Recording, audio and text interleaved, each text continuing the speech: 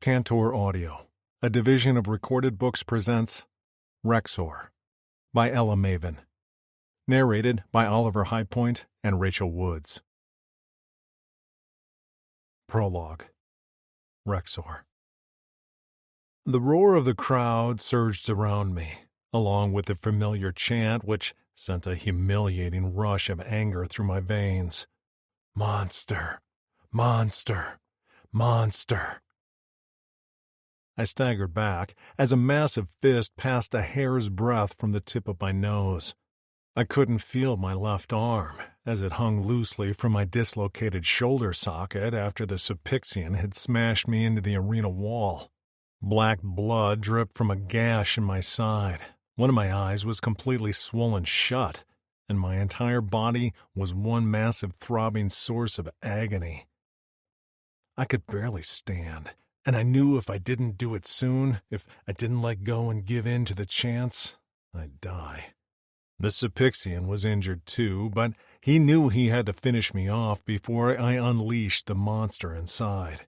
He was in a rush, which was why his next blow connected with my cheek. Bones crunched and pain exploded in my skull. When I hit the red dirt floor of the arena on my back, for a moment I considered not getting up. But in order to win, I had to lose, and I was tired of the fight. If I survived, Polixic would give me a few cycles to heal before he shoved me back into the arena to once again battle another slave like me to cheers and jeers of the crowd. I could barely hear anything now, probably from the excessive blows to the head. I barely made out the crowd had shifted its allegiance. They no longer wanted my monster. They wanted my death. And I did too. Above me, the sun beat down on my face, and I stretched my neck, seeking its warmth one last time before the Supixian ended my life. I opened my eyes, expecting to see the face of my opponent, but all that stretched above me was a clear sky, no cloud in sight. I stared right at the golden sun, the same one that somewhere on another planet my brothers might also be looking at. My cora pounded, my head swam. Despair swamped me because I knew I'd never see them again. I hoped they were healthy and happy. I hoped they remembered me fondly, and I thanked Fatus they would never see me like I was now. A monster. The thought of them stirred something within me, a part of me I thought didn't exist. I was still a Drixonian, born on Corin to a well-respected family as the youngest of 3 brothers. Even though they couldn't see me now, dying felt like letting them down. While there was breath left in my body, I wouldn't give up. Not to a Supixian warrior in front of a crowd. Not while I bore a collar around my neck. If I die, I'd die free. I had to fight. There had to be a reason for all my pain and misery. Fatus would call on me again in the future, and I had to be ready. The Supixian, a massive warrior with boulder-sized fists, stepped into my line of sight. Saliva dripped from his massive jowls as his matted hair hung in clumps on his scalp. "I end you now, Drix," he hissed. Monster, monster, monster. I gave the crowd what they wanted. I let the anger consume me as my world colored itself red. My body swelled. The blades in my forearms, scalp, and back lengthened. This was what the Aldani had made me. And even though they thought I was dispensable, I still had enough Drixonian in me to refuse to concede. I rolled to the right to avoid the Supixian's life-ending stomp, and I screamed as the skin on my back ripped open. I extended my black wings to the roar of the crowd as they renewed their chant, "Monster! Monster! Monster!" "Kill!" The monster in me chanted. "Kill! Kill! Kill!" With a flap of my wings, I blotted out the sun, and I killed. I sliced the Supixian to ribbons with my machetes, but I didn't stop there to revel in my victory. The monster wasn't satisfied this time. It wanted more. I turned on the Plycan guards standing on the perimeter of the arena. Hacking with my machetes, I let my rage loose in a way I never had before. Red. So much red. I bathed in it as pain seared through my mind until my skull felt like it cracked in two. My monster leapt into the first row of the crowd. Screams reached my ears, the pounding of feet. But I ignored all of it, as long as they stayed out of my path. I had one target. The one who dared to collar me. The one who kept me chained in a cage. Who forced me to kill and dishonor all I was. Who treated me like a monster. He was old, surrounded by bodyguards I hacked down with my tail, wings, and machetes. He was running away from me, staring over his shoulder at me with wide, terrified eyes. But I was faster. I soared over him and grabbed him around the neck with my claws. I flapped my wings as he cried and pleaded. The open top of the arena was covered in a spiky netting. For me. For my monster. So I couldn't leave. Polixix screamed as I flew closer, and with a roar I threw him at the netting. A dozen spikes impaled him, and he hung there for a moment, gurgling and whimpering, before his body slowly slipped from the spikes. With a weak cry, he fell to the arena floor. I watched him land with a sick thud. Limbs akimbo, eyes open and unseen, I confirmed he was dead. The monster was satisfied. My rage had found his victim. The arena was quiet now, the stands empty as the crowd had fled. They wanted my monster, and they'd gotten him. As I slowly flapped my way to the ground to settle among the bodies I'd made, I knew I wasn't done. This planet sought to kill me, and I'd go out on my own terms, uncollared. I folded my wings back under my skin.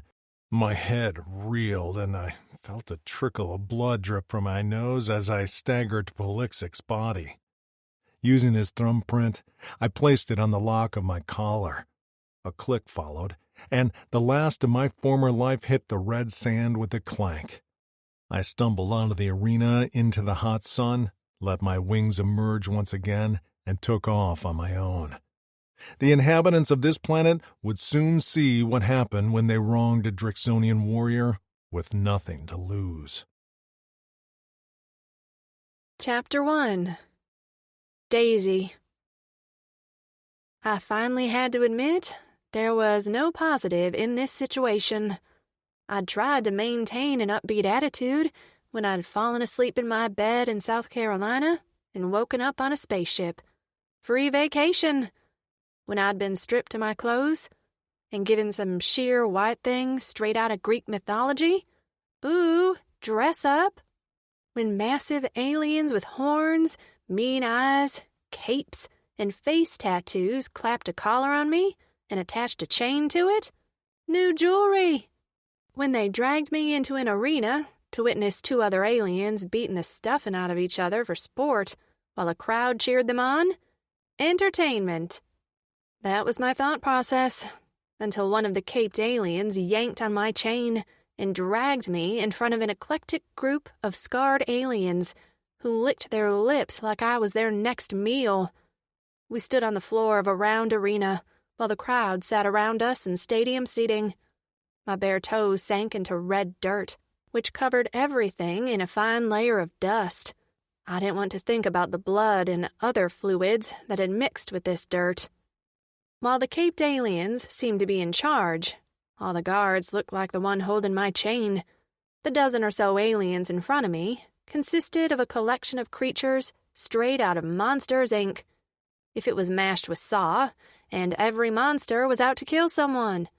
Sure, there was a green, one-eyed guy with long arms, but he also had razor-sharp teeth and a tail that whipped behind him viciously.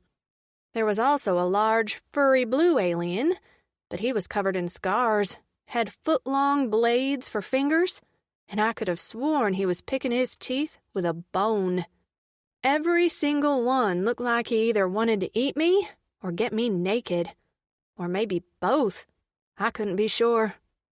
Thanks to my fancy new implant translator sitting behind my ear, I could easily make out the words of my captor when he said, "We have a special treat today." His voice carried out over the din of the crowd, causing their chatter to lower. "As an incentive to the gladiators, we'll be offering a prize to the final winner of this rotations tournament." He gripped my long hair in one fist and yanked my head back. I let out a squeal of pain, and I caught one of the gladiators inhaled deeply, with a euphoric look on his flat face, as if he could smell my fear, and it turned him on. My captor shoved me forward. "A human female!" The crowd erupted into cheers when they learned my fate. I stood there numbly, wondering when I was going to wake up. This wasn't my life. I waited tables at a barbecue joint for a living and acted in seasonal plays at my local theater. I drove a dependable Civic. I had a live, laugh, love sign in my house, for Pete's sake. So, that was when I finally began to panic, when I realized my glass-half-full attitude hadn't even been reduced to glass-half-empty. That sucker was completely dry, with a hole in the bottom so it couldn't be refilled. In short, I was screwed. While the crowd continued to chant, and the gladiators watched me with undisguised lust, and maybe hunger, my caped captor shoved me in a small cage off to the side of the arena. I didn't struggle, because there was no point.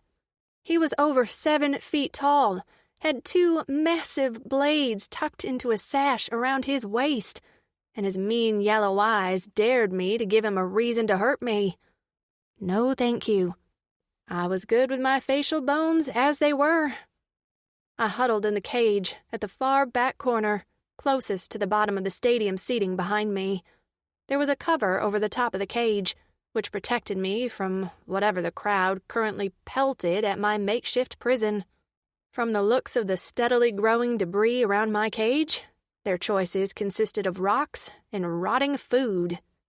The dry heat sucked the saliva from my mouth, and the sand stung my skin as a mild breeze sent it swirling around the arena. The place stunk, too, like a locker room, and the distinct iron tang in the air filled me with dread. I had never felt so alone in my life. On the spaceship, I'd seen other females, but we'd been drugged out of our minds and shackled to tables, unable to interact. When we docked at some sort of large metal contraption on this hot red planet, we'd been escorted off in different directions. I was the only one brought here in some sort of dune buggy machine, my hands bound to the metal caging of the vehicle. I hugged my knees to my chest and closed my eyes, trying to imagine I was anywhere but here. As a theater kid, I was good at pretending. I thought of all the things that made me happy. A steaming mug of chai, a warm muffin with a pat of butter, a soft cat purring in my lap. But it didn't work this time, because all I could think about was that I'd never have those again. I wasn't sure I'd ever eat again. I might be someone's next meal. I really didn't know what these aliens planned to do with me. Eat me, or... I shuddered. No. Think of the good things, like hot tea, purring kitties, carbs. A thud shook the ground, and my eyes popped open to the sight of a gladiator on the ground in front of me. This was the one who'd seemed to delight in the smell of my fear. He was a squat thing, with rope-like arms, 2 fingers on each stump, and spikes covering his entire back like a porcupine. He was staring at me. I stared back. But he wasn't blinking. In fact, he wasn't seeing at all, because I realized with dawning horror that I was making eye contact with his severed head. His body lay a few feet away, yellow blood oozing from his neck. I screamed until my throat burned, but it didn't matter, because the cheering crowd drowned out my own cries in my ears. In the center of the arena stood the furry blue monster, with his arms in the air, bladed fingers dripping with yellow blood. he was grinning? Maybe. Whatever his mouth was doing was probably a grin, but it was hard to tell because his entire face was covered in spikes from the dead alien's back. I waited for them to drag me out of the cage and toss me at the blue alien, but he only sneered at me before marching out of the arena through a small tunnel. I waited while some caped aliens came and picked up the dismembered alien. They tossed his head into the stands behind me. Tossed his head to the crowd. And by the shouts and cheers erupting, that must have been a real treat. When I heard the crunch of bone, I covered my ears and ducked my head. I stayed that way, murmuring nonsense to myself, until I heard footsteps enter the arena. I looked up to find 2 more aliens facing off against each other. One looked like an upright crocodile, standing about 6 feet. His stubby legs seemed to hinder him from moving very fast.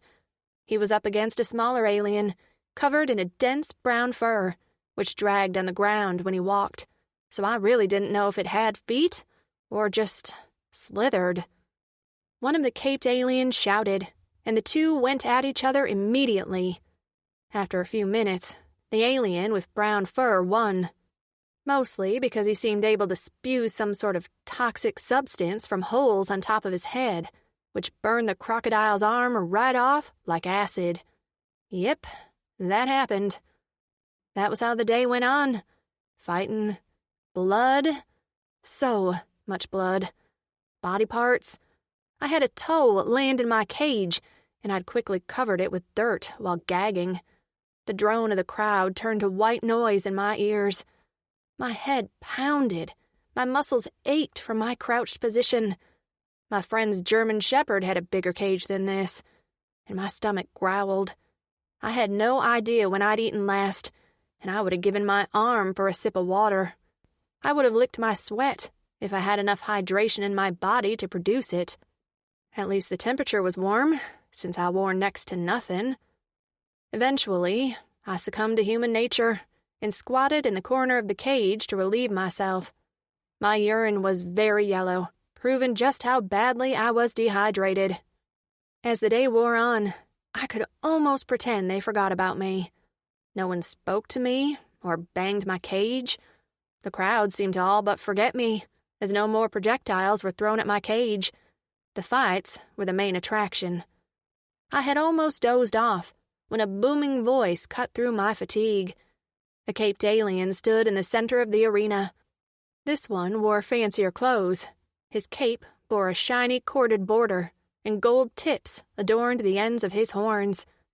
Each hand was covered with jewelry that extended across the top of his hand, like gemstone-encrusted brass knuckles. "For the final battle today, we have a crowd favorite, Bulara the Bold," he yelled. The crowd went nuts, and the announcer seemed almost gleeful at the response. "He'll be fighting newcomer Vazirapan the Violent."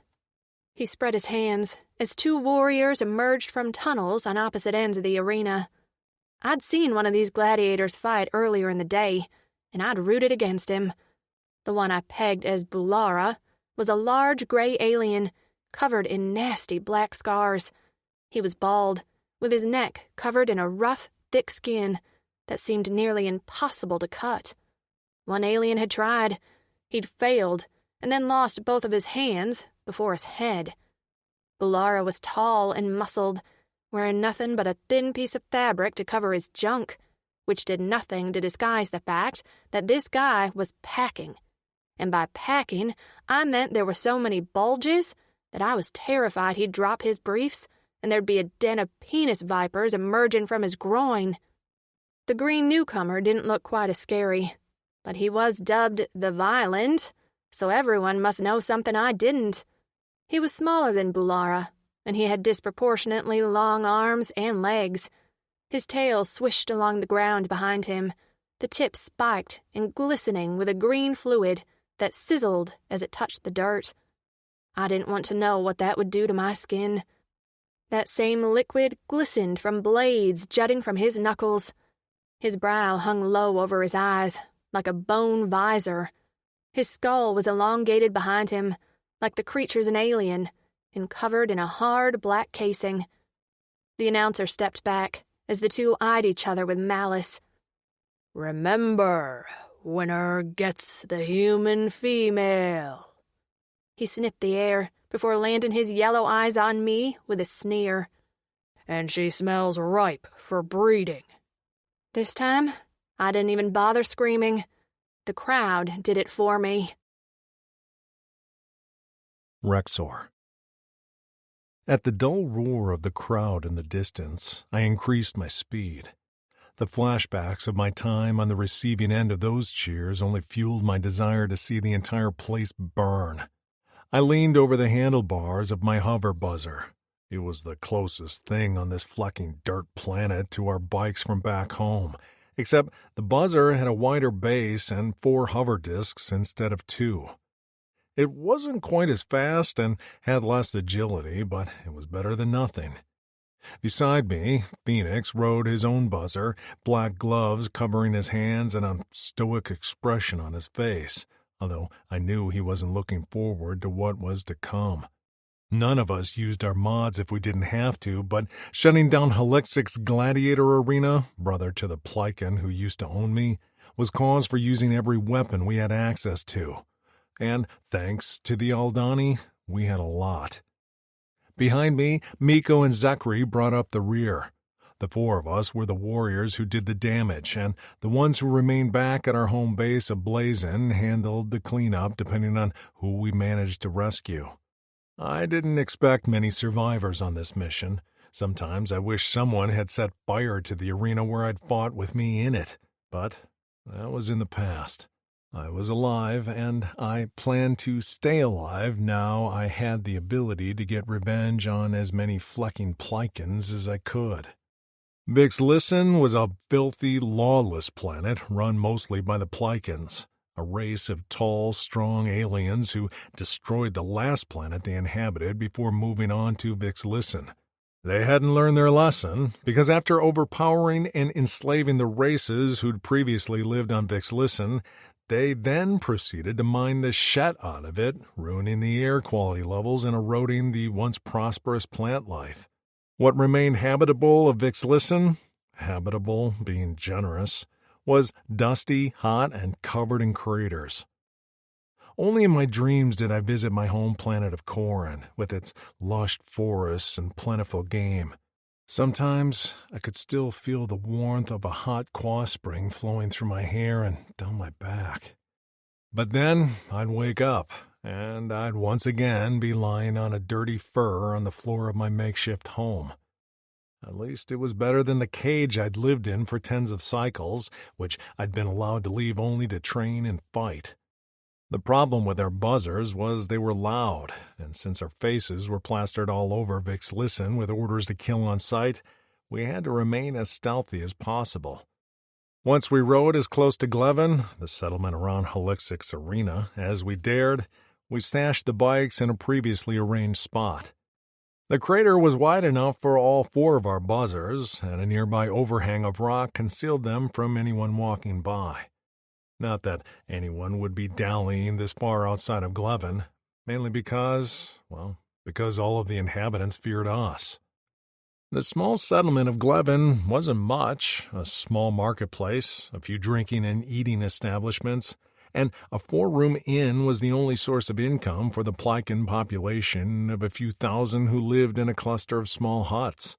But what they had that other settlements didn't was the fighting arena, where Halexic pitted various races against each other in battles to the death and charged admission to the surrounding settlements, including the much richer city of Traeger. I didn't give a flack what put food in the mouths of the citizens of Glevin. I cared it was provided for in blood.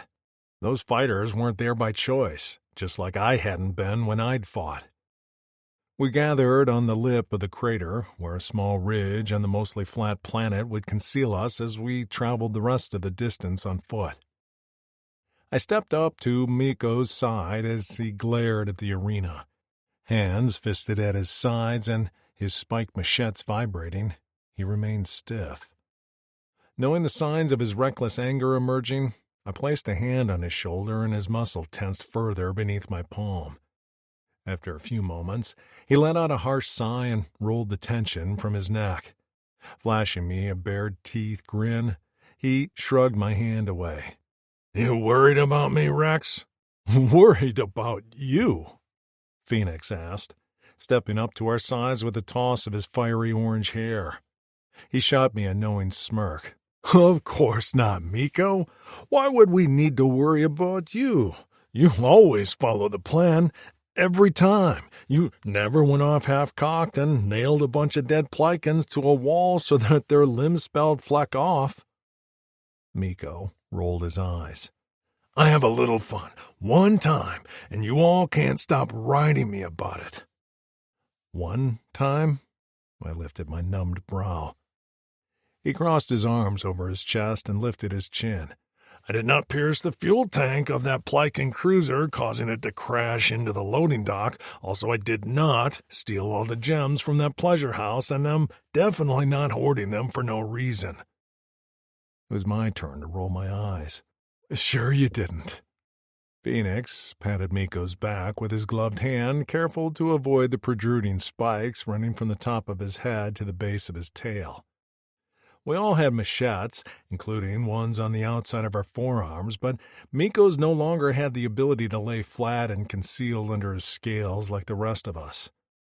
Unlike him, we couldn't shoot them out of our skin like deadly projectiles with pinpoint accuracy either. But then we all had something different about us, thanks to old enemies who thought our bodies existed for them to fleck with. Phoenix lowered his voice and inclined his head toward me. "I am worried about you, though." It was my turn to go stiff. "I'm fine. Last time, it won't happen again."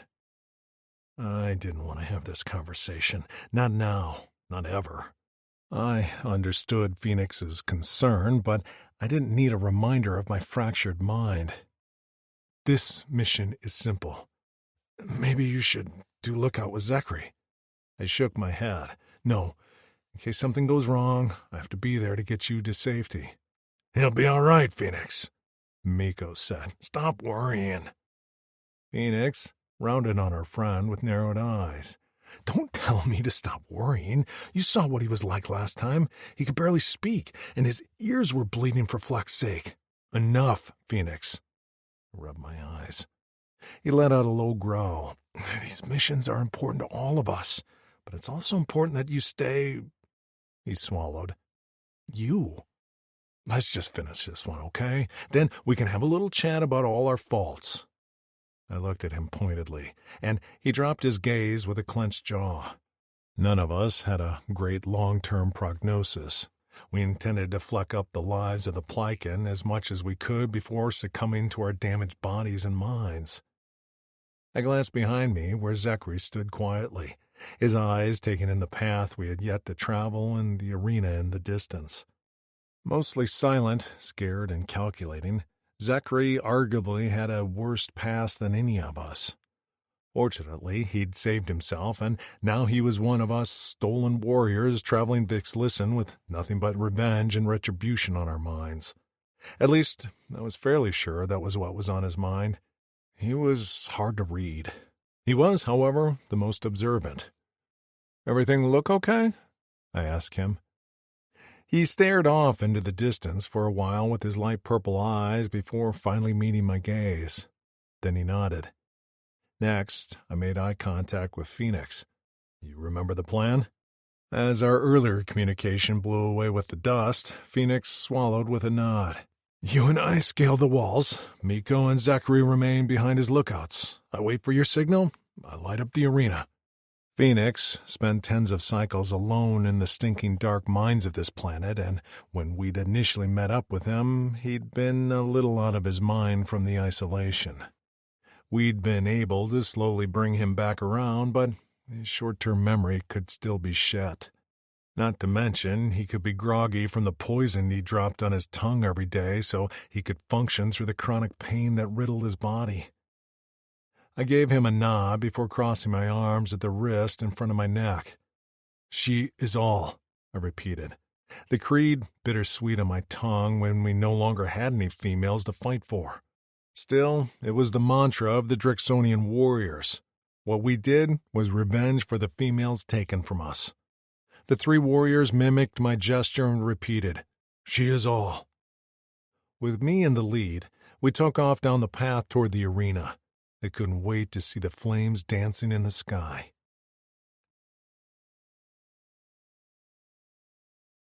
After leaving Zachary and Miko to stand guard, Phoenix and I easily scaled the walls, which were riddled with cracks for easy hand and footholds. A thin fabric shade extended over the seats of the arena, where Plycan attendees reveled in the bloodshed of the final fight. Once we reached the top of the wall, we ducked behind some of the support structures for the covering and studied the 2 warriors going at it. I recognized Balara, and although I'd never fought him, I'd seen him destroy many fighters over the cycles I'd been a gladiator. He hacked at a Bavel I'd never seen before, who spat a liquid at him that hit the dirt at their feet with a sizzle. I'd been on the receiving end of the Bavel venom more than I wanted to, and had a few scars to prove it. They were nasty, quick, and hard to kill. This one looked younger, and was larger than any I'd seen, which made me think Balara didn't have a chance at winning. As the Bavel cracked his knuckle blades across Balara's cheek, the skin immediately burst open and bubbled at the edges as the venom went to work. Balara's movements were weaker now, and while I knew Balara had been forced into this life as I had, I also knew he enjoyed killing. He also enjoyed the prizes. Phoenix took off his glove and flexed his fingers, which were tight with burnt scales. He might have had the ability to spark flames in his fists and lob fireballs, but his mod wasn't without consequence. His hands were ruined with limited dexterity in his fingers and wrist. That was the thing about the changes the Aldani had inflicted on our bodies. None of us had turned out the way they wanted. We were experiments gone wrong, and I had the tail, tongue, and personality to match. Oh, and then there were the new appendages soldered to my spine. My eyes strayed to a small cage along the wall. Prizes weren't unheard of in rotation-long tournaments like this one. Balara, in addition to enjoying the fighting, very much appreciated his prizes, and I'd often heard the screams and cries of the unfortunate wretch who'd been given to Balara after his win. After abusing it with his mangled cocks, he'd eat it limb by limb. I shuddered, wondering what beastie the Plycans had captured this time. I'd only seen one other Bavel earn a prize, and the horror inflicted on that creature was even worse than Balara's torture. "After the final death blow?" Phoenix asked. I nodded, distracted by what was in the cage. The top was covered, but I could have sworn I caught the sight of a pale, flesh-covered foot. No, my mind was playing tricks on me. It did that often, except it had been a while since my last rage, and I'd actually felt fairly clear-headed the last few rotations. Suddenly, the Bavel ducked and shot upward, catching Balara in the chin with its hard skull. Balara, knocked off his feet, flailed in the air. He hit the ground on his back with a thud, and before he could get up again, the Bavel slammed his venomous knuckles into Balara's throat. It smashed beneath his fist, and after that, Balara's chest didn't move. The Bavel stood tall and spat one last blob on Balara's face, where the acid rendered him unrecognizable. As Halexic entered the ring to declare the winner, the Bavel's head turned and he stared right into the cage. A cry reached my ear, one I wasn't familiar with. Usually the prizes of fights were some sort of big game or a half-dead prisoner from the pit. But this cry was soft, absolutely terrified, and feminine? My body went tight as Phoenix lifted his hand. "Burn it all," he muttered as a flame flickered the life in his palm. And that was when a Plycan guard opened the cage and dragged out the prize. Sunlight caught on golden hair, fabric draped over soft, pale curves. A face lifted up to the sky, and the familiar haze of my rage dropped its red veil over my eyes. Chapter 2. Daisy. The situation had gone from dire to straight hopeless. The caped guard dragged me out of the cage by the chain attached to my collar, and I blinked into the bright sun. By now, the heavy collar had dug into my clavicles, rubbing the skin raw, and I whimpered as the alien's tug caused the collar to dig further into my wounds. My feet scrabbled on the baked red dirt as I fought to get them under me, while he pulled me toward the victor of the fight. I didn't even remember what they called him, other than the Violent, and that was apt. He towered over me as blood and green acid dripped from his limbs. I couldn't even look at Bulara, whose entire face had been burned off. I was struggling, but the guard's grip was like iron. I couldn't stop shaking, and my throat was too raw from screaming to shout and protest. How had this happened? How had I gone from Daisy Blackwell, part-time waitress and aspiring actress, to the next meal for this creature? The guard tossed me on the ground at the Violent's feet. The alien flicked his fingers, and a drop of green goo landed on the back of my hand. Immediately, burning pain shot up my arm like I'd touched a hot pan, and I cried out hoarsely. A rumbling sound came from the alien, and I had the distinct idea it was laughter as he reached for me with those acid hands. Panic lit up my insides. One tiny drop of that liquid, and my entire limb felt like it was on fire. What would happen if he actually touched me? Spit on me? Bulara's ruined face taunted me. Sobs of fear racked my entire body, and I scrambled away on my hands and feet. The alien victor took a step toward me, when a flapping sound caught his attention. He looked up, just as a large winged shadow crossed over the ground. The crowd went silent before shouts arose from the guards lining the arena. I glanced up, but all I saw was a dark figure with massive wings, backlit by the blazing sun. Red eyes bore into mine, and I screamed just as a figure landed in a crouch, wings flapping around a body. The figure rose, and I stared, dumbstruck. He was almost 7 feet tall, with scales in various shades of blue, black horns which corkscrewed out of the side of his head, and long white hair that blew around his bare chest. He wore a pair of pants, and extending from the back was a long tail that forked at the end. He was absolutely massive, with bulging muscles which seemed almost swollen, bunching up around his shoulders like an alien Hulk. Blue-scaled skin stretched over high, sharp cheekbones, and fangs glistened in his mouth. The gladiator victor advanced on him with a snarl, and the winged alien went into motion. Long, wicked black blades rose from beneath the scales on his forearms, as well as the top of his head, and down his back. He kicked the Violent with a blow to the chest, and he stumbled back, tripping over Bulara's body. The Cape Guard withdrew a long blade from his waist and slashed it through the air at the winged alien's face. He bent over backward to avoid the slice before rising back up. With a vicious thrash of his tail, he swiped the guard off his feet. As he fell to his back, the blade slipped from his hands. The winged alien caught it in midair and plunged it through the caped guard's chest. The guard gurgled and sputtered blood, but he was stuck to the ground, the blade buried into his rib cage to the hilt. A voice in the back of my head told me to get up, to run. This was my chance. These aliens were all distracted, and maybe I could escape. But where? Where the heck would I run to? A hand landed in the dirt next to me, and I screamed as I shuffled away from it.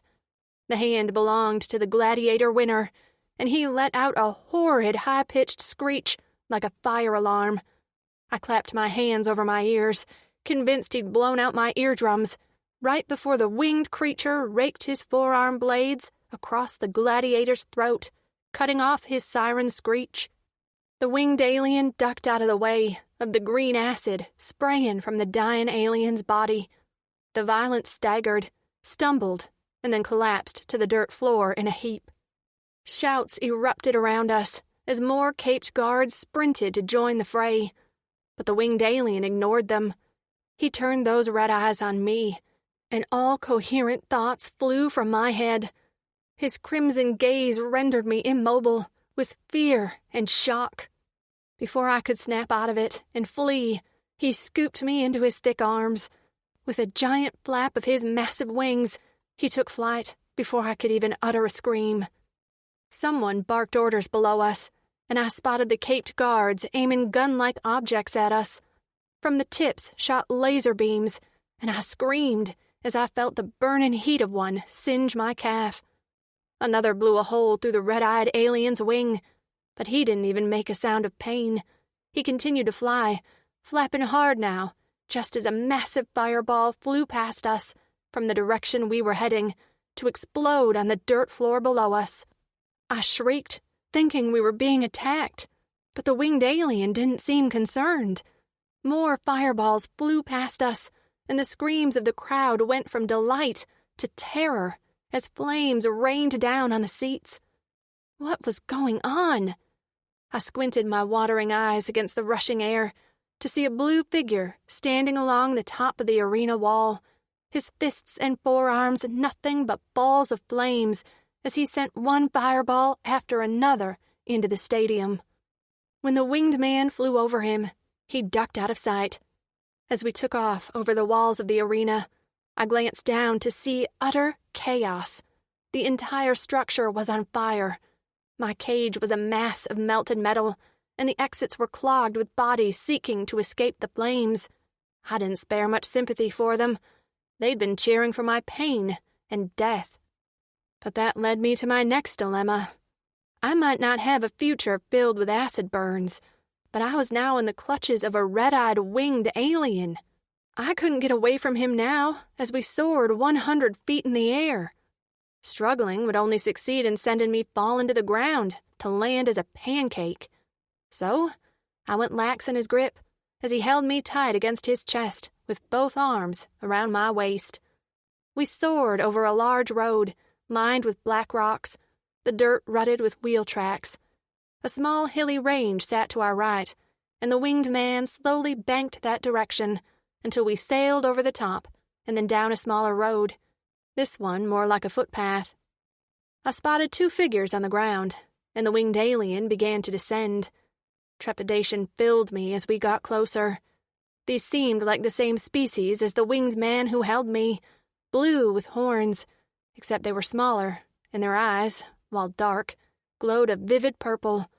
Both had black hair, one short and one long, and I didn't see wings on either of them. Just as we reached the ground, a 4th figure emerged from the footpath on a run, and I recognized him as the one who was lobbing fireballs. He had fiery orange hair, fitting, and a dazed expression in his big purple eyes. As soon as my feet touched the ground, I wrenched out of the winged alien's hold to plaster my back against a nearby boulder. This way, all the aliens were in my line of sight. I didn't like any of them at my back, where I couldn't see what they were doing. The winged alien staggered away from me, his face pinched with pain, before he dropped to a crouch on the balls of his feet. His back heaved as he braced himself with one hand on the ground. Before my eyes, he seemed to shrink. His muscles contracted beneath his skin, and with a low moan, his wings folded into slits in his back. The gashes in his skin where his wings were tucked remained open and raw, and he seemed to be bleeding profusely, a black liquid that dripped from his wounds to darken the red dirt. He panted, back heaving, his body swaying slightly, like he could barely remain upright. The 3 other aliens watched me with mixed emotions. The one with short black hair, with black blades jutting from his forearms and back, glared suspiciously. Another one, heavily scarred at his neck and wrists, observed me like I was an interesting experiment, and the alien with fiery orange hair and black gloves seemed to be trying to offer me a tentative smile. When I didn't return his smile, he dropped his gaze to the winged alien, who remained on the ground, with his face twisted into a grimace of pain. Fire alien knelt at his side, but didn't touch him. He spoke quietly until the winged alien rose to his feet. His face was a little pale, but what was most startling were his eyes were no longer red, but instead a deep purple. While still tall and muscled, he wasn't as large as he'd been when he'd swept me from the arena. He still terrified me, though, as I'd seen what he was capable of. So when he took a step toward me, I acted on instinct. I held out a hand with a shout. "Don't!" He stopped abruptly, and his gaze dropped to my hand. His jaw clenched, and his eyes blazed, and my knees nearly buckled as anger flashed over his expression like a storm cloud. The fire alien said a few words, but it wasn't one my translator recognized, because everything sounded like gibberish. Desperation rose in my throat, threatening to choke me, but I shoved it down with a thick swallow. I licked my dry lips, thinking I'd do just about anything for some water. The winged alien watched me carefully, almost like he resented my presence, which didn't make sense. I hadn't asked him to take me from the arena. What were his intentions with me? I stared back at his purple eyes, wanting so badly to believe he wanted to rescue me and take me home, that he wouldn't harm me. He hadn't done so yet, and he seemed to respect my personal space, even if it angered him. And most of all, I so desperately wanted to believe I saw a spark of humanity and goodness in his purple eyes. All my life I'd wanted to believe the good in people, even when they let me down time and time again. There was my former best friend and roommate who stole money from me, even though I would have given her the shirt off my back if she asked. My ex-boyfriend, who'd fallen out of love with me years ago, but I'd ignored every red flag because I'd wanted so badly to believe we hadn't grown apart. My boss at my sales job in college had been giving me extra shifts, and I'd been so grateful, until he cornered me in a stockroom and asked for payment on my knees. Time and time again, I'd been let down, but yet I still stared at this alien and wanted badly to believe he wouldn't hurt me. So when he reached for me again, with his thick claws extended and an angry look on his face, I closed my eyes and held on to the hope I stubbornly refused to give up. Rexor. I'd never seen a creature like her in my life. I couldn't tear my eyes off of her. She wore a nearly sheer dress that clung to her body. Her rounded breasts heaved as she watched us warily, and the curve of her hips leading to the V between her legs beckoned to me. I would have given anything to dip my tongue there and taste her, even as deformed as it was. She still bore the crude collar the Plikins had locked around her neck, and the rough edges dug into her soft, thin skin. The flesh had split in places, and drops of crimson blood stained the top of her white dress. The chain attached rattled every time she moved.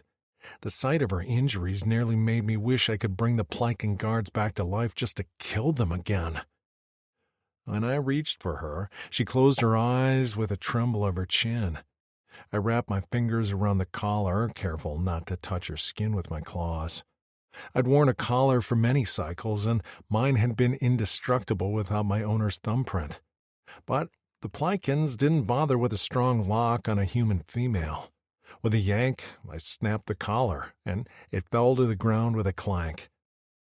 Opening her eyes on a gasp, the female lifted a hand to her raw skin.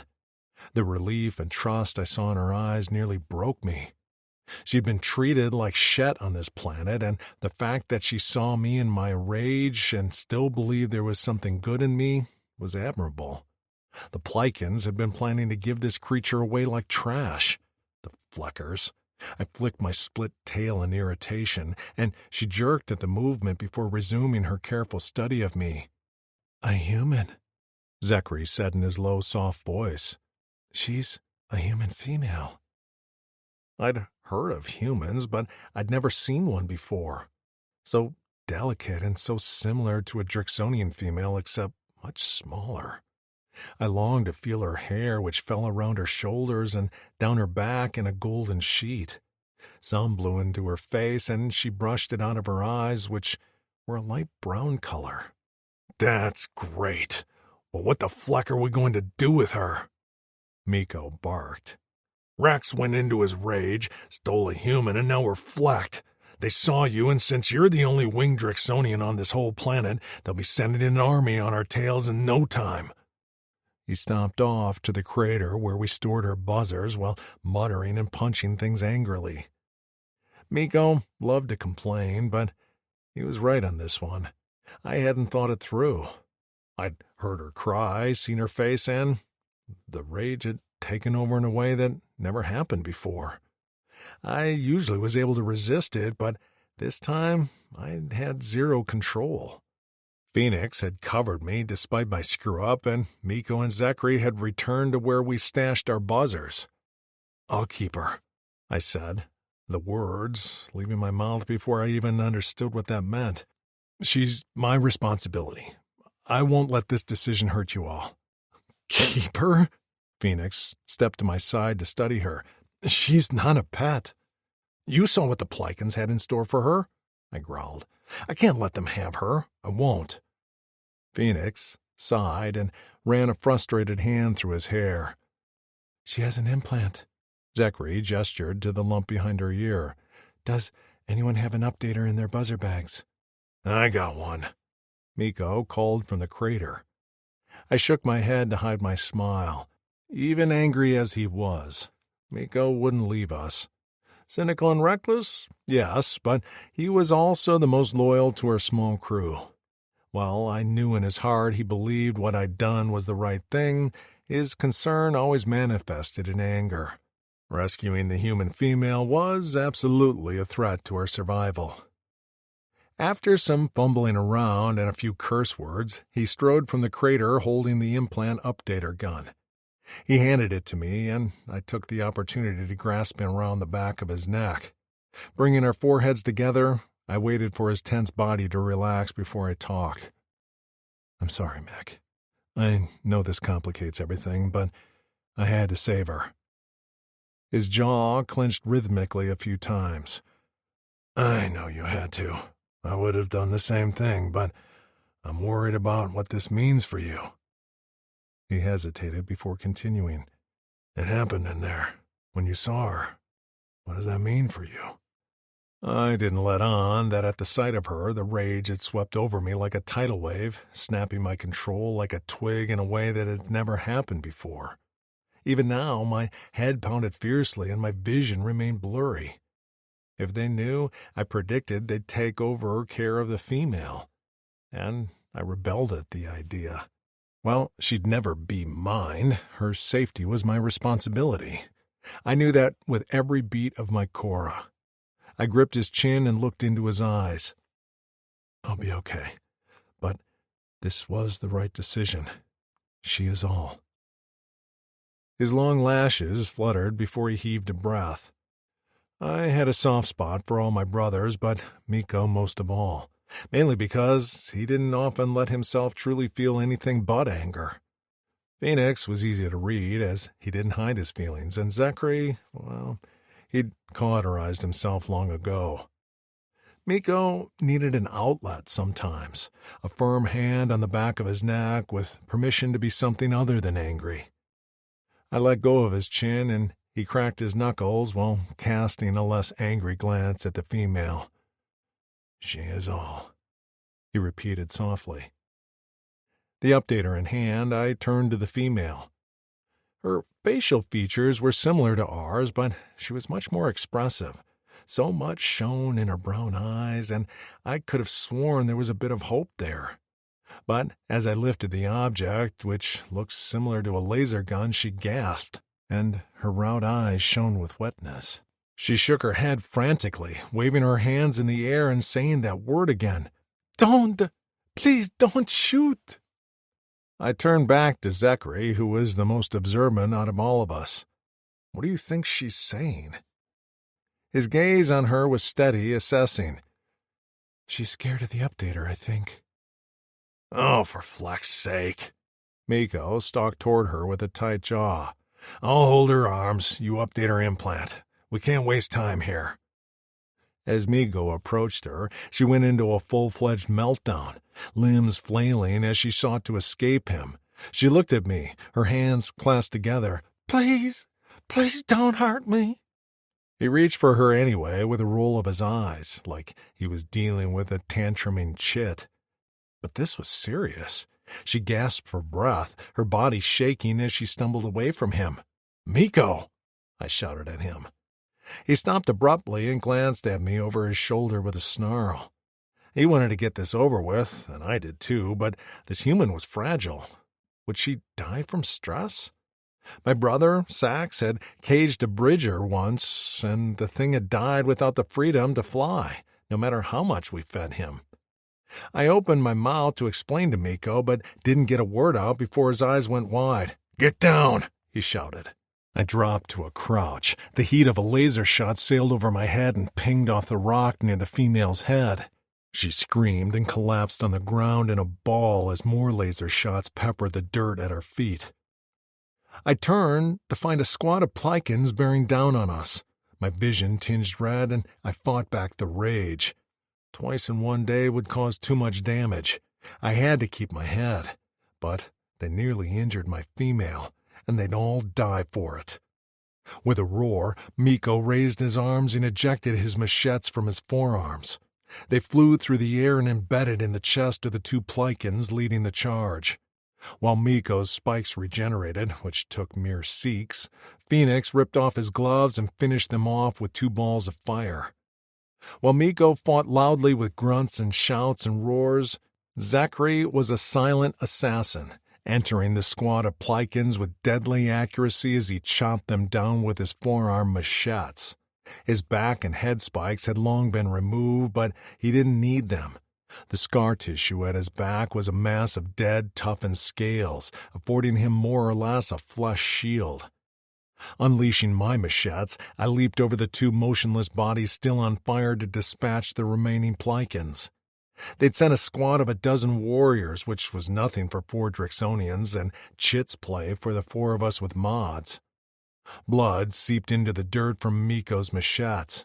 While his projectile machetes were effective weapons, dispensing them caused him extreme pain, like ripping out his claws one by one. I knew the feeling. My entire back remained in agony after using my wings to rescue the female. Phoenix fought at my side, taunting and talking to himself as he always did. "You want this? Yeah, come meet my fire fist, you ugly mother flecker. Do you think this was going to be easy? You know better than that. Sweet dreams, you piece of shit." Plikins weren't always easy to kill, but these were basic VAT soldiers, the rank and file of the Plikin army, and not very experienced. When the last body dropped to the dirt, the dismembered head rolling away, I rolled my shoulders back and hollered in triumph at the hazy sky. Zachary stood nearby, carefully swiping the blood from his body, while Phoenix once again pulled on his gloves. Miko walked among the bodies, unnecessarily stabbing a few and growling as he whacked some with his tail. I turned to find the female with her hand on her chest, face red as she panted and stared at the bodies surrounding us in shock. "We have to get her back to Blazin'." I shoved the updater in the waistband of my pants. It won't be long before they send more VATs. I approached the female, and although she let out a weak sound of distress, I grabbed her. Just like when I'd held her in my arms as I'd flown out of the arena, her body was warm and soft against mine. But now she trembled so badly her teeth chattered. With the tip of my claw, I lifted her upper lip, but she had no fangs, only blunt teeth that seemed a little useless. She didn't bother trying to bite me, as now she'd gone stiff in my arms, wetness streaming down her cheeks. I wiped away the drops and tried to calm her, but soothing words were no longer in my vocabulary.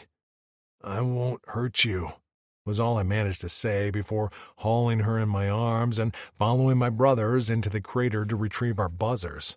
There was no time to delay, as I could already hear the thundering footsteps of another squad of VATs. Chapter 3. Daisy. This alien planet had wheelless ATVs. Who knew? They hovered a few feet above the ground, due to large circular discs on the bottom, blowing powerful streams of air. And they were fast, so fast I had to clench my lips together so the wind didn't rush into my cheeks and make them flap like a dog's jowls. That was what I was thinking as I sat in front of the winged alien while we roared across a red desert, his friends just behind us. I pictured a happy dog with his head out the window, because the last thing I wanted to focus on was the carnage that had been the battle just moments ago. Oh, crap. Now I was thinking about it. The screams of the two aliens on fire, the sight of disembodied limbs flying, blood, so much blood, and the foursome of blue aliens fighting with practiced ease. The mean one had actually shot his spikes from his skin. But I got the sense that was painful for him, as he'd roared in pain while blood poured from the ejection sites. It reminded me of the large wounds on the winged alien's back. The scales on the fire alien's hands and arms were melted and ruined. The back of the alien with long black hair was covered in scar tissue, like he'd been whipped. Who and what were these aliens?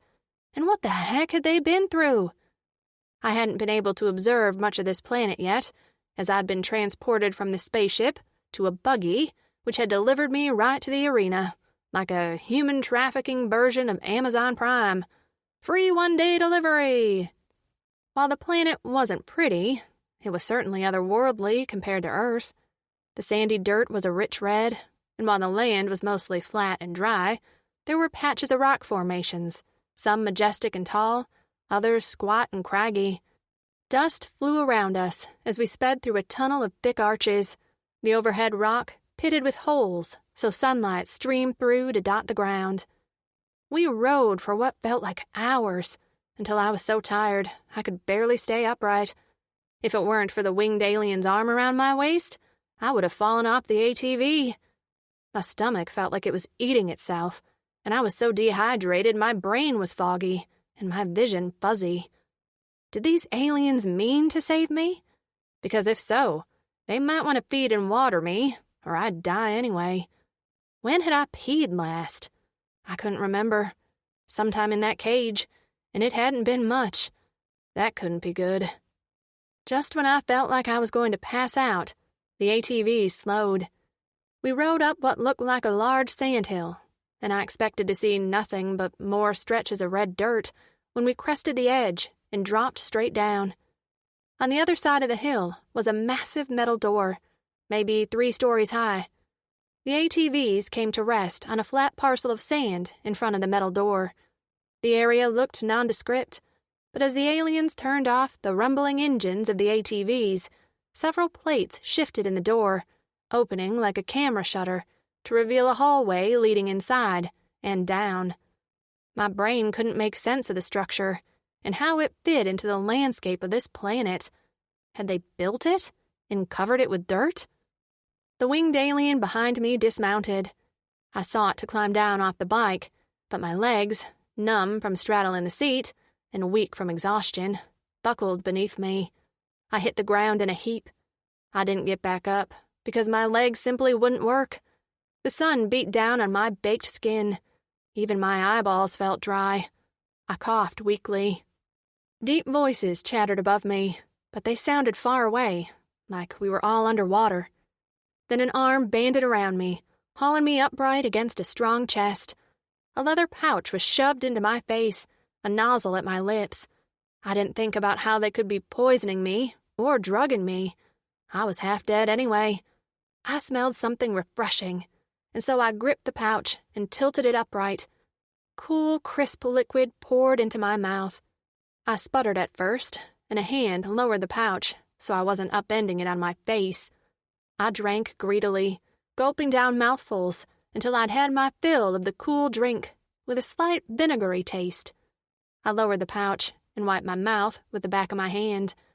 Taking stock of my position, I realized I was practically sitting in the lap of the winged alien.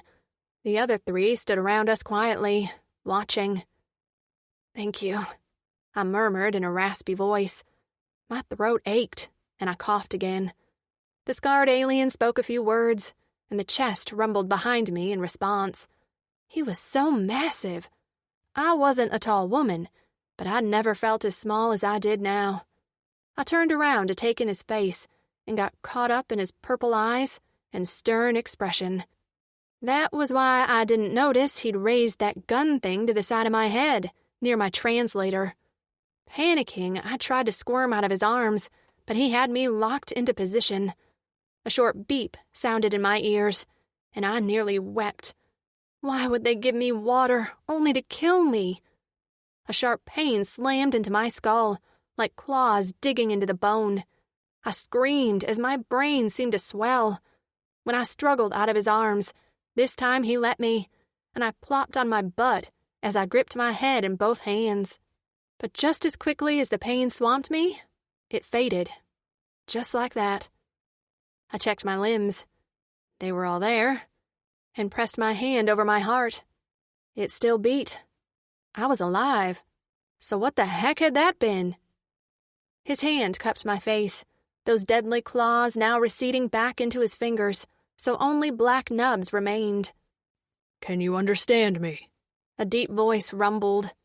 The sound took a minute to register, and for a moment I thought I was hearing things, until I realized that the winged alien had spoken those words, and my implant had translated it. Was that what that gun thing had been for? I licked my lips and nodded before saying, "Yes." His eyes were on the gun thing. "What's your language?" he asked, while flipping through the small screen on the top. English? From Earth? He tapped a screen on the updater and held it up to the side of his head, where I noticed he had an implant as well. It beeped, and he didn't even flinch before handing it off to his friends. 3 more beeps followed. Only the one with spikes grimaced with a grumble. The winged alien remained crouched in front of me on the balls of his feet, purple eyes intent on mine. "What's your name, human?" I swallowed. "Daisy?" "Daisy," he repeated. "I'm Rexor." He introduced the other aliens quickly. Spiked guy was Miko, fire guy was Phoenix, and the scarred quiet one was Zechri. I liked that I knew their names, because referring to them by their physical traits made me feel icky. They were aliens, but they clearly were sentient and intelligent. While Miko didn't have a wide range of emotions, he exhibited irritation and impatience. Phoenix watched me with curiosity and a small smile, like he wanted to reassure me of my safety. Zechri remained hard to read, his expression not unkind, but not altogether trusting either. But my eyes were continually drawn to Rexor, who seemed like a different person now than the red-eyed killer who'd rescued me from the arena. Did he only have 2 forms? Could he turn into a dragon or a werewolf, too?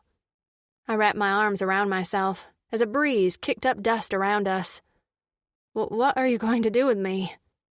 Rexor considered me for a moment as a gust of wind picked up and tossed his hair around his head like a Beyoncé wind machine.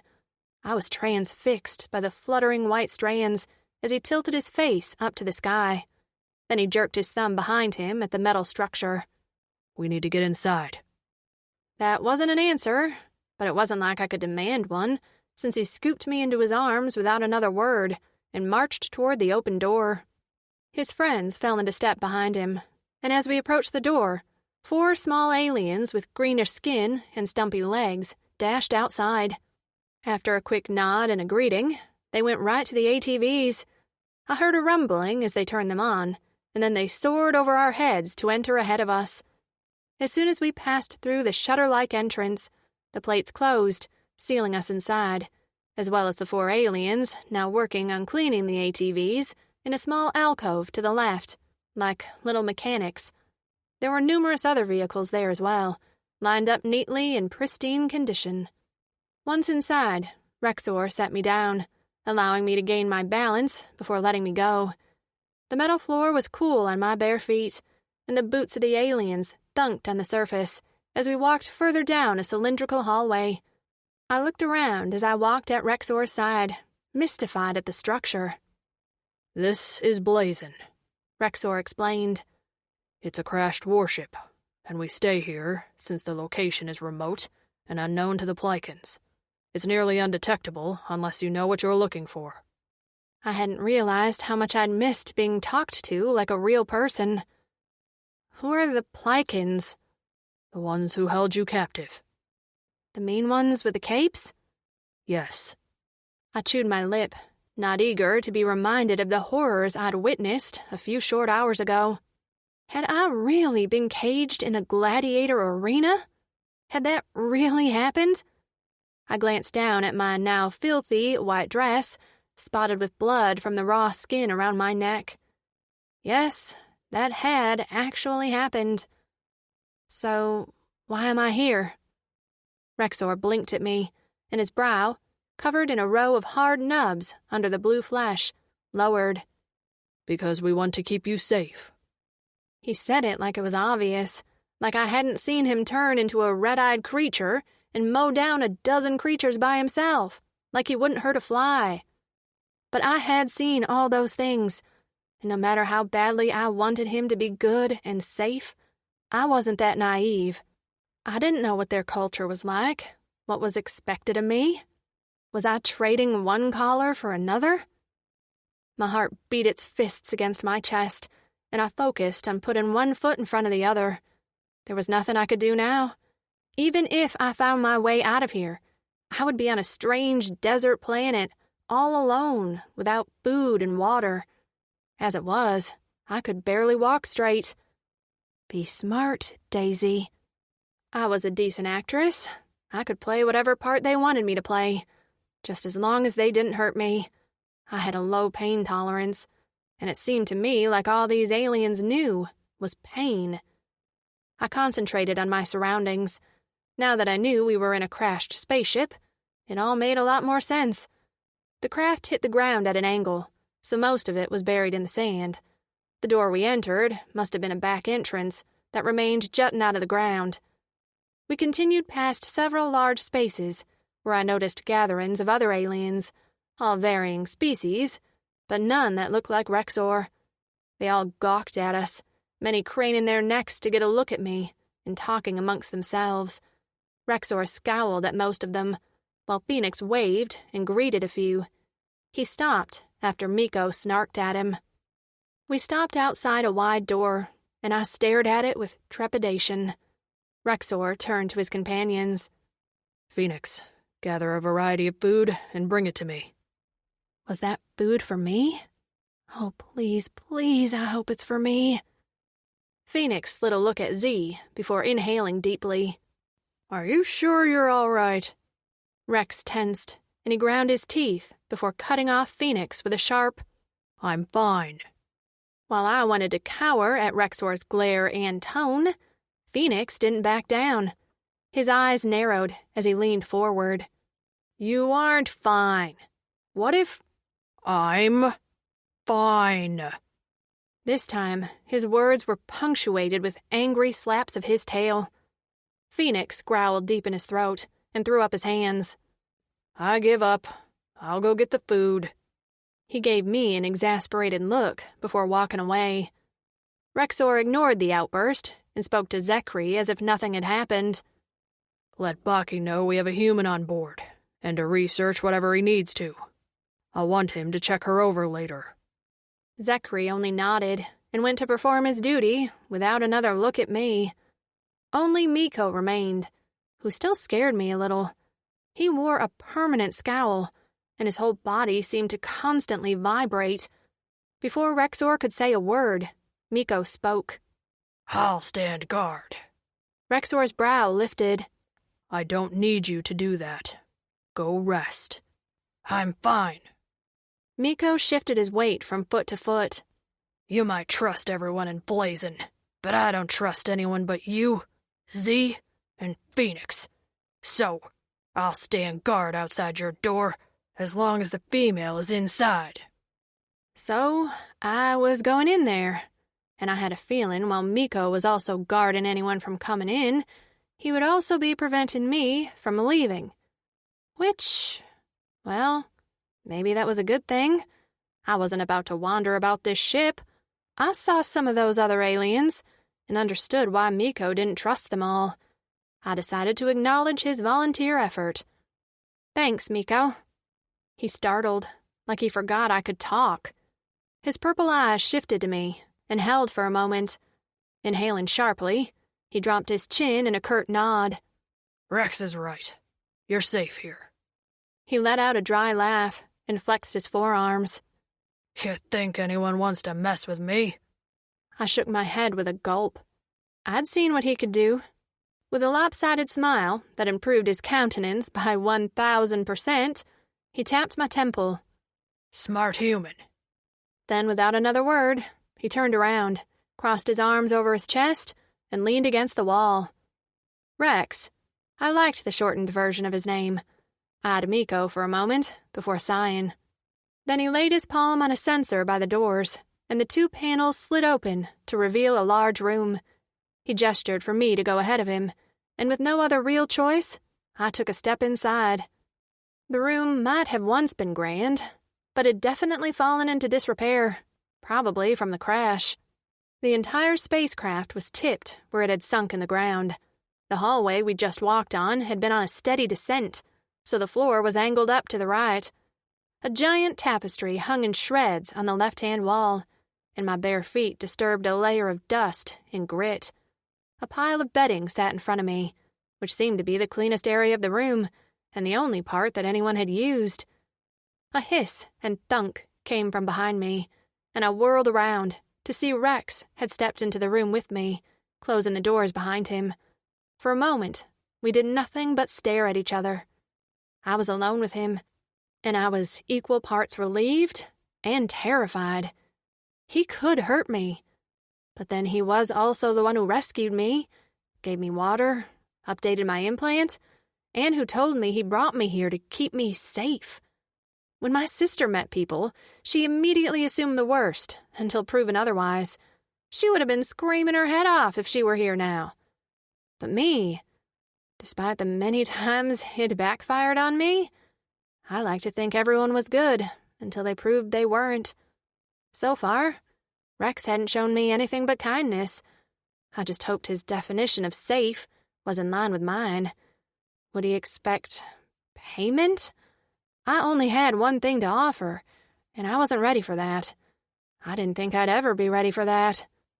The cleanser is here, he said abruptly as he walked up the floor to the right side of the room and pressed a button on the wall. When a door slid open, he beckoned me closer. I slowly made my way toward him, watching carefully where I stepped with my bare feet. The floor was littered in debris. When I stepped on something sharp and whimpered, he surged forward so suddenly I cried out. He ignored my protest and stomped his way toward the cleanser. He'd carried me before, but now that we were alone, I was much more aware of the heat of his body and the feel of his arms around me. He was so warm, and I could feel the steady beat of his heart from his chest. His scales were softer than I would have imagined, and felt almost velvety.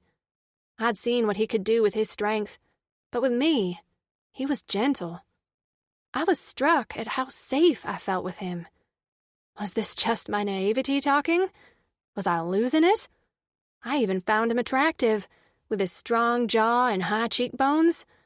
Yeah, maybe I was losing it. He set me inside what looked like a stand-up tanning booth, a mistake from my 20s, from which I had an allergic reaction. When his eyes coasted down my body, the heat of his gaze raised goosebumps on my arms. I had never been looked at with such a lustful reverence. I felt my nipples tighten and crossed my arms over my chest so he couldn't see through the sheer fabric. How did his gaze manage to elicit such a strong reaction from my body? I will get you other clothes. He swallowed, and his gaze flickered down and away. Although nothing we have will fit you well. I'll take anything that's not sheer, I said with a forced laugh. He didn't return my laugh. In fact, he looked downright pissed off. His eyes clouded over, and on instinct, I shifted away from him toward the back of the stall. Through gritted teeth, he gave me the instructions on how the cleanser worked. When I close the door, you can remove your clothing. Then press this button here. A strong current of air will rush down from that nozzle there. Air? Air. So, no water? He cocked his head in question. Liquid? No, He said. our cleansers use purified charged air. It will clean you. I bit my lip, unsure how that would work. Okay. I'm going to close the door now and retrieve some clothes for you. I'll just take my air shower then. He shot me another confused look before pressing a button on the wall near his hand. The cleanser door closed. I heard steps retreating, and then came the hiss and thunk of the outside door. After that, silence. I was all alone for the first time in days. Chapter 4. Rex. My room was filthy. I was used to it because I only used the space for the occasional cleansing and to sleep. That was it. But when I'd led Daisy inside, I'd been ashamed. Dirt covered the floor. My furs were rumpled and hadn't been cleansed in way too long. I had no table to eat on. Not even a chair. Nothing. When I made my return with a bundle of clean clothes, furs, and a jug of qua in my arms, I heard Miko's angry voice. I picked up the pace and turned the corner of the hallway to find him facing off with two nukas. They were a strange race, thin and wiry with no hair and massive paws. They walked on four legs and were frequently used by the Plycans as miners, since they were terrible fighters and even worse pleasure slaves. They were also self-serving. "We know you have a human." They spoke in a series of grunts and squeaks as they finished each other's sentences. "Good for you. Now fleck off," Miko growled. They eyed his spikes warily but didn't scatter. "We want to see." Miko laughed, and I cringed immediately because it was the laugh he often made right before he took someone's head off. We were a safe place here at Blazon, but this planet had a way of shifting loyalties and turning good warriors into bad ones. I trusted everyone on this ship not to give away our location, as that would be detrimental for everyone. But I didn't trust anyone more than that, except for Miko, Phoenix, and Zachary. "Go find something to do," I barked at them. The four of us Drixonians started this haven, and that meant we were at the top of the hierarchy. The Nukas finally shifted away. While Miko scared them because of his abilities, I terrified them because of my rage. They'd seen me tear Plycans into shreds, and they weren't about to test my tipping point. They continued their muttered protests as they walked away, glancing back over their hunched backs at us, until they turned a corner and were out of sight. Miko turned narrowed eyes on me. He jerked a clawed thumb at the door behind him. "We need to talk about her." I sighed. "I know. Let me give her these clothes, and then we'll meet in your room." "Why mine?" "Because Zachary doesn't let anyone in his space, and Phoenix can never remember where he put his chairs." Miko rolled his eyes. "Whatever. Do what you need to do with your human and then hurry back out. After the visit from those two small brains, I'm not about to leave my post." I had to admit, I liked knowing Miko was outside my door. Daisy had a way of distracting me. I opened my door and closed it behind me. When I turned and found Daisy standing in the center of the room, holding her dress up to hide her naked body, I nearly dropped all the clean garments in my arms on the filthy floor. She stood right outside the cleanser door on a small patch of mostly clean flooring while clutching the nearly sheer fabric at the base of her neck.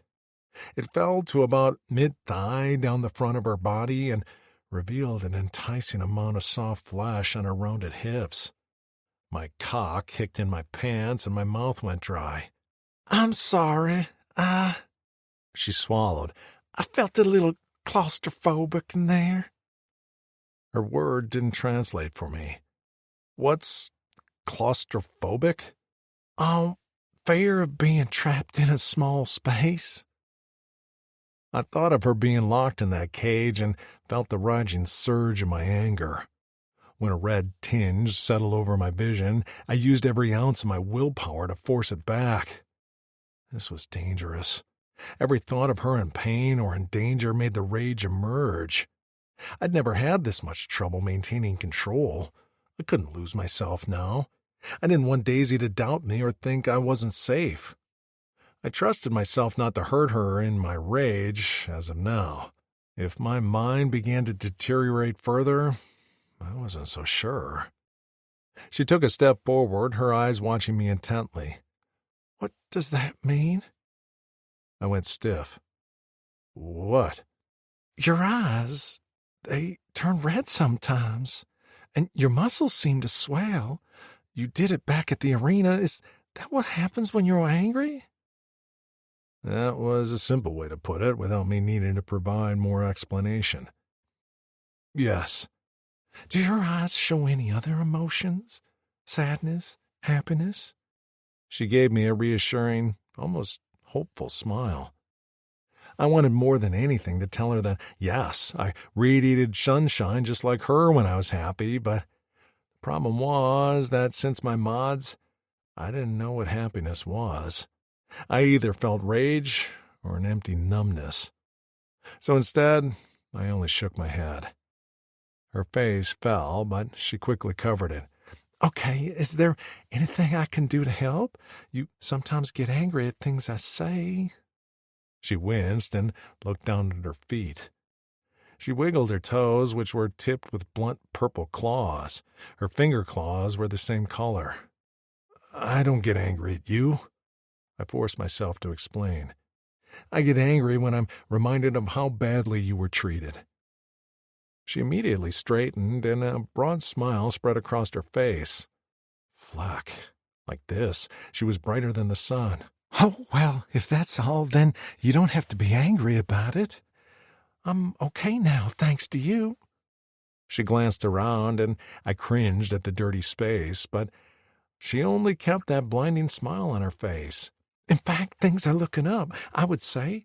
I was able to get clean. You have clothes for me, and is that water in your hands?" Her eyes went wide as she reached out one hand toward me. The motion caused the fabric covering her body to move, revealing the side swell of her breasts. My gaze darted to it like a magnet, and I couldn't look away from the pale skin she'd revealed. What would it feel like in my palm? Did her skin change color when she became aroused? What sounds would she make? "Rex?" Her voice came softly, and I immediately snapped back to focus. Her smile was still there, but it now looked forced, faked. She'd probably caught me staring. I shook myself and handed her the jug first. "This is Qua." She took it and peered through the clear container. "This is for drinking?" After I nodded, she upended the jug so quickly that some Qua spilled down her cheeks and into her clean hair resting on her shoulders and chest. Her throat bobbed as she gulped. When she was nearly finished, she lowered the jug and wiped her mouth with the back of her hand. I watched the Qua droplets drip off her jawline to settle onto the top of her creamy breasts. Realizing I was staring again, I looked down at the bundle in my arms. "I have some clothes for you, as well as a pair of boots. I'll also lay down some fresh furs so you can get some rest." I grabbed a soiled fur from my bedding and laid it on the dirty floor. Placing the clothes on top, I stepped back. "I'll change the bedding. You can get dressed while my back is turned." She stared at me a moment before nodding. "Okay." As I turned, I caught a glimpse of the top of her chest just as she dropped her dress to the floor. The image stayed in my mind as I worked to prepare her new bedding. I was just finishing up when there was a knock at the door. I stood and froze, not wanting to turn around if Daisy was not yet clothed. "I'm decent," she called out. "You're what?" "I'm dressed, covered. You can turn around now." I did to see she was in fact dressed.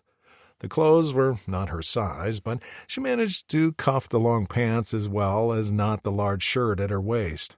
The fabric upper of the boots conformed to her tiny feet, although the sole was a bit large. But what mattered the most was that she was smiling. "Thank you. I almost feel human again. You can get the door now. Thanks for waiting." I opened the door to reveal Phoenix holding a tray. "I come bearing sustenance," he announced. His gaze trailed over my shoulder to Daisy, and then a smile stretched over his face. "You look much happier now, human Daisy." "I am." Her footsteps drew closer until I felt her brush my arm. "Is that food?" "It's not anything fancy. We haven't gotten the solar greenhouse up and running yet, but it's better than nothing." I took the tray from Phoenix. "Thank you." "Sure, See you in Miko's room in Eora." "Wait." I shut the door on him. When I turned to Daisy, a little wrinkle had appeared between her brows. "That wasn't very nice." "Phoenix will talk for many Eora if you let him." "Do you ever let him?" "I used to after—" I stopped talking. Phoenix's story wasn't mine to tell. "I used to, but now I've heard his same story so many times I could tell them myself." She laughed. "My family says I do that. So every time I tell a story they've heard before, they hold up their fingers to symbolize the number of times I've told it. Some of my stories have earned 5 fingers, which I personally thought was an exaggeration, but whatever." I love this story about her family. But then it angered me all over again that she was here on this flecking planet, in this shithole of a crashed spaceship, instead of safe with them. "I'm sorry you're not with them." She ducked her head, so I couldn't see her expression. "Yeah, it sucks." Brushing her hair over her shoulder, she eyed me with wet eyes. "I'm not getting back, am I?" "I would take you back if I could." I shook my head. "But I can't. Only one species has the ability to travel to Earth, and they don't make return trips." She chewed on her lip. "Are you stuck here just like me?" I chose my words carefully. "I was stolen and brought here, just like you." Her little face scrunched up and she sniffed. After her eyes leaked a few drops, she swiped at her cheeks. She'd been so happy a moment ago, but now her shoulders slumped and the weariness of the rotation seemed to settle on her head. I think I need some food, then rest, and then can you tell me what's going on?" As she sank down in the now clean furs, I set the food tray beside her. The pickings were slim, a powdered drink with no taste, a few teen bars, and some dried and flaked tuber. She drank half the powder, gnawed on the teen bar, and munched on the flaked tuber, which she said tasted like something called baked Lays. As she ate, her eyelids drooped, and soon her chewing slowed until she nearly toppled over. Placing the tray beside the furs, I watched as she kicked off her boots, settling into the bedding with her fur over her. She drew it up to her chin so only her pale face and hair were visible. Now that she'd eaten and had something to drink, her color was different, with a pink tinge to her cheeks that I liked. "I need to meet with my brothers," I explained. "I'll keep a guard at your door who I trust." "Okay," she mumbled with a smack of her lips. She was so small, like a Drixonian chit. "Rest well, human Daisy." "Thank you, Aelin Rex," she whispered, her eyes now closed.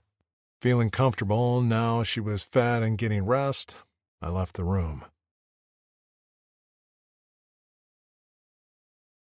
Other than my brothers, there was one other warrior on the ship I trusted, a Gorzik who had arrived at Blazon one day all alone and gravely injured.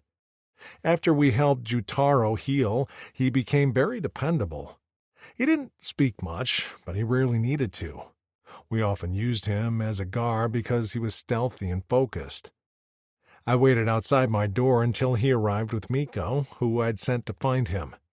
He strode down the hallway, his greenish skin nearly glowing in the dim light of the hallway. His dark markings on his chest and arms rippled over his taut muscles. "Jutaro?" I nodded at him. He gave me a chin jerk back. "I need you to guard this door. Well, I'm the only one who can get in. We all know the systems here are faulty. No one goes in but me. The human inside isn't allowed to leave for her own safety." His gaze traveled to the door, and he studied it for a moment before meeting my eyes. "Who, Min?" The Gorzik were from a fairly isolated planet. Jutaro had likely never heard of a human. "We rescued a human female, originally from planet Earth." When he didn't react, I added, "She's very precious." That got his attention. Jutaro straightened to his full height and pushed his shoulders back, clearly proud we'd asked him to help. "I will stand guard."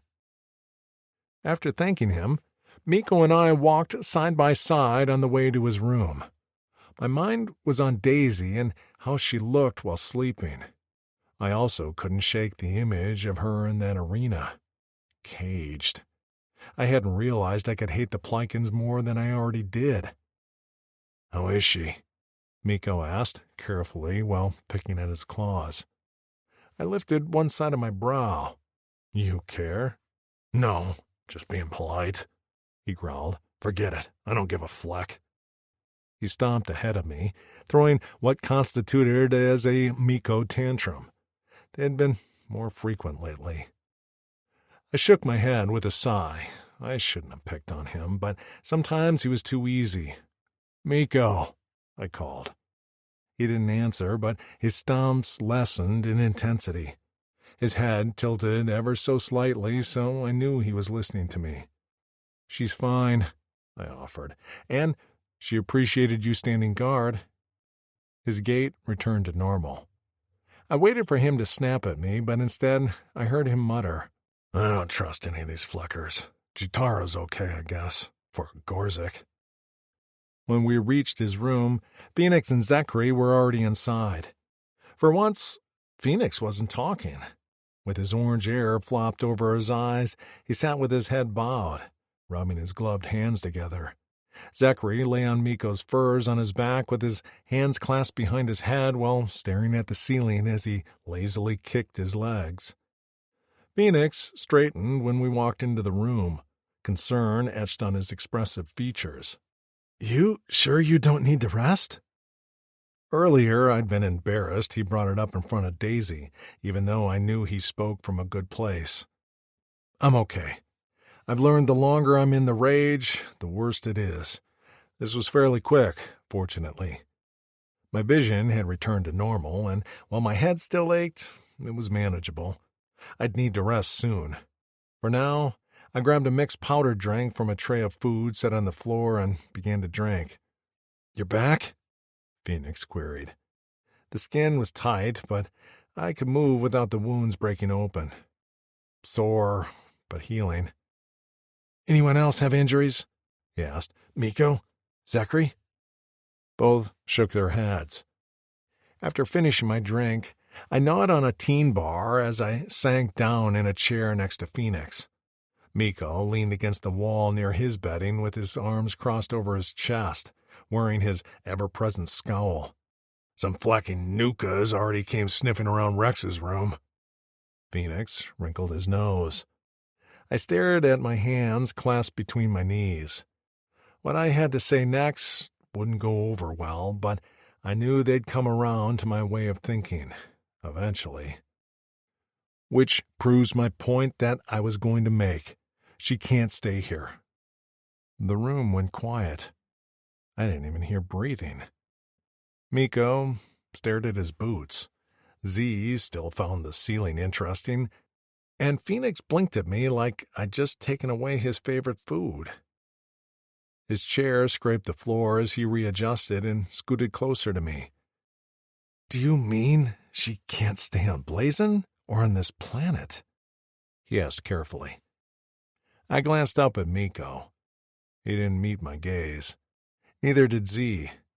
They knew I was right, even if they didn't like it. "This is no place for her to live." I explained to a very devastated Phoenix. Fleck, it's no place for us to live either, but she didn't choose this. We didn't choose this either, Miko spat. But we have chosen to stay. I smacked my palm on my thigh for emphasis. We've chosen missions with dangers we all agree on. We all know Blazin could be discovered at any time, and if the Plikins attacked with their entire force, we'd be overpowered. She'd be taken. They were going to give her to a bauble for Fleck's sake. The room fell silent again. Phoenix scratched at his scales, the pain constantly lurking in his eyes now prominent. He needed a hit of kicks and was likely waiting until he could be alone. Even though we all knew he depended on the painkiller, he refused to take it in front of us, ashamed of his addiction. "So, what are you going to do?" he asked. "We don't have the ability to take her back to Earth." Miko kicked a nearby table. "Where in the Rinian galaxy would she even be safe?" It would be a daunting task to get her off this planet, let alone find a place where she'd be safe and protected. Home? The one word sounded so foreign that for a moment I thought I'd imagined it until I realized who had spoken. Zachary slowly rose to a sitting position and turned his head. Our eyes met. Held. He inclined his head when he spoke again. "You take her home." My Cora pounded in my ears, nearly drowning out his voice. "Z." My voice went hoarse. "I can't go home." "I know." He spoke only those two words, but they held so much weight and meaning that I felt them strike me like fists. "But this wouldn't be about you. This would be for her." A heavy weight descended on my chest, and I struggled to breathe. Faces I hadn't let myself imagine for tens of cycles flashed in my mind. Proud Drixonian warriors I once called brothers. But now, I wasn't sure we even shared the same blood anymore. Mine was tainted, wicked, and filthy, damaged beyond repair. "He's right." Miko slumped on the furs next to Z. "Take her to Torin. Find Azim and Saxus. They'll care for her." I lifted a hand to ward him off as the burning in my blood made my head reel. Sometimes the rage wasn't brought on by my anger, but instead by a deep-seated pain of injustice that made me mindless with the need to destroy. I could feel it rising up my throat, threatening to choke me, as a searing pain speared through my temples. Phoenix's voice cut through the fire like an ice shard. He knew I was close, and he refused to let the rage take me, not twice in one day. A hand rested on my shoulder, grounding me. Words filtered through the crimson haze. "You're safe, Rex. Right here with us.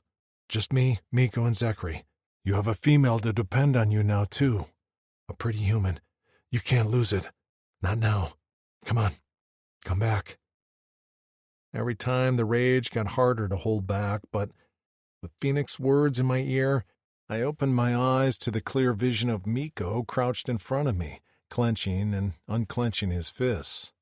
"Rex, you back?" "Sorry," I rasped. A jug of Qua appeared in front of my face. I took it from Zachary, who stood behind Miko, sympathy lurking in his eyes. Around these three I felt safe and free of judgment. It was why the thought of returning home filled me with overwhelming dread. There were ways off this planet. They were dangerous but doable. None of us had tried. In fact, we'd never had the discussion because there were reasons each of us preferred to remain on Vixlisten. I didn't want my blood brothers to see me like this, a deformed version of the warrior I'd been, and I thought my remaining life was better spent flecking up some Plikins. Phoenix was insecure about his memory loss and dependency on kicks. Miko was biding his time until he could destroy the pit. And Zachary, well, his reasons were the saddest of all of us. None of us were proud of what we'd been turned into. Experiments of the Aldani who sought to turn us into super soldiers, and in Zachary's case, a super breeder, and instead turned us into defects. But Zachary was right, and as I gazed at the faces of my friends, I knew they agreed with him. Daisy would be safe with my brothers and the backing of hundreds of Drixonian warriors. She'd be cared for. Maybe she'd even find a mate. My nails extended and dug into my leg at the thought of her with a male who wasn't me. The pain grounded me, and I took a few breaths before dropping the quad jug at my feet with a thunk. "You're right, Z." Phoenix slumped forward and placed his head in his hands. He scrubbed his face before meeting my eyes with a resigned nod. After getting similar nods from Miko and Zachary, I leaned back in my chair and placed my palms on my thighs. "That's settled then." My voice sounded hollow. "I guess I'm going home." Chapter 5. Daisy. The alien standing in front of me was a healer, according to Rex. He waddled into the room on squat legs, carrying a tray on his 4 arms. He wore a dress-type article of clothing over his bulbous body and stretched his thin lips at me into what I assumed was a smile. "I'm Baki," he said in a warbling voice my translator implant didn't seem to like. "And you are a human," he said with glee, his tongue skimming the back of his blunt black teeth. "I haven't seen one in many cycles." "My name is Daisy." I sat cross-legged on the bed, loath to get out of the furs. I'd woken up alone, but after using the expeller and munching on some leftover food, I'd been joined by Rex and his healer. Baki ignored me and slathered the cuts on my neck with a cream before wrapping a clean bandage around them. Then he picked up an instrument, which he proceeded to poke at the bruise on my arm. "This is an injury." Rex, standing stiff beside the bed, immediately bent and placed 2 massive fists near my thigh to stare intently at the bruise. "Will it heal? What does she need?" "I'm fine," I assured him. "It's just a bruise." He didn't look at me, and instead stared at Baki. "What do you know of bruises?" Baki looked at me. "She needs rest." "I don't need rest for bruises." "How long? We need to travel soon." "A few yoras, and her bruising should be minor." "Okay, hold up." I slapped my palm on the furs, which made an ineffectual sound that ruined my dramatic moment. "First of all, where are we traveling? And second of all, bruises take weeks to heal, but—" "Weeks?" Rex looked positively enraged. Okay, this was going downhill fast. I turned to Baki. "Hi, hello, Mr. Baki. Can you leave me and Rex for a moment?" "Leave you?" "Yeah, just go out." I made a shooing motion, at which Baki fluttered his lips. He made no motion to leave. "Go." Rex barked at him, the sound startling me. Baki picked up his tray in a hurry and waddled back to the door. After a quick hiss, the doors opened and shut, leaving Rex and I alone. He paced with his hands fisted at his side, hair flowing behind him in a way that was utterly distracting. I waved a hand to get his attention. "Rex?" "I'm sorry you are injured." He didn't stop pacing. "I had no idea you'd take that long to heal." "Rex, babe, can I talk here?" He stopped so abruptly that he almost fell over. "Babe? What is this word?" I hadn't even meant to say it. It just slipped out. But now I had to explain, and I couldn't lie to him. I fidgeted as I spelled it out for him, feeling my cheeks heating. "No, it's what human women call a hot guy." He frowned fiercely. "A hot... what? Sickness hot?" He puffed out his chest and pounded it with a fist. "But I'm well." No, I rushed to say. "I mean hot as in attractive? An attractive guy. Male." At this, he went very still, so still that his chest didn't even move. I am an attractive male? Now this was getting ridiculous. If he were any guy at home, I'd think he just needed an ego stroke. But Rex clearly looked extremely confused. How did they measure beauty standards in his culture? Because he was gorgeous. Big purple eyes, high cheekbones, and a square jaw. This body was, well, he was straight out of a Men's Health magazine. Muscled chest with abs on abs on abs. Yes, babe, you are an attractive male. I twirled my fingers. Look, we can revisit that later. Can we rewind to the whole bruising thing? He still looked confused, but he didn't say anything, so I kept talking.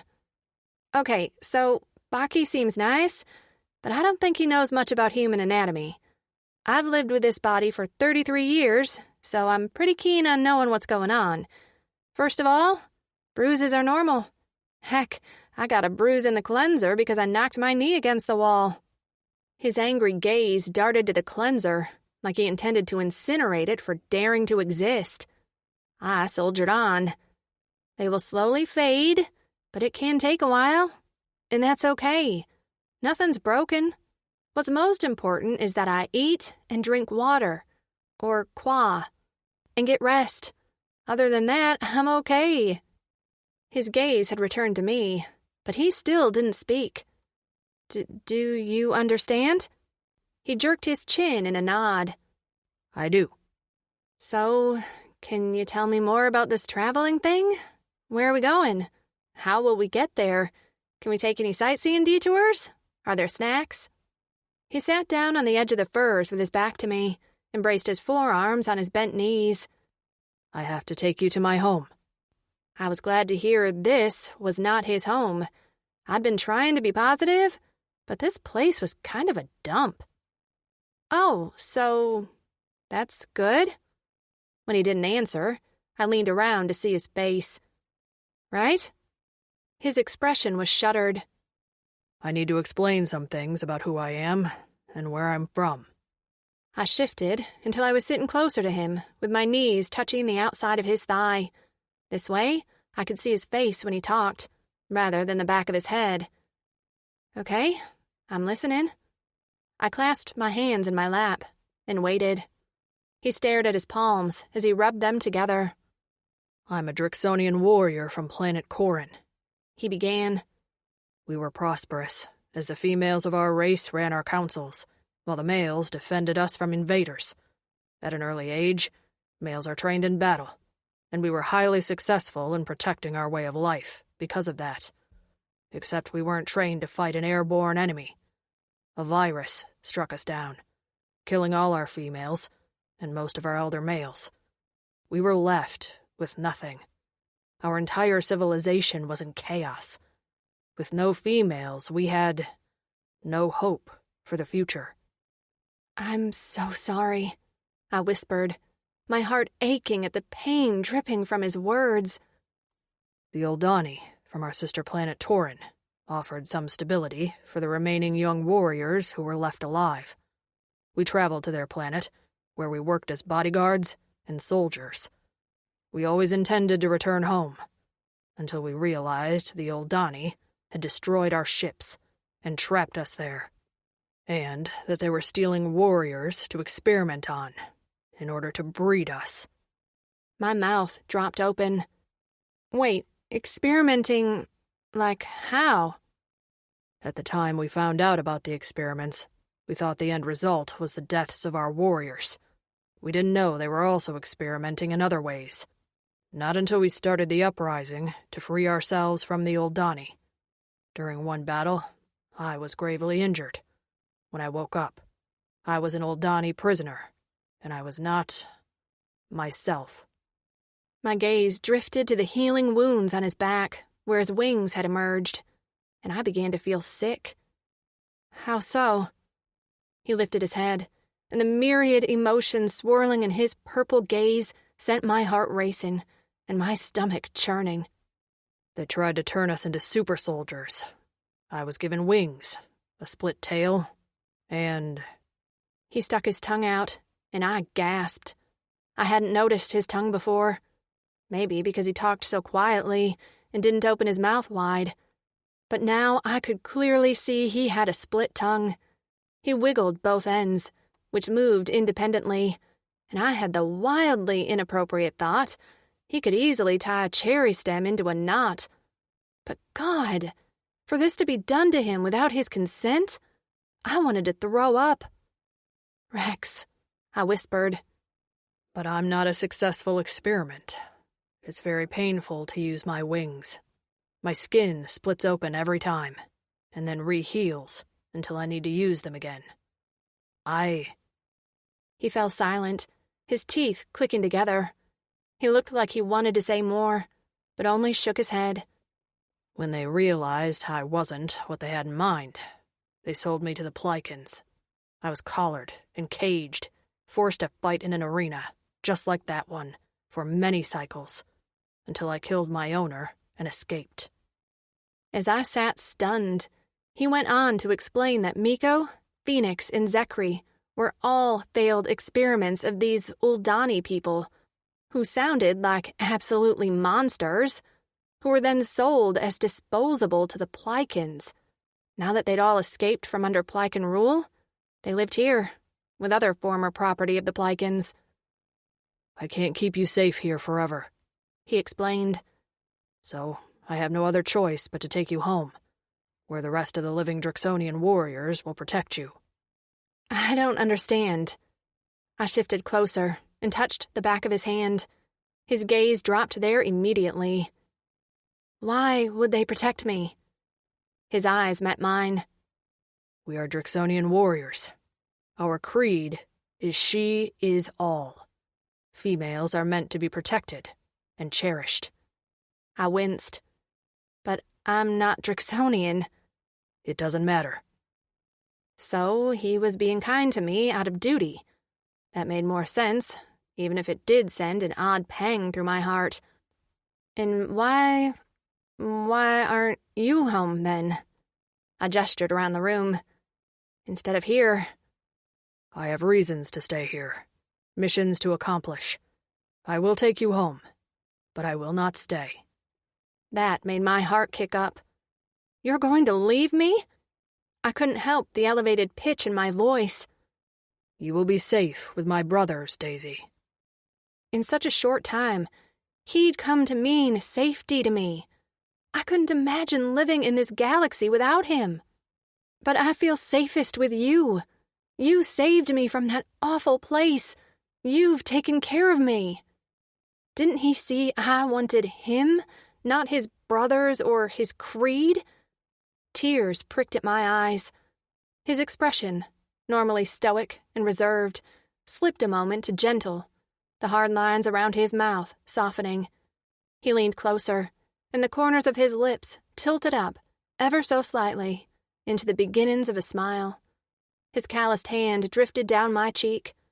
I won't leave you until I know you feel safe. How's that? I grazed the back of his fingers with my own. I didn't like the idea. Not at all. And all I could do was nod. I'd latch onto his leg if he tried to leave. They'd have to pry me off. His fingers curled around mine, and our clasped hands dropped to the furs between us. I wish I could take you to your home. I couldn't think about my family right now. I'd mourn them over time. Me too. Did you sleep well? Do you need more food? I'm fine. Did you eat? Did you sleep? His lips tilted up further, and his eyes glowed. Are you worried about me? Yes. I'm fine. He blinked at me, and then blurted out, Babe. Surprised at the term, I laughed, and the sudden sound made him jump. He frowned. Did I just call you an attractive male? I shook my head and patted his thigh. No, it's a universal term. Gender nonconforming. I can be a babe, too. Seemingly satisfied with himself, he nodded definitively. You are a babe, then. Rex. I wanted nothing to do but sit in the furs and watch Daisy speak. I loved the sound of her voice as it rose and fell with different pitches. She rushed some words and others she spoke slowly. Her features twisted and shifted to display all her emotions. Clean and fed, she was radiant, brightening up my dingy room. As I ate, she chattered about her life on Earth. She fretted over the health of her mother's aging pet, something she called a golden doodle. She talked about her brother and sister, whom she missed very much. But instead of the sad leaking from her eyes, which she called tears, she spoke of them happily, saying, well, she was sad she wouldn't get to see them again. She was glad she'd grown up with caring siblings. I didn't think of things that way. I'd spent most of my life angry about the virus, which had struck shortly after I was born. I was the youngest of the Bakut brothers, and I didn't remember my parents, who Dazim and Saxis talked about fondly. Then I'd been angry about what the Aldani had done to us. I'd fought during the uprising proudly under the direction of my oldest brother, Dazim, until I'd been taken, altered, and cast off like trash. "What are your brothers like?" Her voice cut into my thoughts, and the teen bar in my mouth, which already tasted stale, turned to ash on my tongue. I swallowed the lump of flavorless food and glanced up at Daisy. She had spread a fur on the ground and was doing some sort of stretching, which she called yoga. Right now, she stood on one leg, her other foot tucked flat on her inner thigh, and her hands folded together in front of her chest. She said the slanted floor only made the exercise harder, but she was determined to try. I avoided even thinking about my brothers, so her question caught me off guard.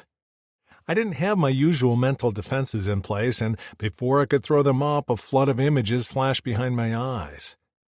Dazim, barely older than a chit himself, holding my hand as we walked onto the Aldani transport to take us to Torin.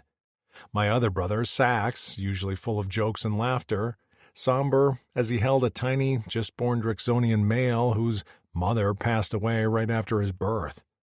She'd named him Hap before the virus took her. Dazim protected me while teaching me the honorable ways of a Drixonian warrior.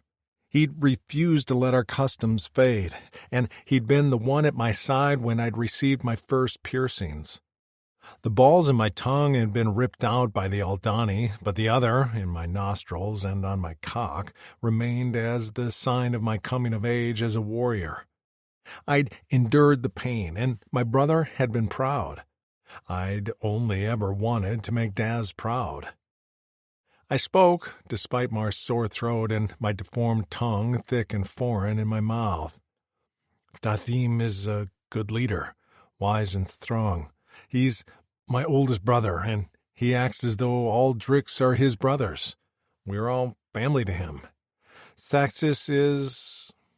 He'd been my best friend. We were close in age, and Daz said, while I was a serious chit, Sax could always get me to lighten up. Sax likes to have fun. He can make anyone laugh. Daisy had switched positions, and now she stood with her feet braced apart, knees bent, arms out straight at her sides. "They're kind like you?" At the question, I lifted my head. "They are better than me." She slowly straightened to stand with her hands hanging loosely at her sides. "Well, I guess I'll be the judge of that." Dropping to her knees, she then bent over, arms flat on the floor, stretched out in front of her with her head facing the floor. She arched her back, and I stared, unable to look away from the enticing curves of her hips and backside. I imagined kneeling in back of her, stripping her pants down to her ankles and licking her sweet cunt until she screamed. Shame rose inside of me, swift and choking, and I looked away. Even if Daisy ever granted me permission to touch her, I wouldn't. I couldn't. My ruined tongue couldn't bring her pleasure, not without the piercings and flat surface. I wouldn't touch her with the evidence of my deformities. Daisy wasn't for me. She would be safe with Drixonians who were whole with minds that weren't cracking under pressure. That was another reason for us to leave as soon as possible. The longer we waited, the greater the risk of the rage taking over. I didn't trust myself around her like that. While I'd rescued her under the rage, there'd still been a bit of me left. But if I were completely consumed, would I hurt her? Every time I slipped under the haze of rage, I came back less and less myself. "Rex?" I glanced up to see Daisy standing in front of me, very close. A drop of liquid slid down her temple, and I caught it with my finger. Bringing it to my mouth, I licked it. Salty. It tasted like the freshes back home, and for a moment, I could hear the waves crashing. "Are these tears?" I asked. She wrinkled her nose. "Ew, did you just taste my sweat?" "Sweat? Do you not sweat?" "I don't know this word." She flopped down on the furs next to me. "Humans sweat to regulate our body temperature. I was hot from the yoga, so my body released some moisture." "Our scales lift a vent, so we don't overheat." She touched my biceps with a finger, running it over my scales. "And the blades that come from beneath your skin?" "Are machetes." "Do all Drixonians have those?" I nodded. Only Miko can eject them from his skin as weapons. He also cannot hide them under his scales like the rest of us. I let my machetes lift up briefly before settling them back under my scales. Her pretty brown eyes lifted to mine as the corners of her mouth turned down. "The Aldani did that to him?" "Yes. It is very painful for him to eject his machetes." Her lips parted on a small gasp. "I wondered about that. When he fought the Plycans, he was bleeding." "He was." "Phoenix can create fire and lob fireballs. What about Zachary?" "His mods are not battle-related." She frowned. "What does that mean?" I hesitated before answering. "I'll let him tell you if he chooses." She shook her head. "That's okay. He's allowed his privacy." She ducked her head and bit her lip. "I'm really sorry all of this happened to you." I didn't like hearing the sadness in her voice. "Without the wings, I might not have been able to save you." Her head lifted, and a smile spread across her face. "There you go. That's a glass-half-full attitude." She lifted her hand up with her palm out. "High five, babe." "High five?" She pointed to her palm.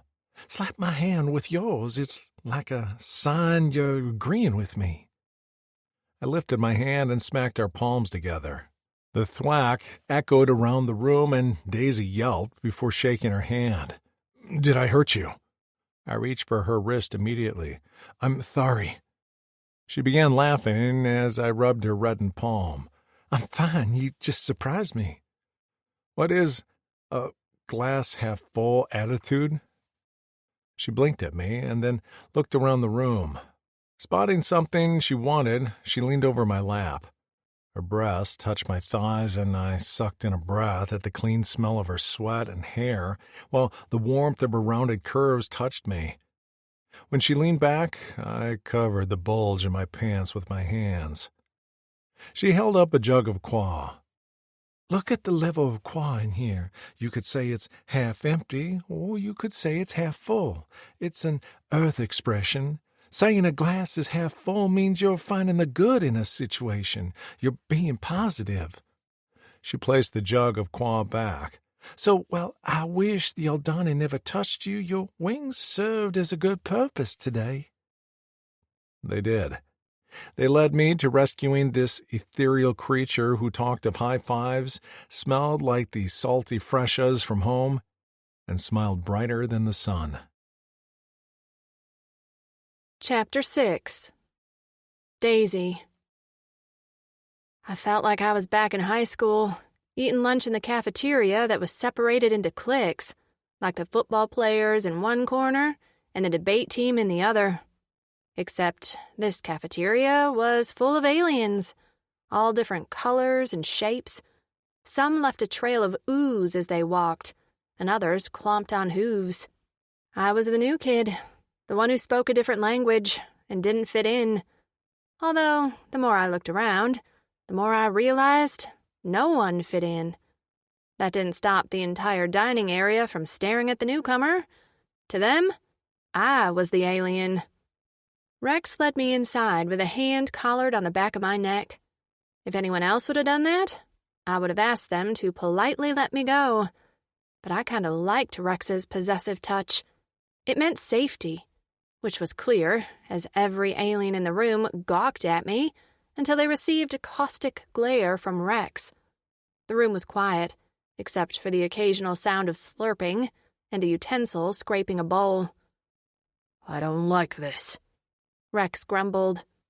Everyone already knows she's here, Phoenix said. He'd been my ally in convincing Rex to let me leave the room. I was going crazy in there, with no windows and just 4 walls with a dirty floor. Let them see her and fulfill their curiosity. He lowered his voice. You'll be gone tomorrow anyway. Tomorrow didn't actually mean anything to me, because I had 0 idea of the time of day. All I knew was I'd get to snuggle in the furs another time, and that sounded appealing. I was a little scared of leaving, and Rex hadn't told me much about it, other than he was working on the plans with Phoenix, Miko, and Zachary. The dining area consisted of several rows of tables, with benches on either side, all bolted to the floor.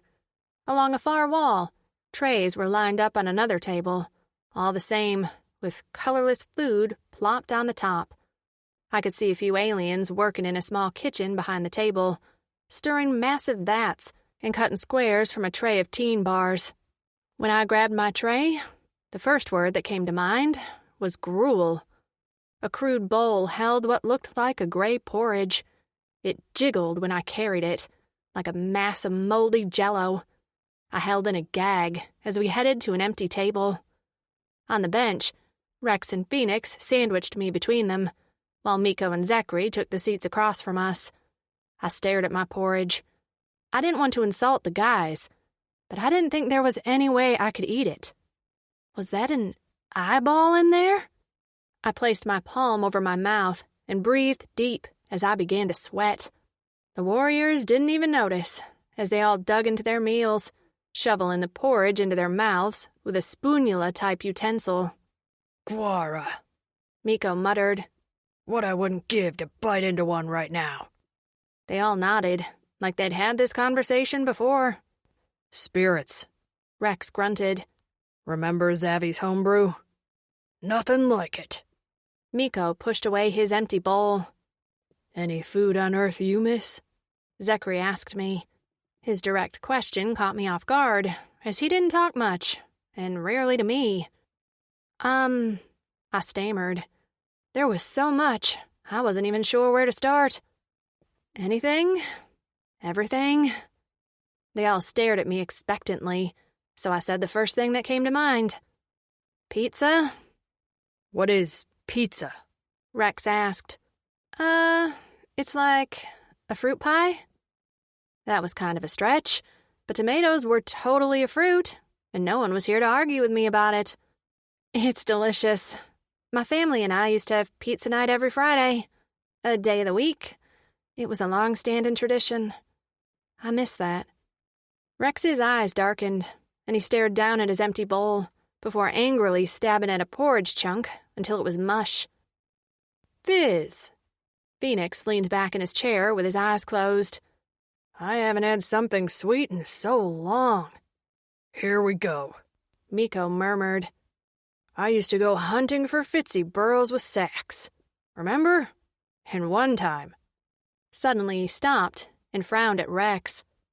Why are you holding up 5 fingers? I turned to find Rex holding up his hand, all 5 fingers displayed. Daisy taught me a new thing. Oh no. No. I didn't want to be responsible for this. I waved my hands frantically, slicing a thumb across my throat in a universal cut gesture. Rex, no!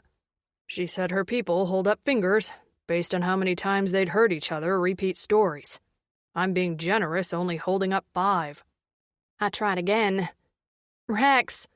Extremely generous, Miko added.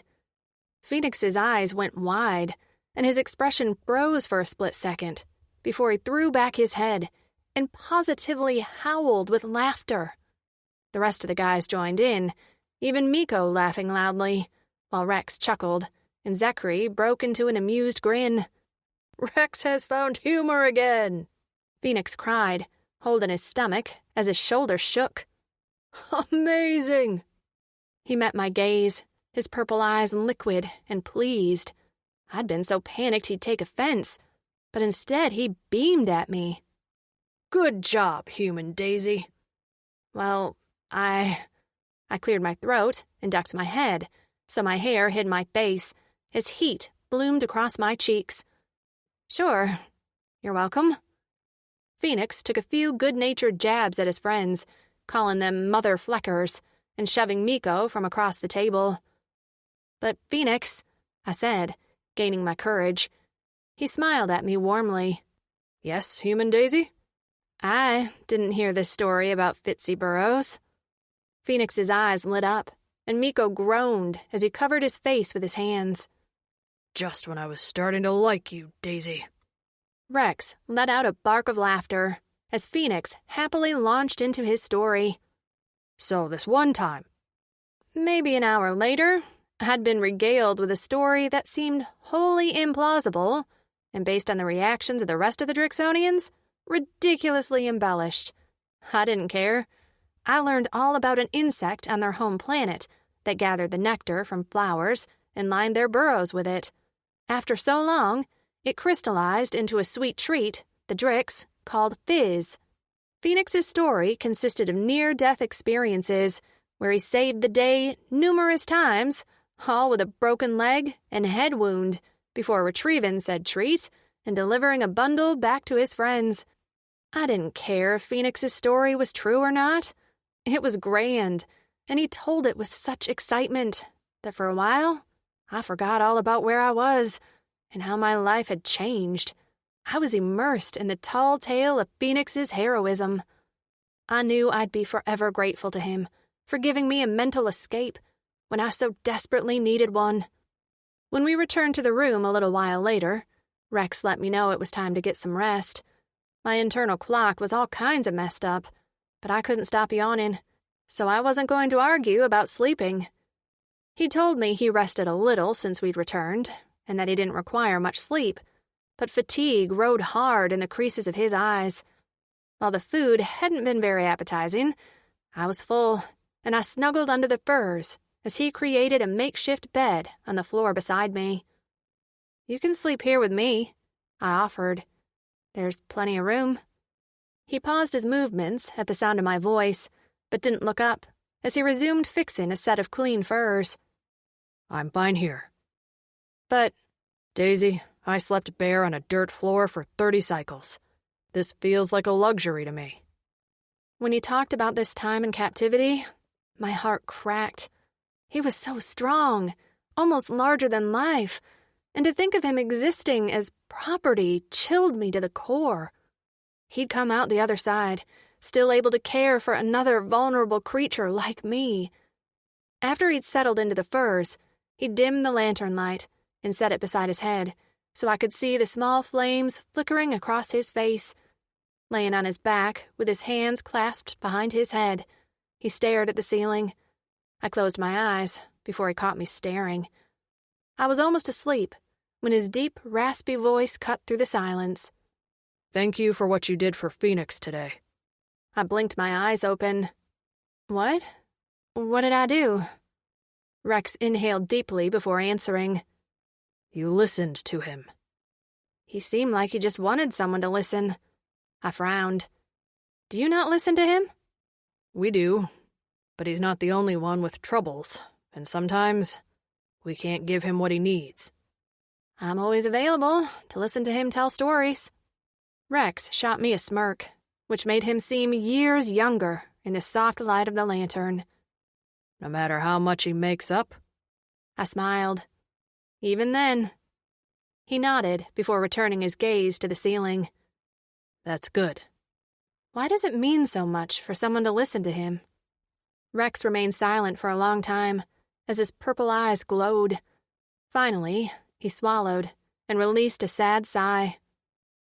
Because for about 30 cycles, Phoenix had only himself to talk to. 30? We can't change what happened to him. But tonight, you made him happier than I've seen him, maybe ever. He's my friend, my brother, and that means a lot to me. Purple eyes nailed me to where I lay. You have a big Cora, Daisy. You knew what he needed, and you gave it to him. My stomach went funny at the compliment. And what do you need, Rex? A shudder ran through his body, and his eyes closed. Rolling onto his side, he gave me his back, and suddenly the room dropped 20 degrees. Rex? Go to sleep, Daisy. Feeling rejected, but also wanting to respect his privacy, I closed my eyes. Sleep took me within minutes. I woke to a series of thumps and pained grunts, like a fight. A crash followed, and I scrambled out of my fur cocoon to what looked like chaos. Rex's makeshift bed was in a tornado of activity. I caught the sight of fists flying. His tail came within inches of knocking the lantern over.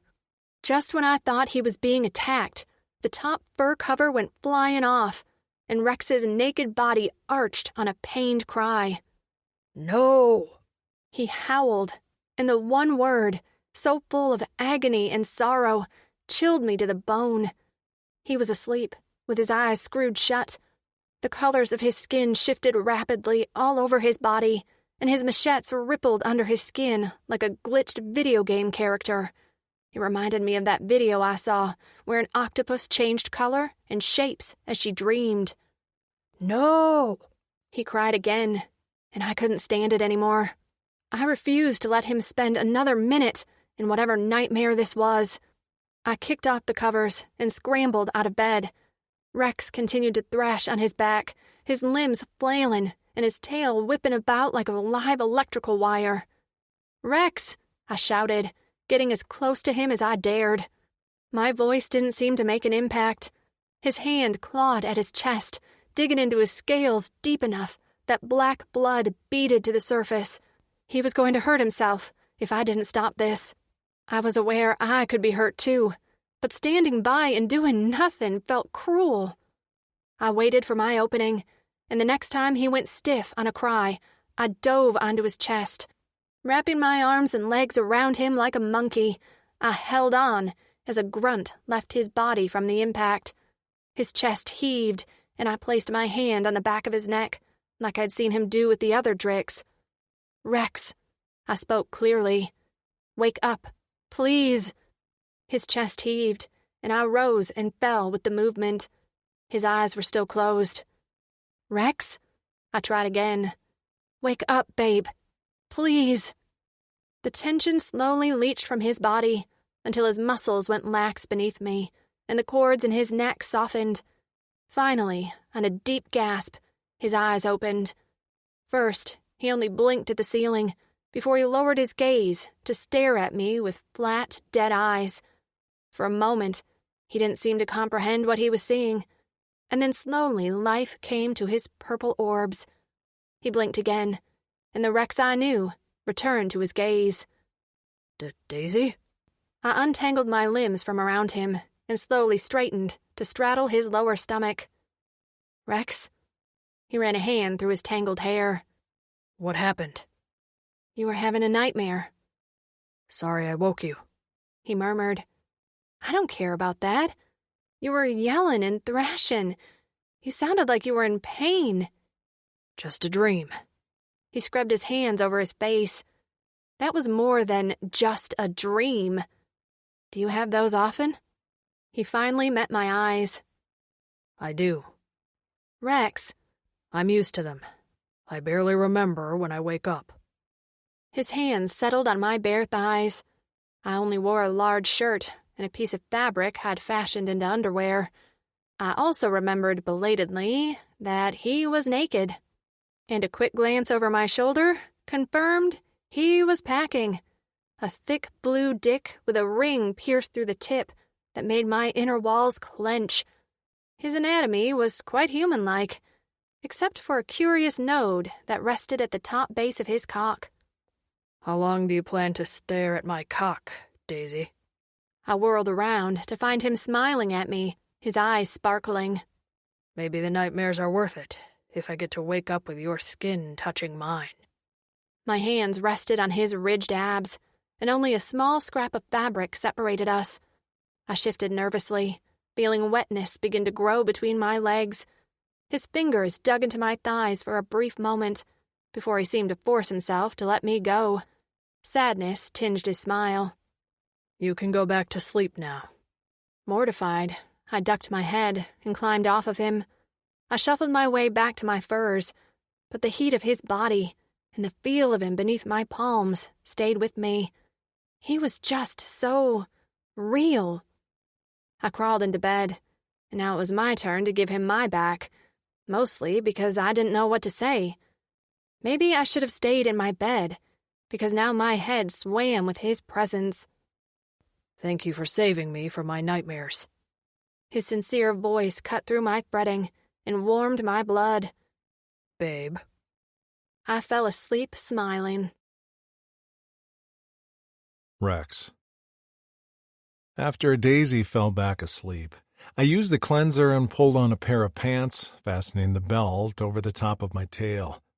My cock remained hard, and I grimaced as I struggled to get comfortable in clothing. I could still feel the heat of her cunt on my groin. Just a slight movement, and I would have ripped that fabric covering her and plunged into her sweet heat. I'd never wanted anything as badly as I wanted Daisy. Despite how I ached to mate her, I knew I could never do it. How would my mind handle the release of my seed? Would the rage take over? Would I hurt her? I knew what my nightmares were like, and even Miko disliked rousing me when I was in the throes of one. I'd whacked him good in the face once, and his eyes had swollen shut. She could have been seriously hurt, but she'd thrown her fragile little body on me in order to save me from the images of my past that haunted me in my sleep. My human slept peacefully with her lips slightly parted and her cheeks a pretty pink in the lantern light. Such a big Cora, so much like the Drixonian females, most of whom I didn't remember. But my brothers made sure I knew how special our mother was. She was selfless and smart, with a sense of humor. So much like Daisy. I let her sleep and left the room, happy to find Jutaro guarding the door. I left him there and made my way through Blazin to Miko's room. I found him awake, drinking a mug of qua with Zachary, while Phoenix told an animated story. He glanced up as I walked inside. "Is Daisy all right?" "She's fine. Sleeping." Miko lounged on a chair, his legs stretched out in front of him. "How do you feel about tomorrow?"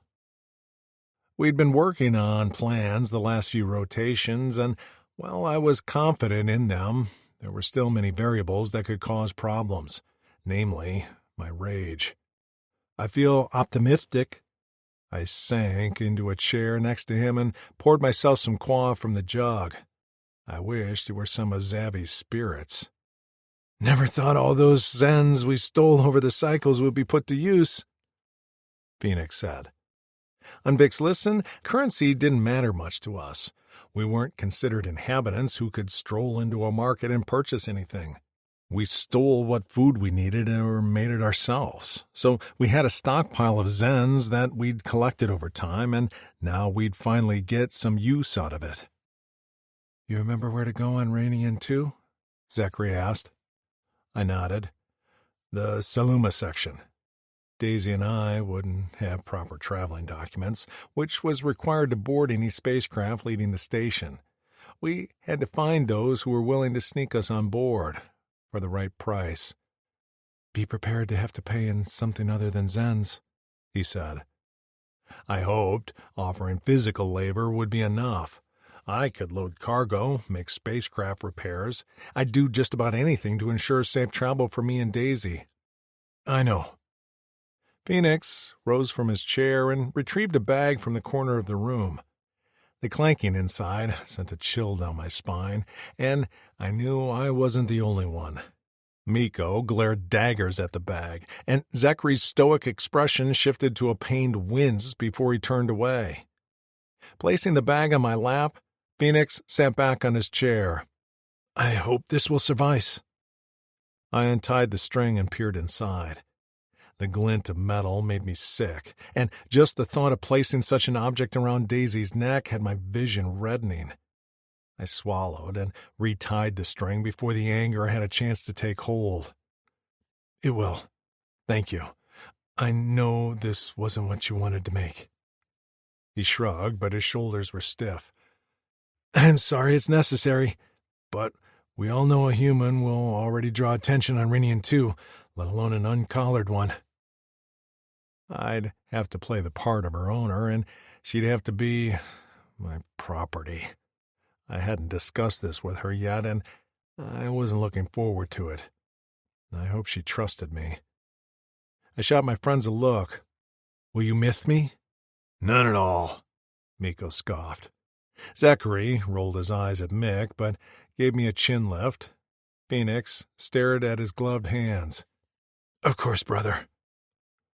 I'll be back soon, I assured him. You won't even realize I'm gone. Phoenix lifted his eyes to me, and something in them sent a sliver of dread down my spine. He quickly covered it up with a smile. You're right. And when you return, we will celebrate your accomplishments as an honorable Drixonian warrior. His words, meant to encourage, fell a little flat as I stared at my clawed hands. I knew I'd do anything for Daisy's safety, but was everything I could do enough? Chapter 7. Daisy. As we stood outside Blazin', the red sand stinging my bare arms as the wind swirled it around us, I considered telling Rex again that staying at Blazin' was all right with me. We'd already had this discussion, and he'd shut me down. Fast. While he'd been open to listening to me about my own body, my opinions on our future plans were not to be considered. I took slight offense, but then I'd only had a slight taste of all this Red Planet had to offer, and it'd been a nightmare. Rex knew more about what else could happen to me here the longer I stayed. So his plan it was, which required us to traipse across a deadly planet, sneak aboard a spacecraft, dock at a space station, and then barter passage on another craft to take us to the remainder of the Drixonian race. Yes, that was the plan. It was a doozy. Well, I was being a little hard on him. He'd listened quietly to my suggestion to stay, but it was clear his mind was made up. He thought about everything I said, because I could see him working it out behind those expressive purple eyes. They were the only expressive thing on his face, as most of the time he kept his expression carefully neutral, as if he feared one little muscle slip would drop the mask of stoicism. But he'd informed me of all the reasons it wouldn't work, and I knew I just had to trust him. We stood near a hover ATV he called a buzzer, which he'd loaded with supplies. All around me, as far as I could see, was nothing but red sand. Not a building or tree in sight, just a desolate wasteland of redness. I shuddered. I can come with you, Miko was saying, as he stood in front of us, along with Phoenix and Zachary. Just until you reach the dock. Rex shook his head. This is my mission. She's my responsibility. Something like guilt passed over Miko's face as his gaze flicked to me, then back to Rex, before he murmured, I care about her safety, too. I know. Rex acknowledged. But I can handle getting to the dock myself. One buzzer won't draw too much attention, and you, my brother, always manage to draw lots of attention. He smirked. It's my pretty face. No, it's your loud mouth. Phoenix rolled his eyes. Keep them from killing each other while I'm gone, Rex said to Zachary. The quiet alien's eyes crinkled. I'll do my best. Did you grab the med bag? Phoenix asked. I saw it sitting near the cleanser before we left. Rex turned and dug in the buzzer compartment with a frown. I don't see it. I'll run inside and get it. He turned to me hesitantly, as if he didn't like the thought of leaving me. I'll be fine, I assured him. Your friends will fight any big bads who try to snatch me in the next 5 minutes. With a frown on his face, he hurried into the open doors of Blazon. Immediately, the 3 Drixonians turned on me with determination on their faces. Well, on Phoenix's and Miko's. Zachary's expression didn't change much, just focused on me with his intense purple eyes. Phoenix spoke hurriedly. We need to tell you something about Rex. It's important. Miko rushed out. The thing is, don't be scared, though. Shut up and let me tell her. Phoenix growled. The two shoved at each other like middle schoolers before Zachary pushed them apart. He spoke over them as they fell silent at being chastised. Rex has a split tongue, tail, and personality. I sucked in a breath. I knew he had a split tail and tongue, but personality? His hulking fighting form came to mind, and my stomach twisted as Zachary continued in low, even tones. He is not well, and this likely will be his last mission. He knows this, and we know this, even if we all pretend it's not true. His last mission? I cocked my head. You mean you don't think he'll return? He'll stay with me? I heard the hope in my voice, and so did the Drixonians, because Phoenix let out a loud sigh as he scrubbed his gloved hands together in obvious agitation. No, Miko said with a tight jaw.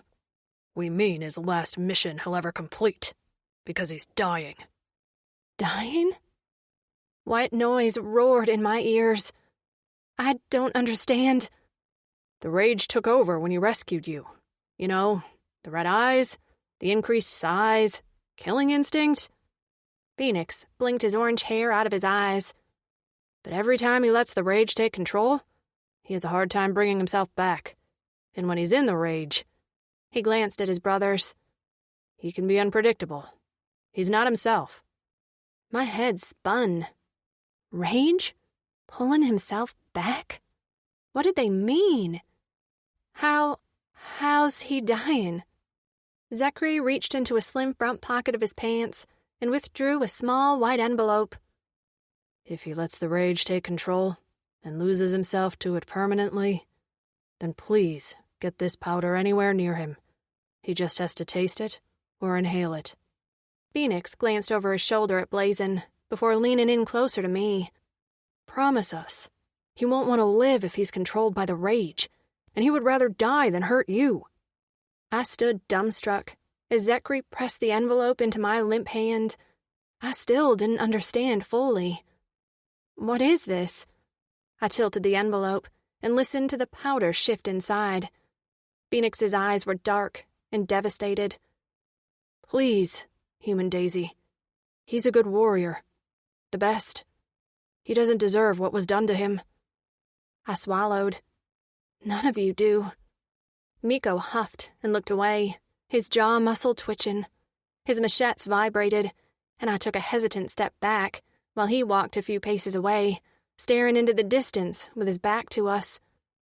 No, Zachary said softly, his gaze on his friend's spiked spine.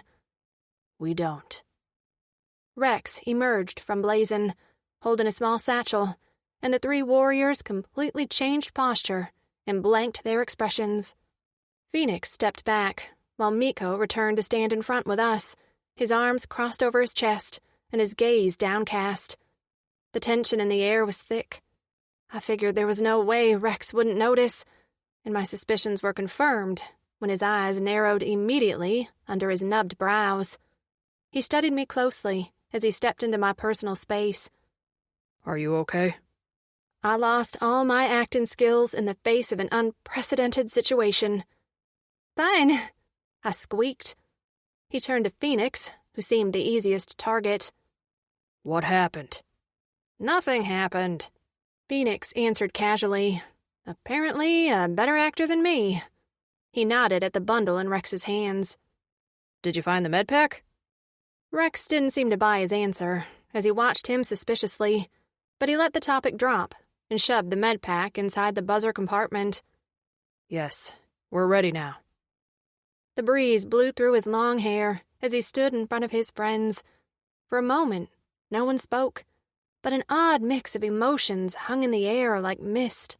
Sadness, regret, pride. I felt like an outsider. I couldn't imagine the bond between these 4 warriors who had been through so much together. Rex reached for Phoenix, and at first I thought they'd embrace, but instead they clasped the back of each other's necks and touched foreheads. They remained like that for a while, talking quietly to each other. I didn't hear their words, and when they broke apart, Phoenix kept his head down, with his shoulders rounded forward. Next was Zechary, and while he and Rex didn't exchange words, they stared into each other's eyes with a silent communication. Last was Miko, who seemed to struggle with the gesture, but when he gave in and clamped his hand on the back of Rex's neck, his fingers dug in, holding strong to his friend. They really thought they wouldn't see each other again, and that only made my head spin, as the minor weight of the envelope in my pocket felt like 50 pounds. I didn't want to be the reason for these outcasts to be separated, but my protest died on my lips when Miko said in a strong rasp, This is an honorable mission for a Drixonian warrior. Your brothers will be proud. Rex shook his head at the words and broke from Miko's strong hold. He then held his arms in front of him, crossed at the wrist, like I'd seen him do before battling the Plikins. She is all. He spoke in a reverent tone, and the 3 warriors standing in front of him immediately snapped to attention with straightened spines as they made the same gesture in response. She is all. Rex dropped his arms. Be safe, brothers. If Phaetos sees fit, we'll meet again.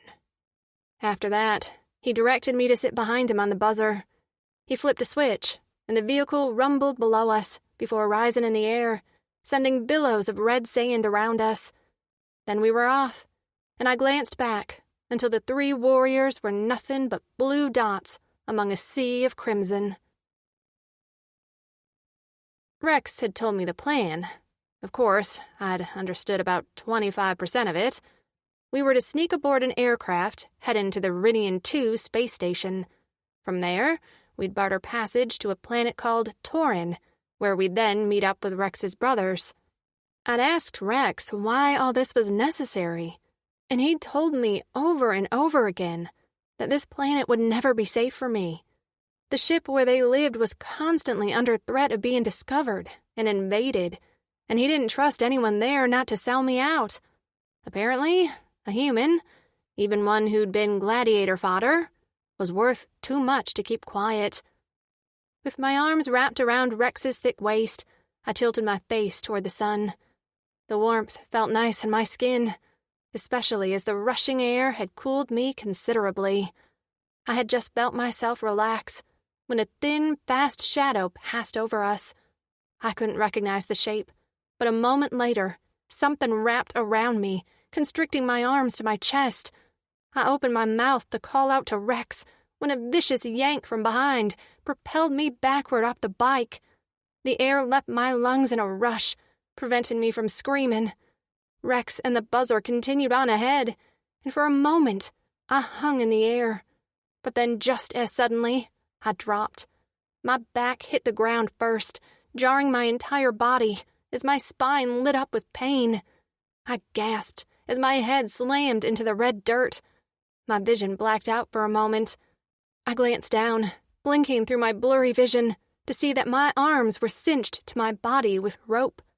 I craned my neck back to see a squad of Plikins racing away from me. Why were they running? And then, with dawning horror, I realized the Plikin in the rear held the other end of my rope. The rope, which had been slack on the sand, went taut, and what little air I had been able to inhale was gone as the rope tightened around my arms right before I was dragged helplessly through the sand. Barely able to breathe, I tried to scream. Where was Rex? White-hot pain flared down my back as my shirt rode up, exposing my skin to the harsh sand. This was my worst nightmare. Didn't they know this could kill me? Sand filled my mouth, my nose, and my eyes. I coughed and gagged, desperately heaving for oxygen, but all I got was a mouthful of sand. Even my ears were clogged because I couldn't hear anything over my own harsh breaths. Not until I detected a faint buzzing over my raspy cries. The sound grew louder and louder, and then a roaring howl of anger lit up the desert, piercing through the fog of my own misery. I peered through the grit in my eyes to see a dark shadow pass over me. A familiar one. I'd seen it before, when it rescued me from the arena. Wings flapped. The taut rope around my chest went slack, and I came to a rest in the sand. I immediately rolled onto all fours and spit out mouthfuls of sand, gasping for all the breath I could inhale into my lungs. Screams and cries reached my ears. I lifted my head, still panting, to take in the scene before me. It was carnage. Rex was in full rage mode. His eyes glowed a demon red as he hacked at the Plycan squad with his forearm blades and gored them with the spikes on his head and spine. His tail was another extension of him, punishing the aliens with vicious whips. Metal barbs on the split ends tore into flesh, darkening the sand with blood. I shrugged myself out of the rope and found the end laying a few feet away, sliced cleanly. The alien who'd held the other end now lay headless and handless in the sand, eyes staring sightlessly up at the sky. Rex finished off the last Plycan, but he wasn't finished, his back heaving and his spikes dripping with blood as he leaned back and roared a victory cry into the sky. I stumbled toward him, careful not to step on bodies. As I drew a few feet away, he whirled around with bared teeth. I went solid at the sight of him. Rex wasn't there. Not in those red eyes. They swirled with rage and pain. His fangs were elongated, dripping with saliva as his lips curled back like a lion. Fear plunged my heart into ice on a steaming hiss. I swallowed as Rex stalked toward me, one massive foot in front of the other, his clawed hands curled and dripping with blood. "Rex?" I whispered as he drew close, those massive black wings still extended and blotting out the sun. Without the heat, without Rex, I was so very cold. Nothing in those eyes showed recognition at his name. My mind spun with what his friends had told me. This couldn't be it, could it? He'd been himself just a moment ago. He had to come back. He just had to. His clawed hand reached for my throat, and I went completely still, staring into his eyes as I willed them to turn purple. "Rex?" I called again, my voice weakened with fear. I cleared my throat and tried again, louder and stronger this time. "Rex, it's me, Daisy." Nothing. Not as those thick fingers wrapped around my throat and the claws dug into my skin. Any more pressure and he'd slice into my flesh, my veins. I'd bleed out on this sand, just like the Plycans around us. "Rex," I pleaded, as tears burned my eyes. "Please, babe, it's me." The curl of his finger stopped, and he froze solid. He didn't blink or breathe. Just when I thought I was going to break down from the uncertainty, a drop of black blood beaded in the corner of his left eye and slid down his nose. His eyes went white a moment before they flashed to purple. His legs buckled, and he fell to the sand on one knee, catching himself with a fist planted in the sand. Heaving, he folded his wings into his back, where large gashes in his scales remained, and blood dripped down his rib cage. His body swayed, and I didn't know if I should make a move or not. I slowly reached out a tentative hand and placed it on his shoulder. At my touch, his body shuddered, and he lifted his head. Purple irises met mine. This time, my legs gave out from under me, and I hit the sand with a thud, relief turning my muscles to goo. Rex reached for me, but all I could see was his unsheathed claws, which had seconds ago been around my neck. I flinched away on instinct, and he went still and pale. Why? Suddenly, his purple eyes went wide as his gaze dropped to my neck.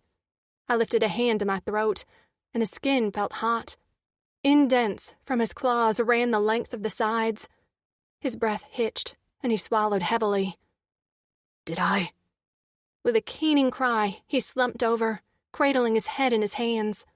The sound cut through me like nails on a chalkboard. I hadn't meant to flinch, but I couldn't help it. Rex, it's okay. I'm fine. You were... I let my voice trail off. What had he been? I didn't know what to say. In the arena, he hadn't heard me. He'd saved me. But this time, his rage had been something worse, something lost. I trusted this Rex, the one with purple eyes and compassion and remorse. I didn't trust that red-eyed creature who had almost snapped my neck. I laid a tentative hand on Rex's back, but he jerked away from my touch, his hand out to ward me off. Don't. He gasped. I hurt you, didn't I? Those marks on your neck are from me. I thought for a moment about lying, but this moment seemed too big. He needed to know the truth.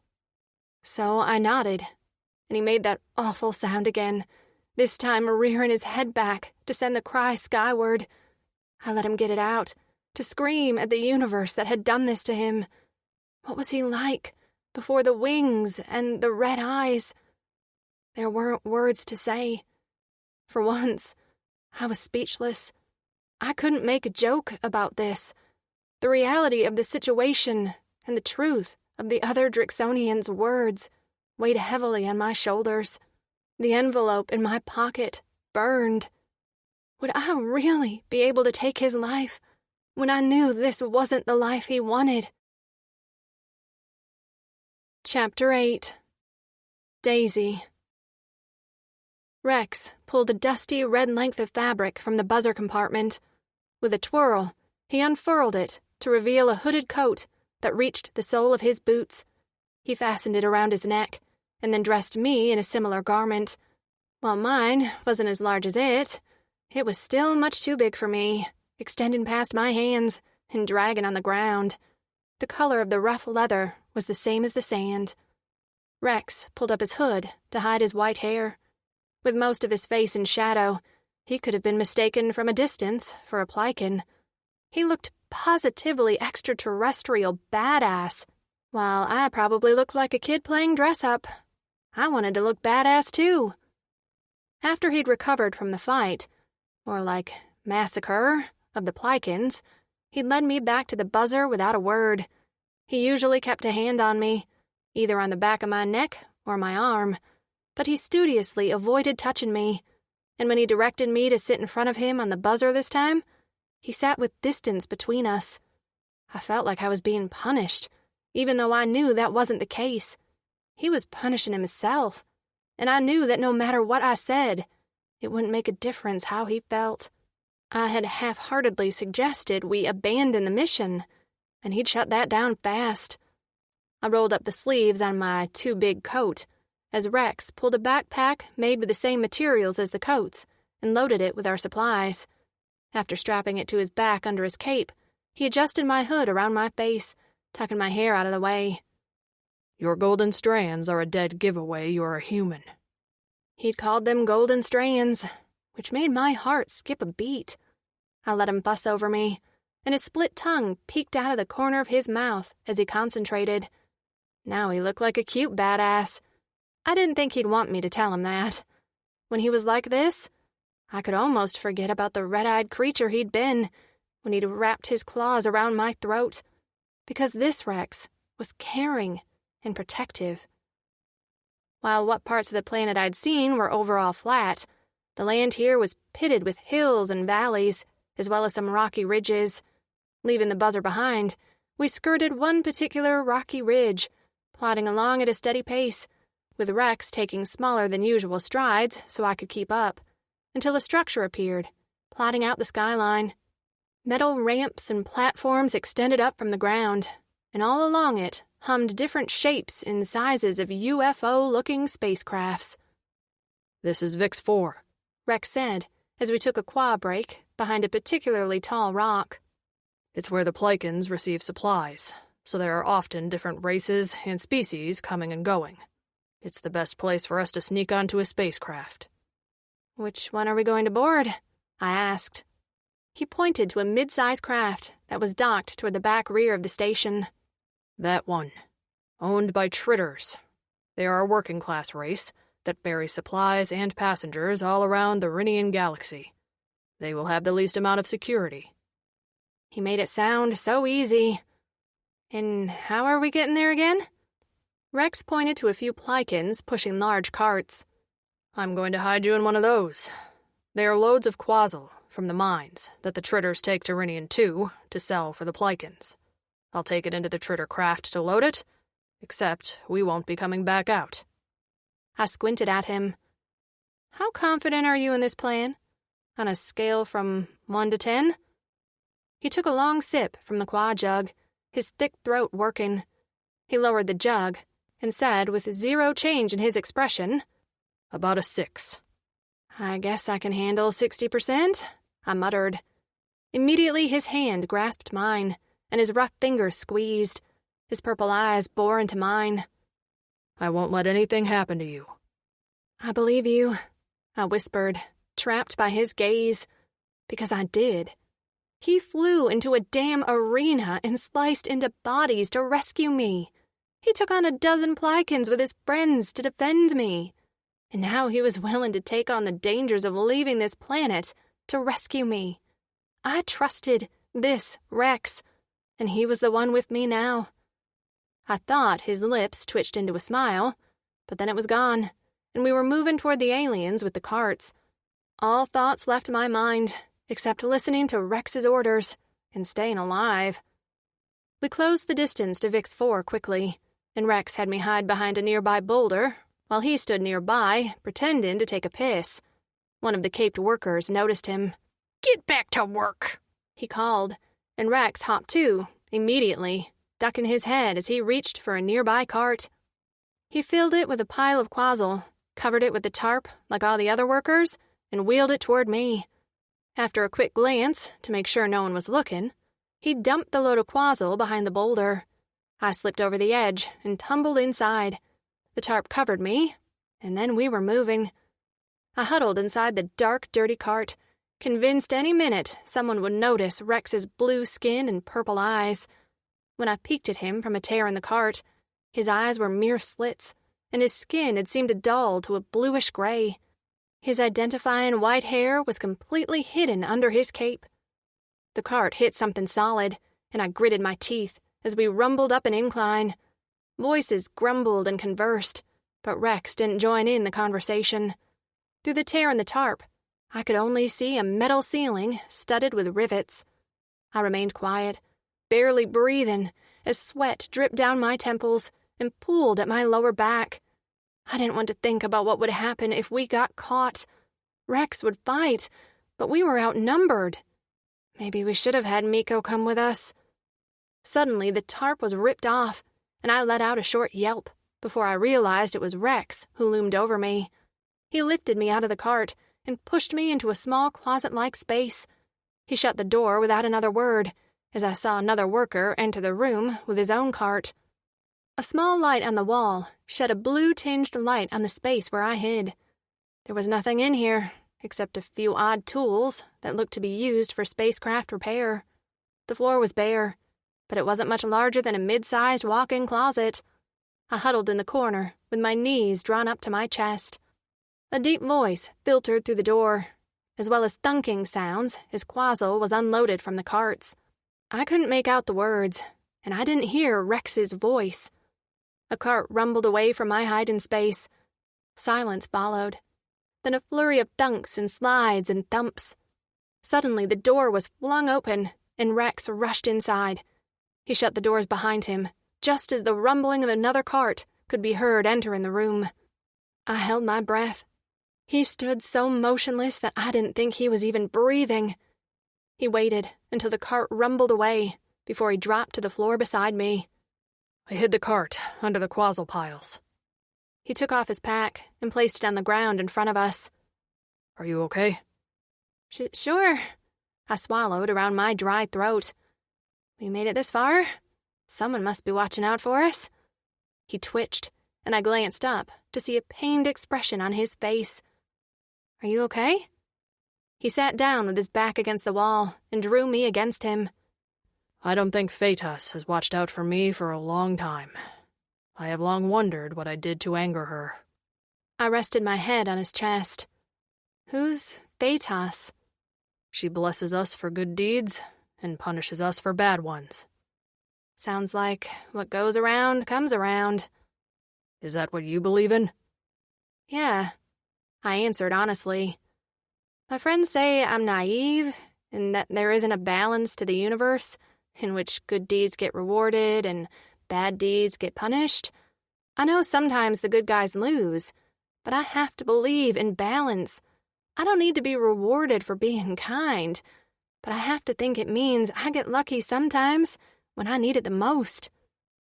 He was quiet for a moment. Do you think the universe ever gets it wrong? His voice held the tiniest wisp of vulnerability, and beneath my cheek, his heart pounded. It hit me then. He thought he was being punished, that the actions of the ones who'd altered his body were a direct result of something he did. I didn't see it like that. I do think the universe gets it wrong sometimes. But Rex, what happened to you wasn't about balance. Bad men did bad things to you. They'll get theirs for what they did, just like you'll get yours for what you suffered. A yawn caught me off guard, and my jaw cracked as it stretched. I don't think me being here is meant to punish me for something I did. I think mean aliens did a mean thing. Meeting you is probably the result of every single bit of goodness I accumulated on Earth. I'm probably close to my allotted amount, so I hope it holds out until we get somewhere safe. I closed my eyes and leaned further into Rex. His hand combed through my hair, and I was half asleep when I heard him murmur, I haven't had hope in a long time, but you're proof Phaetos hasn't abandoned me. Rex. Daisy fell asleep leaning against me. Distantly, I heard the sounds of the crew of Tritters preparing the spacecraft for takeoff. There was a possibility we would be discovered, but once in flight, there wasn't much the Tritters could do if they found us as stowaways. They couldn't return us to Vixlisten and delay their delivery, but they could get us arrested at Rinian 2. In order to conduct any business on Rinian 2, all species were required to carry identifying documents. If the Tritters found us on board, they'd alert the authorities upon our arrival. Daisy would be taken from me, and I'd be jailed. Authorities needed a cause to check out documents. Deboarding and boarding a spacecraft was one of them. It was why I had to find a way off the station illegally, which posed its own challenges. But I'd find a way. We'd come this far. I wouldn't let our journey end on a space station. Shame filled me as I recalled when the rage had overtaken me before we left. I'd felt her body leave the buzzer and heard a soft gasp. When I'd turned to see her small body dragged through the sand by a squad of Plikins, I'd lost it. The red haze had descended, and all I could think about was killing. Usually I had a little more awareness during the rage, but that time I'd been lost. I still wasn't sure what I'd done, but when I'd come to and saw the marks on Daisy's neck, I never felt more shame in my life. My suspicions would confirm that the rage couldn't be trusted. It would hurt discriminately, including Daisy. I had to maintain control until I got her to safety. After that, I could let go. I'd have served my purpose. Her deep, even breaths calmed me, and I focused on the fact that she was safe now. I selfishly reveled in this time with Daisy. In sleep, she was ethereal, with her full pink lips parted and her hair spread around her like a golden cloud. Her curves called me, but I didn't dare touch her other than to brush her hair off her face when her little nose twitched. Her hands were folded near her head where it rested on my thigh. I wasn't used to my cock being hard, and with her scent surrounding me, I couldn't tell it to soften. About a Yora passed, and I ate a bit of cured meat while she slept. When the spacecraft rumbled to life and made the sounds that signaled it was detaching from the dock, Daisy stirred and blinked open her sleepy eyes. "I didn't mean to nap," she mumbled on a yawn. "It's always good to rest when your body tells you it needs it." She smiled at me as she sat up. "I like that attitude." "Are you hungry?" She shook her head. "I'm okay." The floor tilted, and she reached for me with a squeak. "We're moving." "We'll be leaving the planet's atmosphere soon." "And we're safe in this closet?" "I'll hold on to you." It wasn't long before the spacecraft gained speed. While the Tritter cargo ship was stable and slow, there was still some shaking and turbulence as we broke into space. I clutched Daisy to my chest, and she wrapped herself around me with her hands locked behind my neck and her legs straddling my waist. My cock took even more notice of her proximity, and I pleaded to Fetus that she wouldn't feel it. I didn't want to scare her. It had been bad enough when she'd woken me from my nightmare, barely clothed, with her sweet cunt almost touching the head of my cock. All the pain of my dream had been forgotten, as just the smell of Daisy grounded me. I was just about to dig out some quaff for her when we heard a sound outside our door. Daisy froze, still clinging to me. Her cora pounded against my chest, and her sweet breath coasted across my cheek.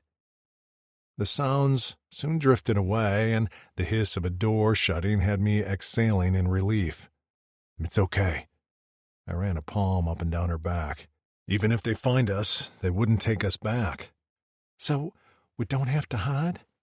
"We still have to hide. They would report us to the Plikins and station authorities. Without documents, we would be arrested." Her eyes went wide with fear, and I cursed myself for saying too much. "I have a plan. We won't be caught." "Okay." She bit her lip, and concern settled in the small grooves of her face, but she made no motion to move from my lap. I tried to think of anything other than her soft skin, but my palm, now resting on the upper part of her buttocks, refused to move like it had a mind of its own. "When we get to Rinian 2, how will we barter passage on another aircraft?" she asked, thankfully drawing my attention away from her body. "Most likely I can provide labor in exchange for passage for both you and I. I also have a healthy stash of Zens." "Zens?" "Payment." "Ah, like money." She tapped her fingers. "I can do something to earn passage, too."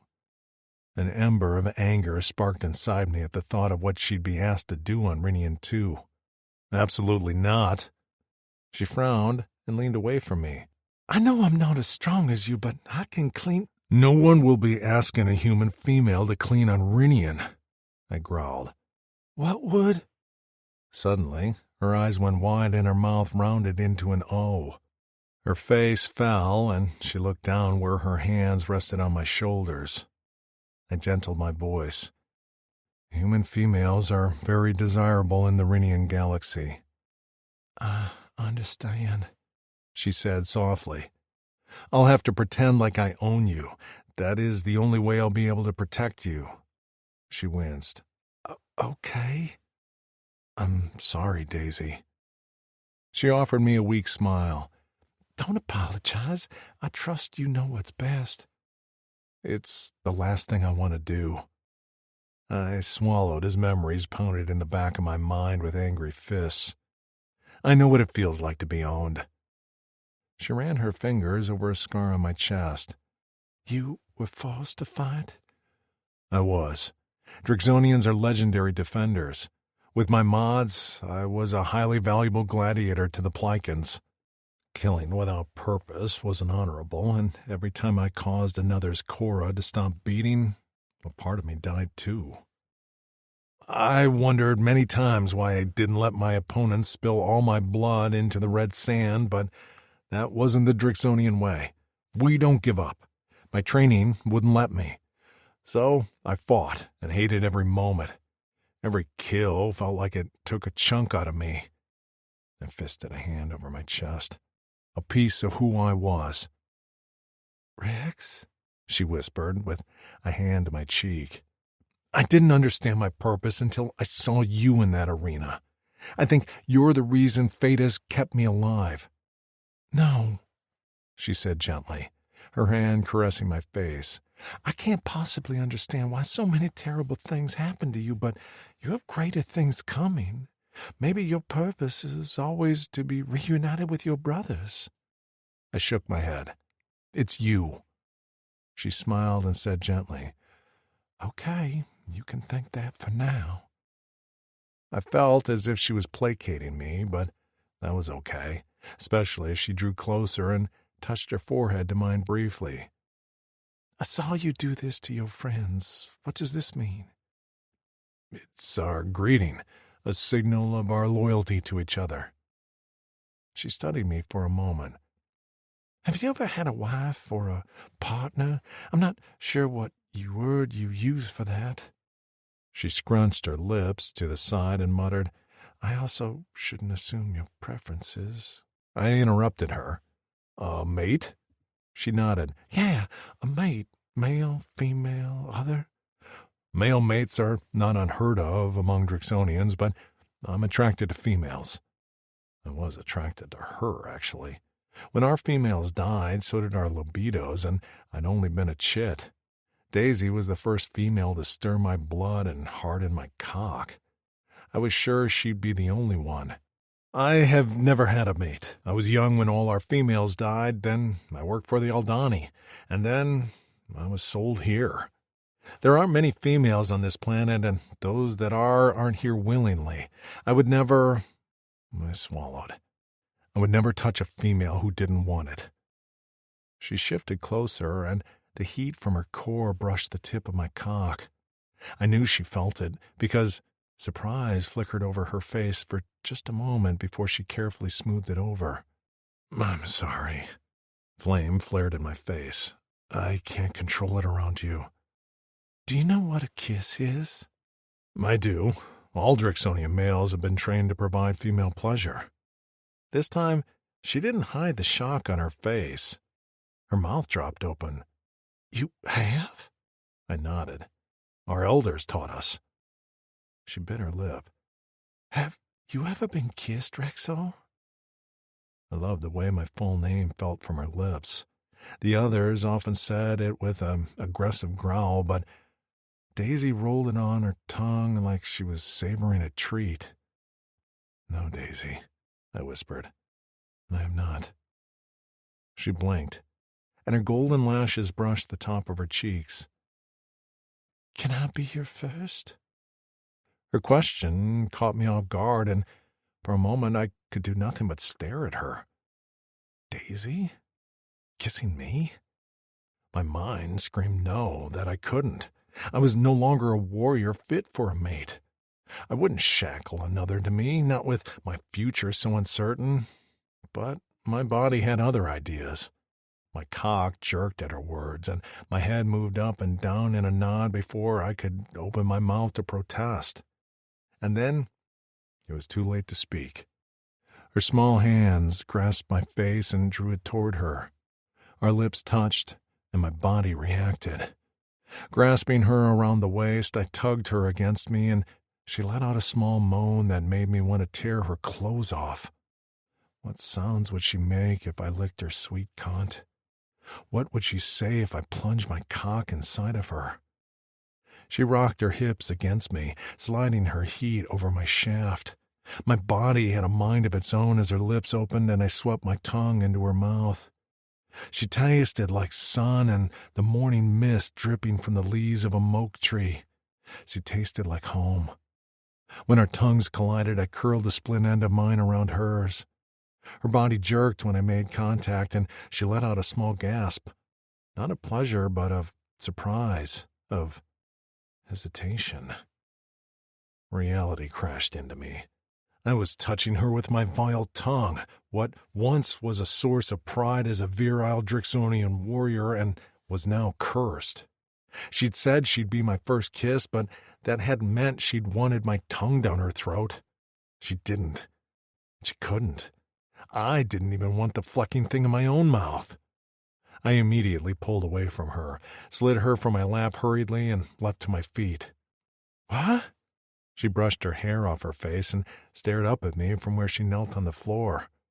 I couldn't look at her, not knowing I'd touched her when she hadn't asked, that I'd had the audacity to stick my tongue in her mouth.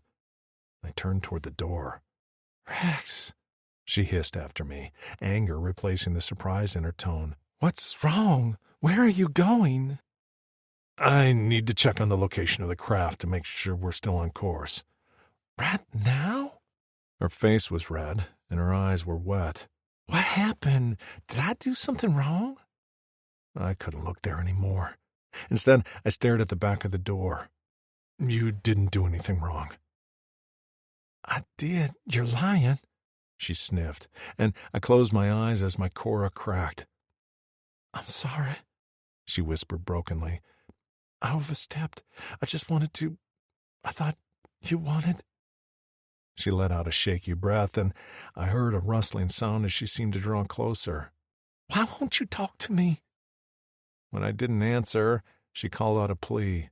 Rex, I said I'm sorry, but you can't shut me out. You're all I have here, and... I whirled around and gritted my teeth to keep from shouting. You have nothing to be sorry for. At my words, she jolted, and her eyes went wide. I pointed a finger at my mouth.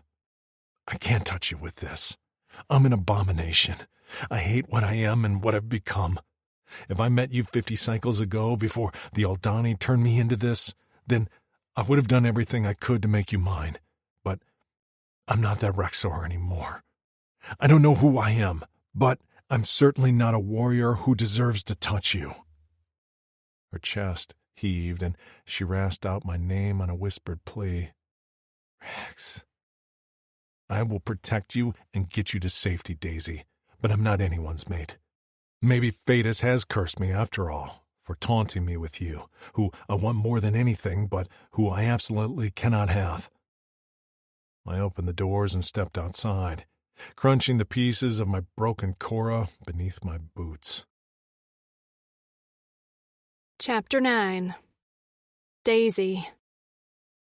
I had known Rex was angry about what was done to him. Anyone would be. I'd seen enough X-Men movies to know Wolverine wasn't delighted about being injected with adamantium. What I hadn't considered was that Rex would be insecure and ashamed of his body. The other's warning to me resurfaced in my mind. Rex wasn't only dealing with physical changes, but mental ones as well, if his friends were to be believed. I wanted to rush after him, to make him stay and talk to me. But I also knew I must respect he needed space. I brushed my fingers across my lips as I lay curled up on the floor with my head resting on our pack as a makeshift pillow. That kiss had been too short.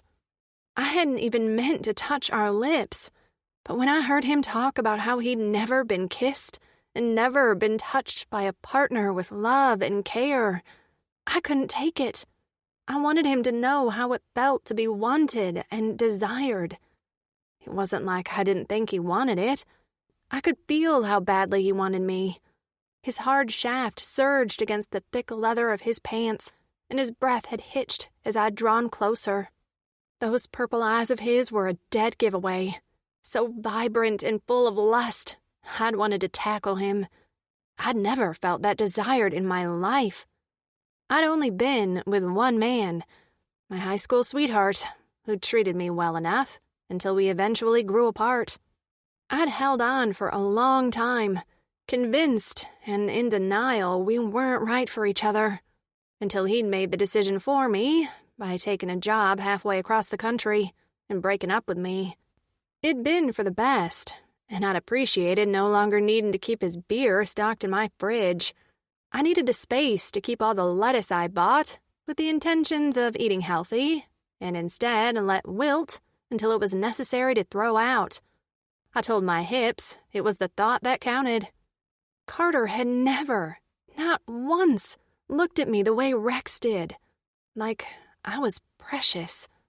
I hated that he hurt, and it killed me to know I was only making things worse, that my presence alone was a taunt to him. My initial feeling was hurt at his rejection, but after his words, I'd understood he'd only been rejecting himself. I couldn't let that stand. While we were on an escape across the galaxy, I was determined to prove to him he shouldn't feel shame or embarrassment for who he was.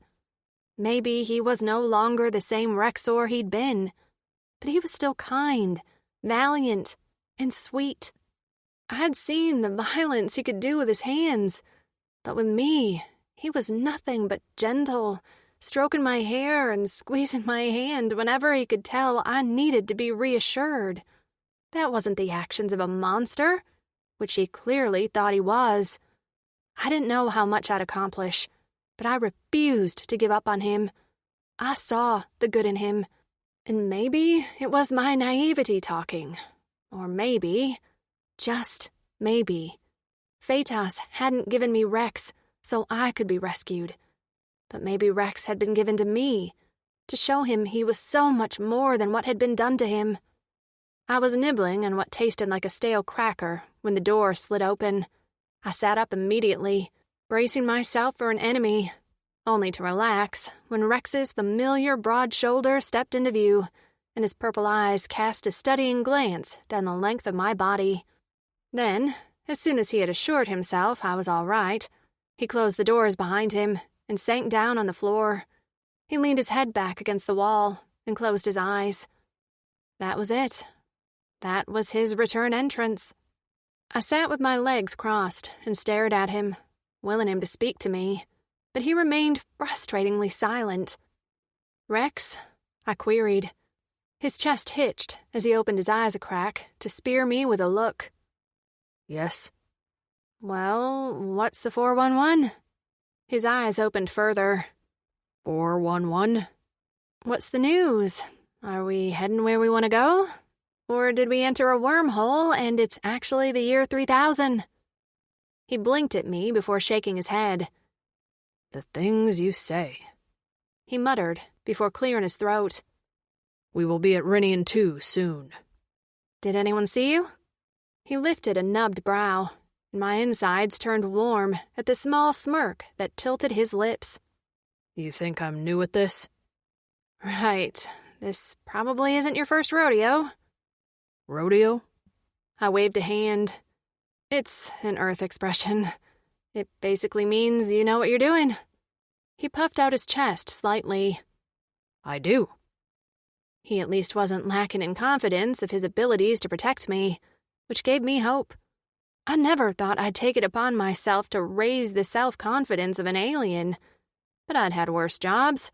I'd been a Victoria's Secret consultant at the height of their popularity for a disastrous Black Friday. The word panties still gave me the shakes. I shifted closer to him, and he watched me warily. I'm a little cold, I lied, as I snuggled up against his side. Like the amazing soul he was, he immediately put his arm around me and rubbed my arms. Human skin is too thin, he grumbled, as if he intended to directly take on evolution single-handedly. Heat radiated from his thick scales as I took the opportunity to lean my head on his shoulder. He smelled like leather and salt. Maybe he focused on all the humanity he'd lost, but I couldn't help but be impressed with how much he'd retained. How did you do it? How did I do what? How did you continue to fight when it was killing you inside? He was silent for a long time. I hoped I was meant for a higher purpose. Maybe to put an end to the forced fighting. You said you killed your owner. Was the revenge sweet? His eyes closed, and he let out a long breath. My owner only fed me just enough I could fight. He made me train. He chained me to my cell at night and forced me to wear a brace, which prevented me from using my wings. It was only removed during fights. All the arenas were covered with spiked netting, so I couldn't leave. I was his prized gladiator, solely because he liked owning a Drixonian. When I killed him, it was only to end my suffering. I didn't feel vindication. I felt nothing but tired. His dark gaze was fixed unseeing on the wall in front of us, and I couldn't imagine all the images and memories that were flitting through his brain. I cursed myself for bringing up the topic, and I double-cursed his owner. I wished I could bring him back to life, just to give him a swift kick in the nuts. If Plikins had nuts. Why was I thinking about their genitals? Rex's head rolled to the side, and his expression gentled as he lifted a hand and lightly brushed the side of my face. I could barely believe when I saw you emerge from the cage. A human female as a gladiator prize. He shook his head. How did that happen? Were there other females? Yes, I was on a ship with other women, who I wasn't able to talk to, or really even get a good look at. The Plikins separated all of us when we landed on this planet. My eyes went wide as I realized these women could have been gladiator prize fodder elsewhere on this planet, like me. How could I have been so selfish as to forget about them? Except, how the heck could I have saved anyone? Rex and his friends had already risked so much. I bit my lip as I remembered catching glimpses of brightened, tear-streaked faces as we were led from the spacecraft onto a planet of red sand. Rex's hand squeezed mine. They could be anywhere on the planet. The others will keep their eyes open for any more females. I promise you. I still felt sick to my stomach. I nodded as tears pricked my eyes. Okay. He jostled my hand, and when I glanced up, he had a small smile on his face. Tell me a story. Something that makes Daisy happy. Aren't I supposed to be the one making you happy, after you told me the horrors of what you've been through? Seeing you happy makes me happy. I couldn't help but roll my eyes with a laugh. Sure. He adopted a pout I hadn't thought he was capable of, but was in fact endearing as all get out. I'm offended you'd think I'd lie.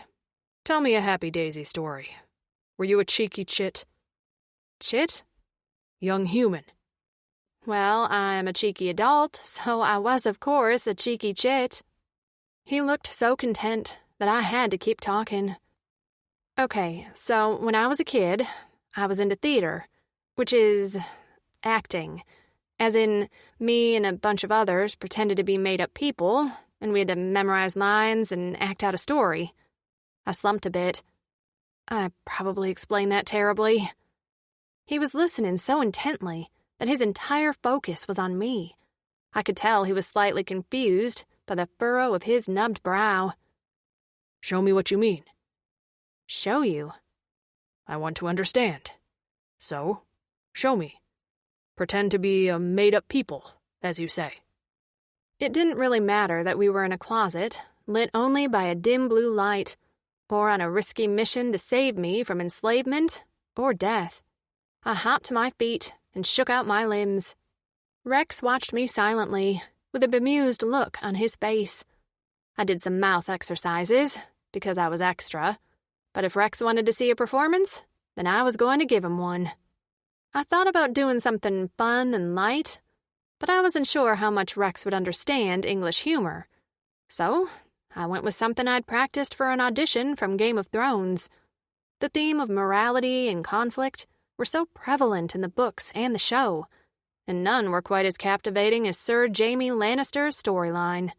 So I began the monologue, where he talked about how he broke his oath to his king and killed him because the king had gone mad and planned to kill thousands of innocent men, women, and children. He sacrificed his reputation, killing one to save many. But no one knew the truth, so he had to live with that stain on his name as a kingslayer and oath-breaker for the rest of his life. I felt Jamie's story deeply, and even though the show drove his storyline into the ground, I read plenty of fan fiction that gave him proper justice. As I spoke his words, I put my all into it, pleading my case as Jaime Lannister to Rex. When I finished, I was out of breath and near tears. I panted as I stood in front of a still-seated Rex. He gazed up at me with those otherworldly purple eyes, seemingly transfixed on me. "That is another story?" he asked softly. I nodded. "It's made up. Fiction." He swallowed and slowly lifted a hand until it rested over his heart. "But I felt it so deeply." I went to my knees in front of him and placed my hand over his. I know. Beneath my palm, Rex's body vibrated. "He didn't want to kill the king. That weighed heavily on him." "Yes," I whispered. Finally, Rex's eyes dropped. "I understand that," he whispered. "To know you don't have a choice to take a life." "I'm sorry, Rex." I cupped his cheek, but he refused to look at me. So I leaned in and pressed a kiss to his forehead, right over the nubs on his brow. At my touch, he let out a shuddering sigh. I wrapped my arms around him and began to crawl into his lap when the entire spacecraft jerked. I yelped, and Rex's head shot up, his expression once again a mask of stoic determination. "We are approaching Rinian 2, he said. "It is time." I couldn't stop the tremble when Rex snapped a collar around my neck. He'd explained that it was important. Without the assumption Rex owned me, I could easily be claimed by someone else. Even with the collar around my neck and Rex's firm grip on the chain attached, I was in danger of being stolen. Humans were a hot commodity in the Rinian galaxy. The thought made me shudder. This collar was much lighter than my last one, thanks to some metalworking by Phoenix, and slimmer, so it didn't irritate the wounds I received from the last one. Rex stared at the collar with a tight jaw, and when his eyes lifted to mine, I saw pain there. "I promise you I will remove this as soon as I can." "I believe you," I answered him. "I wish there was another way." I placed a hand on his arm. "It's okay. At least it's you holding the chain, and not one of those Plikins." His nostrils flared, and he spun around to face the door of our hiding spot. The spacecraft had docked, and we'd stayed silent, as the Tritters had unpacked the quazzle from the room outside. All was quiet now. "It's time to make our escape," Rex said. "I scouted an escape route earlier, so I'm confident we can leave without being detected." "What if one of them sees us?" "They can't do anything about it now, but I'd like to avoid a scene." Which meant he didn't want to have to kill anyone in a way that drew attention. "Roger that." "What?" "I meant, I understand."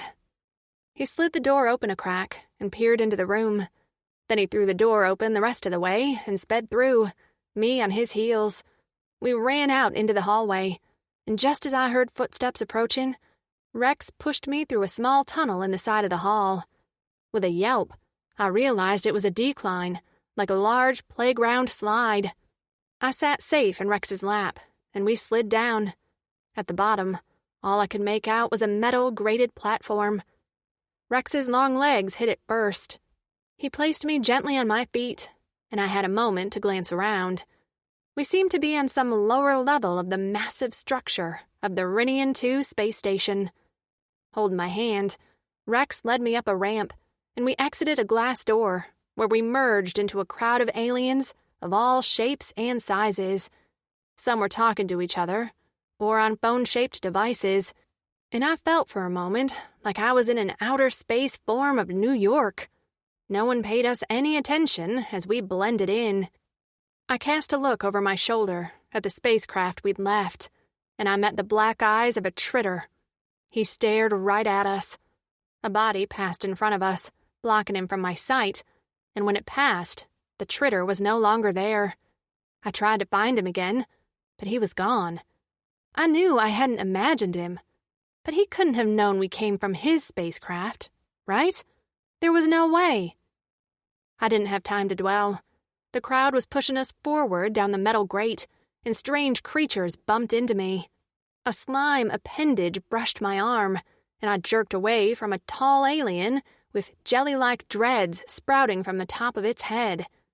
The creature inhaled deeply, and then stretched its lips to reveal a series of barbed teeth and a 3-pronged tongue. "Human," it said gleefully. Suddenly, Rex was there, the spikes of his arm pressed against the alien's throat. Despite the alien being taller than Rex, stark fear passed over its face before it swallowed and said on a hiss, "Trix. She belongs to me, Triholt." Rex's lips pulled back in a snarl. People rushed by us, seemingly more annoyed that we were stopped than that we were 2 seconds away from a full-on brawl. "You better hold on to her," the Triholt sneered. With a toss of his head and a flick of his jelly hair, he sauntered away. "Fleck," Rex muttered as he urged me forward again. "I need to get you out of this crowd." I wasn't a fan of this crowd either. My claustrophobia reared its head, pressing down on all sides of me until I wanted to scream. I shuffled close to his back, reassured by the heat of his body and the feel of his scales. This was safety. As long as Rex was with me, everything would work out. "I'm okay," I said. "Yeah, well, I'm not." His eyes were dark, a little too dark for my liking, and the warning of his friends returned. I gripped his arm and squeezed. "Rex." His head came down, and his eyes met mine. I saw the anger there, and could tell he was gearing up to lose it. His shoulders had swelled, and aliens around us seemed to know, giving us a wide berth. "It's okay. I trust you. Let's just get out of this crowd." I gave him a smile and another squeeze. His eyes lightened some, and I could see the way his shoulders dropped as some tension leaked out. With a swallow, he gave me a grim smile. "Yes. Smart, human Daisy." Focused on his mission, he speared through the crowd like a motorboat in a lake. The space station was massive, and we seemed to be on some sort of thoroughfare. Beside us were rows and rows of differently shaped spacecraft, all docked in a massive glass-like bubble. In here, the air quality was controlled, but just beyond, I could gaze out to see nothing but star-studded black space.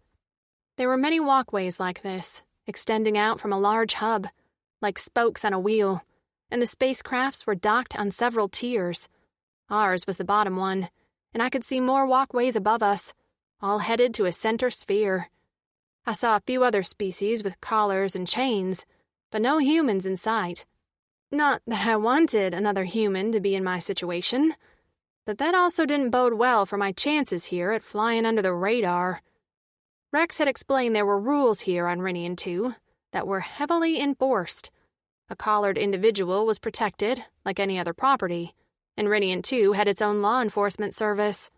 But Rinian 2 also had a robust criminal underworld, Rex had said, which made me shiver.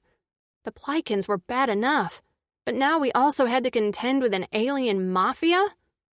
I tried not to let my panic show. I kept my head down, the red coat still hiding my hair, as well as the shape of my body. While anyone looking at my face would be able to see I was human, I hoped I didn't stick out. Eventually, we entered the hub through a massive open doorway, and the crowd began to thin as we were no longer confined by a small walkway.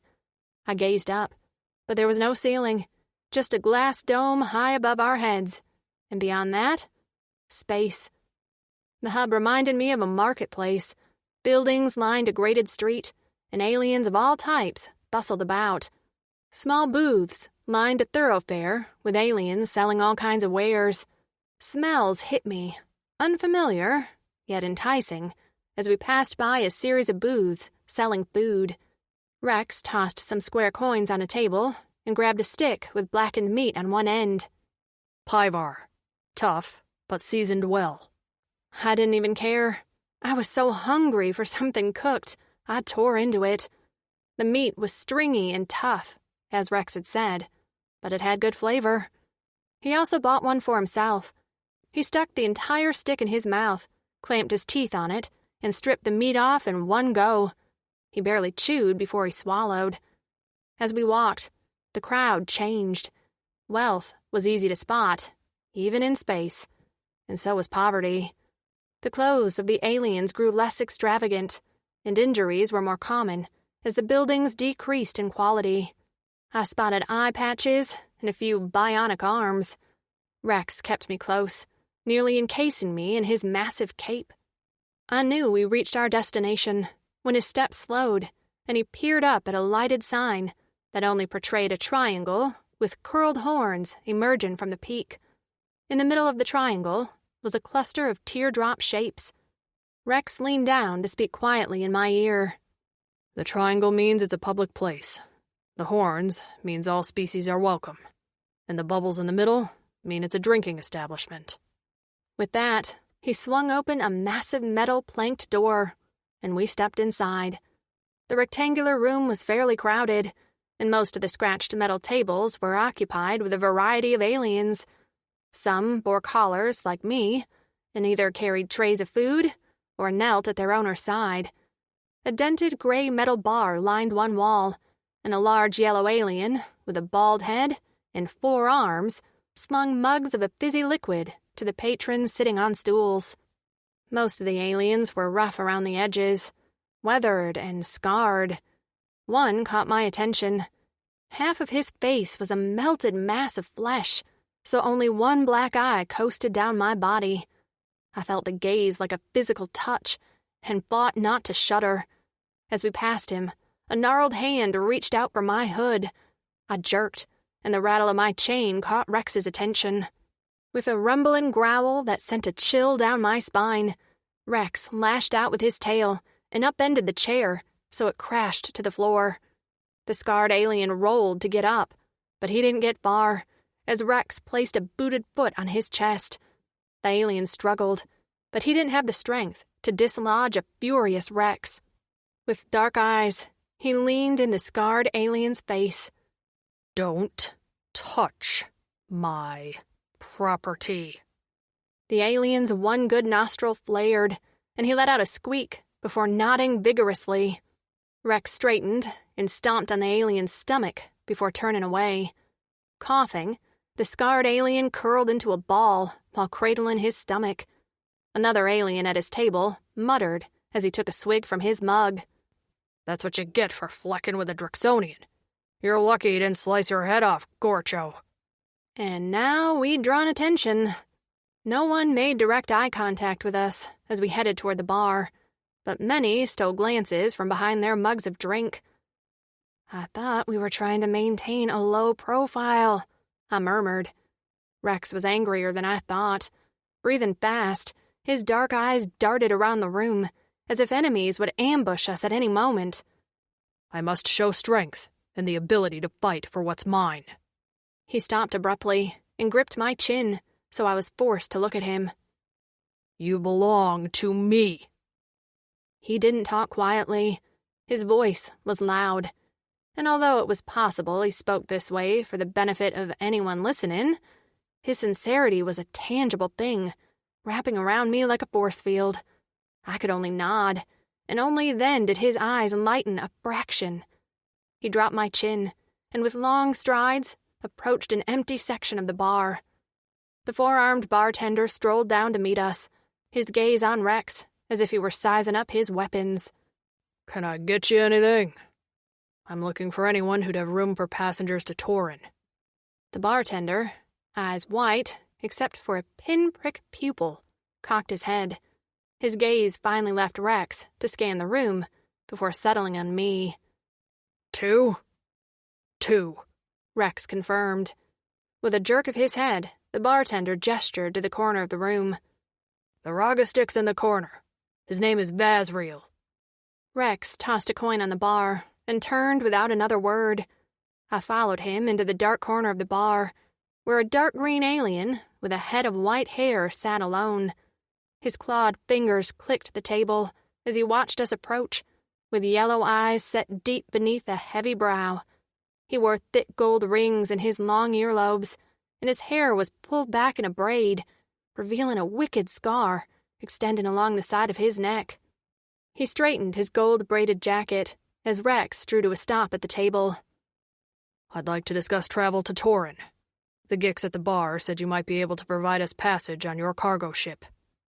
Vazriel inclined his head in the direction of the empty chair across from him. Rex sank down in it, and then pointed to a frayed cushion on the floor.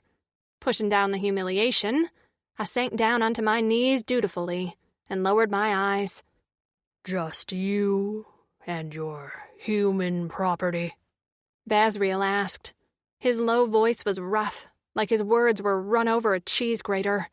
I winced at the unpleasant sound. "Yes," Rex answered. I stole a glance at Vazriel, expecting him to be watching me, but instead his gaze roamed Rex, taking in his shoulders and bulk. I stiffened, disliking the objectifying look in Vazriel's mean, yellowed gaze. Surprised at my possessive feelings toward Rex, I clenched my fists to keep from saying a word. "How do you plan to pay me for the passage?" Vazriel asked. "I have more than enough Zens to pay our way." Vazriel made a divisive sound. "I'm not interested in Zens." Rex's eyes narrowed. "Are you able to provide us passage or not? I don't have time to fleck around." "I'm able to provide passage in exchange for one thing." Vazriel's thin lips curled into an evil smile, and then he finally turned that gaze on me. "I want the human." Chapter 10. Rex. My blood ran cold. I should have known it wouldn't be a simple matter of handing over a shetload of Zens in exchange for departing the station. My vision reddened at the edges, and I fought back the rage from laying this entire bar to waste. "Not to keep," Vazriel was saying, oblivious to the fact that I was moments away from ripping out his tongue. "Just for 2 rotations. Then I will relinquish her back to you and let you board." My claws lengthened, her body trembling, Daisy pressed against my thigh. Did she really think I'd agree to this deal? I'd rather hide out on Rinian 2 for the rest of my life. "No," I gritted out from a clenched jaw. "What does it matter? You'll get your property back." "No," I repeated. He tapped his claws on the table. "There are very few on this station who would even consider letting you board with documents. Punishment for providing illegal passage is life in the pit." I felt like the walls were closing in on me. I wanted to extend my wings, grab Daisy and take off far away from anyone and anything who would hurt her. But I couldn't do this for long. I was already living on borrowed time. I had no idea which rage would be my last. "Name another price." He scrubbed his bristled chin and then clasped his hands in front of him. In a low voice, with a wicked smirk, he said, "I know who you are." I flinched, and then went still in an effort not to react. But his small smile let me know even my small jerk had been detected. "No Drixonians have left Torin for 75 cycles, but I've heard plenty about the white-haired gladiator on Vix Listen, with wings and a killing rage." He was still smiling, and I wanted to slice open his face as he leaned in closer. "Monster," he whispered, and the one word squeezed the air from my lungs in a rush. "Isn't that what they chant at you until you let yourself go? Until you show your true nature and do exactly what you were born to do. Fight and kill. I felt movement at my knee just as Daisy tossed back her hood, a defiant look on her face as her hair shone in the dim light. "That's not his true nature," she spat, her pretty face twisted with anger. "He's not a monster." Surprise passed over Vazriel's face for a brief moment before his lips twisted in amusement. "She defends you." I ignored his question. "What do you want, Vazriel?" "Fight for me." His eyes sparkled with delight as my stomach plummeted to the gritty floor. "Tomorrow. My fighter lost a vital limb a few rotations ago, and I need someone to take his place." I knew exactly what he wanted me to do. An illegal fight to the death, surrounded by a jeering crowd, all betting on which fighter's Cora would stop first. Flashbacks of my time as a gladiator bombarded my mind, sending my vision wonky. "If it's the Zens you're worried about losing, I'll cover it." He shook his head. "It's not just the Zens. It's my reputation. I can't be seen as unreliable at providing fighters." Daisy's small hand squeezed my knee, and I risked a glance at her. Big, brown eyes stared up at me pleadingly. "No," she whispered. "Don't fight. Please, we'll find another way." I knew she was worried about the same thing I was. I'd have to fight without the rage. I wasn't naive. I was about one more away from losing my mind completely. Losing myself to the rage before I could ensure her safety was a death sentence for both of us. But we wouldn't find another way. The longer we stayed here, the greater our odds of being caught by the authorities.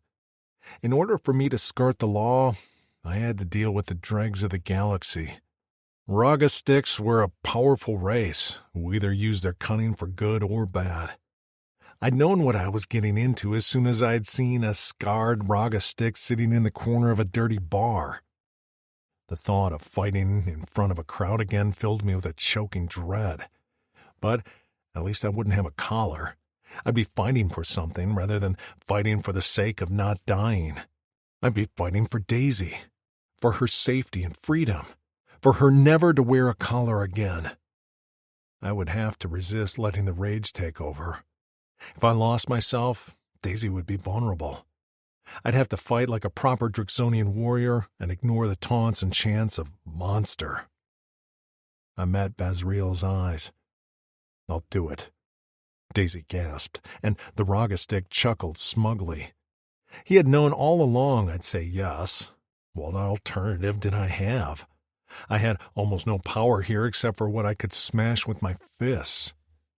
After giving me a few brief instructions on the location of the fight, Vazriel scooted his chair back, the screech making me wince.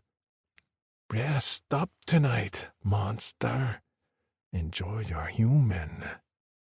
Vazriel drained the last of his drink and stood.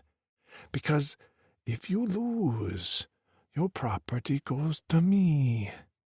He wiggled his tongue at Daisy and then walked away. Daisy and I didn't speak as we left the bar, and remained silent as we continued walking in the slums of the space station. I found the owner of a few rooms who was willing to ignore our lack of documents for 100 extra Zens. Finally alone, I tore the collar off Daisy as she sank down on the bedding in her dingy room, and it crushed me to watch as she let tears stream down her face. I knelt in front of her and held her hands in mine. "I will win," I assured her. "That Raga stick will never get his hands on you. No one will." "That's not what I'm worried about," she whispered, raising wet eyes to me. "I'm worried about how much it will cost you." "No matter who they make me fight, I will end it with enough strength left to still defend you." "That's not what I mean, Rex." She interrupted on a shout before shaking her head. Voice trembling, she explained, I'm worried about you. Her finger tapped my temple. And what's up here? I went still at her words, and a dread like I'd never felt before welled up in my throat, nearly blocking the next words. I managed to croak out, "What do you mean?" She held my face in her small, soft hands. "Your friends told me this might be your last mission. They said you were dying. What did they mean? Do I have a reason to be worried?" I bowed my head, cursing my friends in my mind. "They shouldn't have said anything to you. I can control the rage." "But what did they mean? And why did your rage rescue me in the arena but didn't recognize me in the desert?" She swallowed, and I knew she didn't want to bring that up, but she had a point. The rage was getting worse, and each time I let it take control, it grew stronger. I didn't want to explain this to her. If I had my way, she never would have known. I shook my head, hating that this hung between us. Her hand sifted through my hair on top of my head, and I closed my eyes at the gentle tugging on my scalp. "Rex, I only want to know. We're a team now, right? You and me? If I have more information, maybe I can help." "There's no way to help." Her hand paused before resuming the finger combing of my hair. I continued to stare at her hands linked together in her lap. "Is there anything I can do? I want to be able to help if you lose yourself while fighting." "I won't." Her small foot kicked out and caught me on the shin. I jerked in surprise to find her glaring at me, a little wrinkle between her eyes which she probably thought was scary, but I found cute. "Stop it, Rex. You're not invincible, and I won't think lesser of you if you admit a flaw." Suddenly her eyes went wide and she squeezed my hand. "I'll go first. I'll admit a flaw or failing I have, and then you go." She scrunched her lips to her side. "That might get depressing, so then we each get a practice session for ourselves, too." When she talked like this, fast and excited, I often had a hard time understanding what she meant, as the translator didn't catch all her words. "So," she kept talking, "a flaw I have is I'm too trusting. I want to believe the good in everyone, so I don't pay attention to the warning signs when someone means me harm." I bristled, my back straightening as a slow ride of anger rose in me. "Someone has harmed you in the past?"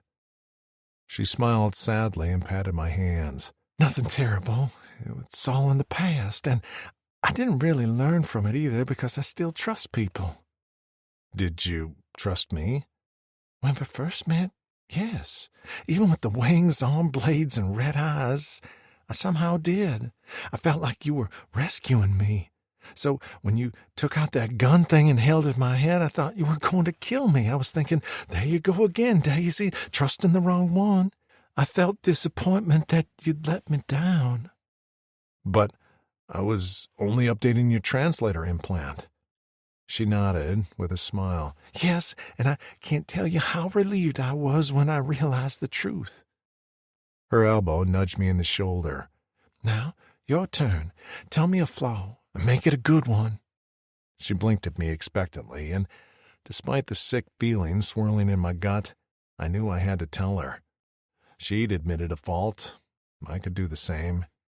"The rage is..." Even speaking the words made me sick.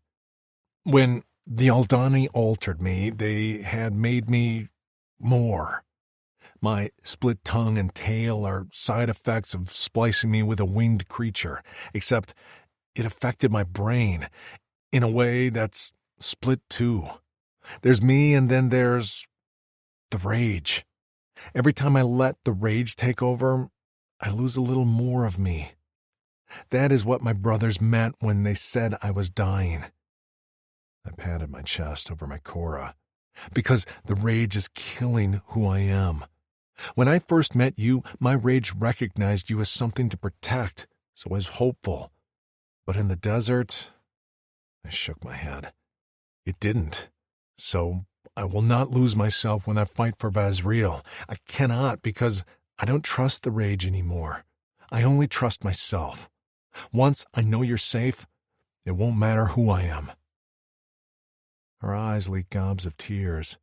She sniffed and pressed her lips together while shaking her head. "No, I won't believe it. What happened in the desert was an anomaly. I was able to pull you back then. I could do it again, Daisy. I can!" she shouted on a sob. "I know I can." I gathered her in my arms and let her cry on my shoulder. My Cora ached too, as I would have given anything to be whole for her for the rest of our lives. But it wasn't meant to be. Vedas had chosen me as Daisy's safe passage, not her future. When her sobs quieted, she scrubbed at her eyes and then palmed my face.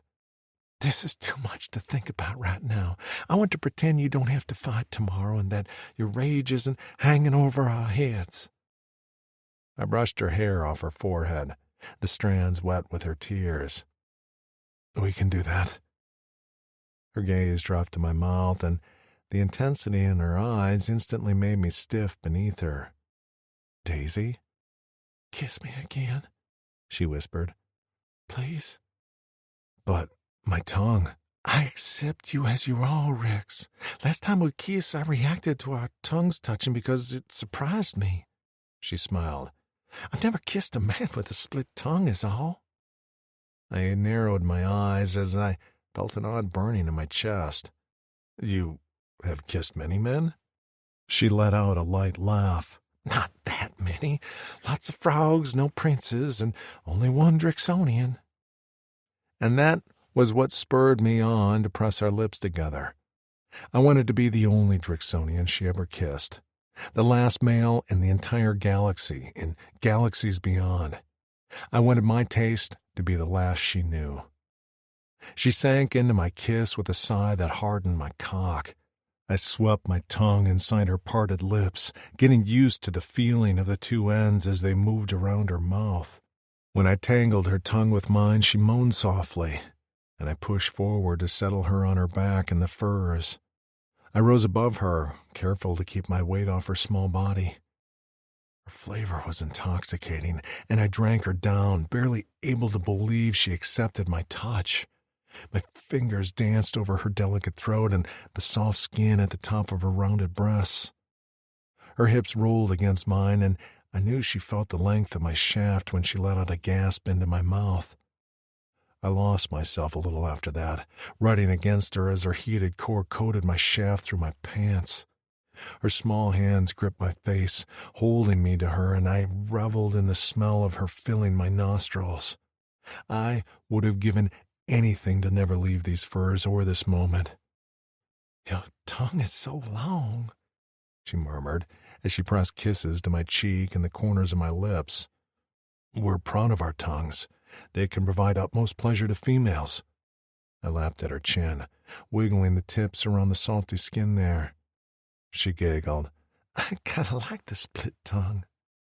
Her warm brown eyes shone pure honesty that seared me like a brand. Taken aback, I watched her expression carefully. You do?" She nodded and bit her lip. Her hips shifted again, and the smell of her ripe cunt made me dizzy. My blood heated. "I want to show you what else my tongue is capable of." Her cheeks reddened. Yeah." I slid down her body, and she let out a small squeak when I drew her shirt up to expose the soft skin of her stomach. I dipped my tongue into her belly button and swirled it around her flesh as she made small whimpers above me. Her belly moved with her heaving breasts, and when I glanced up, dazed brown eyes watched me.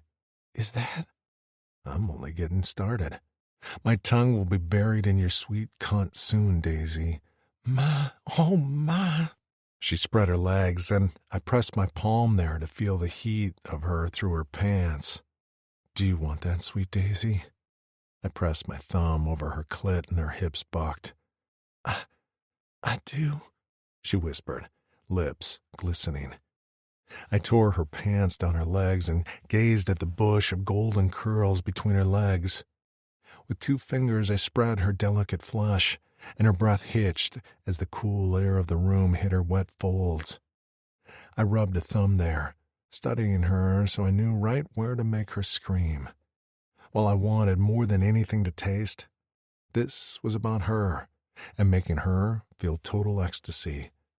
"Rex," she whispered. "Beautiful," I murmured as I found her clit and flicked it.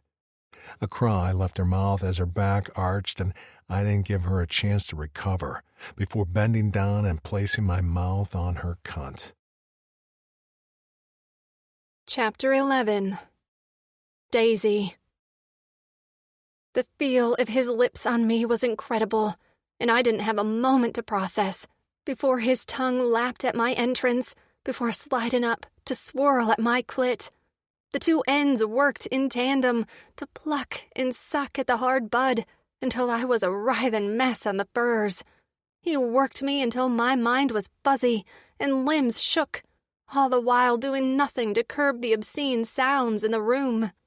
When he pulled back with glowing purple eyes and stretched his tongue all the way to his chin, I swore I saw God.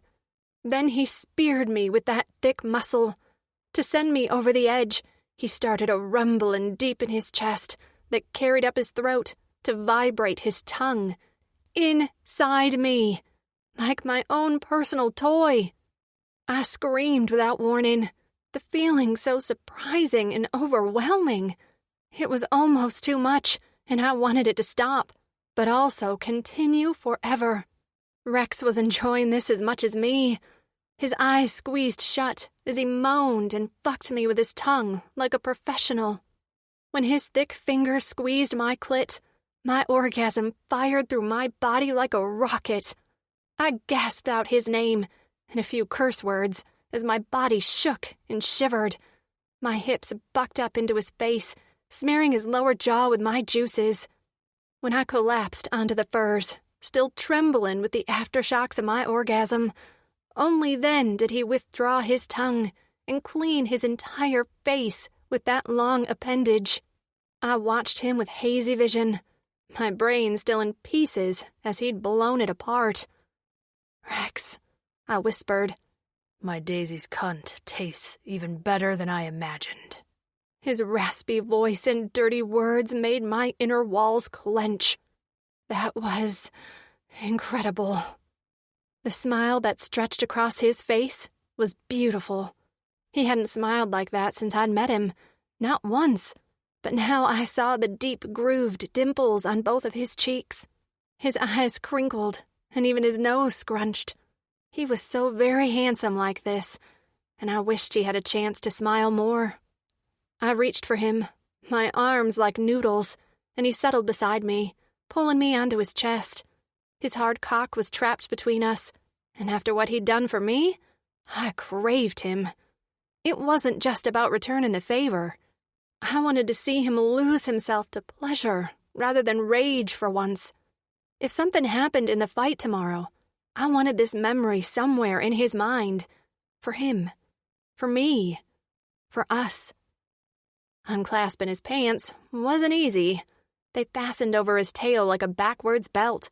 But once he realized what I was doing, he let me maneuver him until I was able to draw his pants down his legs.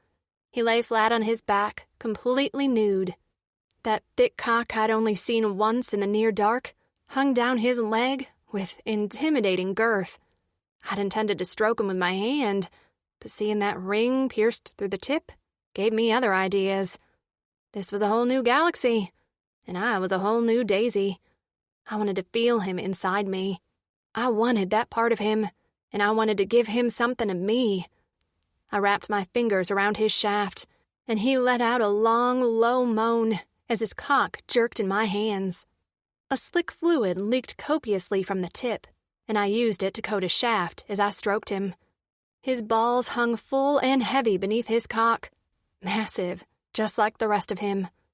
His thick lashes fluttered over purple irises, languid with heat and lust.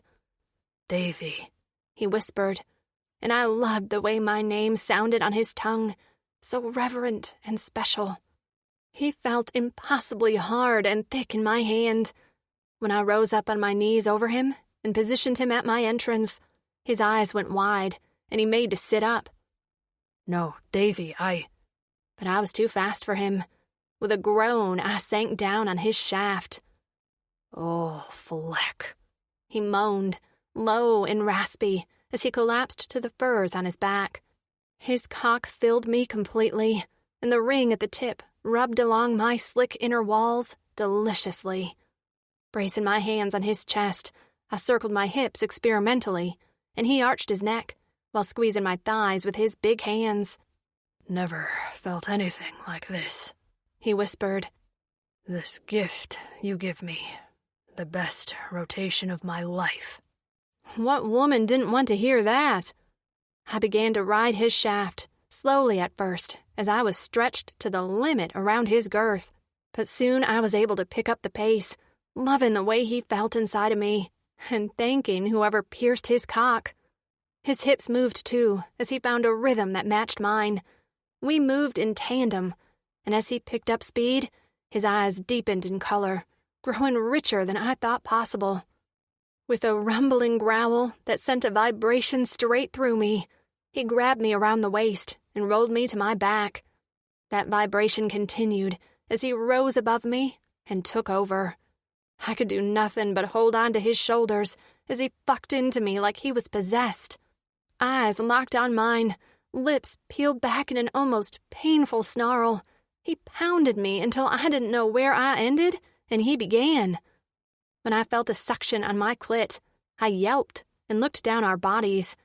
That node at the base of his cock was latched onto my clit and driving me wild with each pleasurable sucking pull. I wrapped my legs around his hips and held on as he nuzzled into my neck, nipping at the thin skin with his fangs. Beautiful Daisy, he whispered in my ear.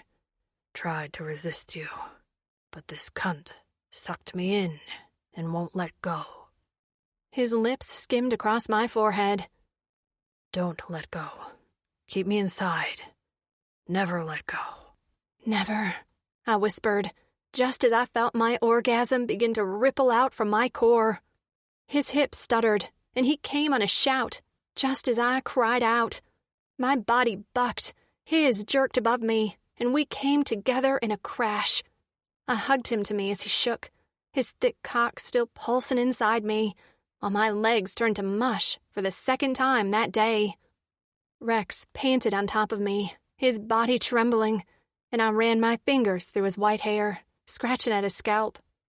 A long time passed in post-coital silence until he rolled to the side, eyes once again soft and lazy. His fingers brushed over my lips, down my neck, and across my chest. Thank you. Thank you, I whispered. I thought, he swallowed. I worried I could never mate, that the rage wouldn't let me. But when you took me inside of you, it was the first time I ever felt like I could think clearly. I hadn't known he'd been worried about that, and it meant everything to me he'd had a moment of peace when we joined. How do you feel now? He made a contented humming sound. I feel like I could sleep for 1,000,000 cycles. You have... I glanced around, but there was no clock. One day. He grinned, the expression almost childlike, as if he'd been given a reprieve from the weight of his past. I knew this wouldn't last.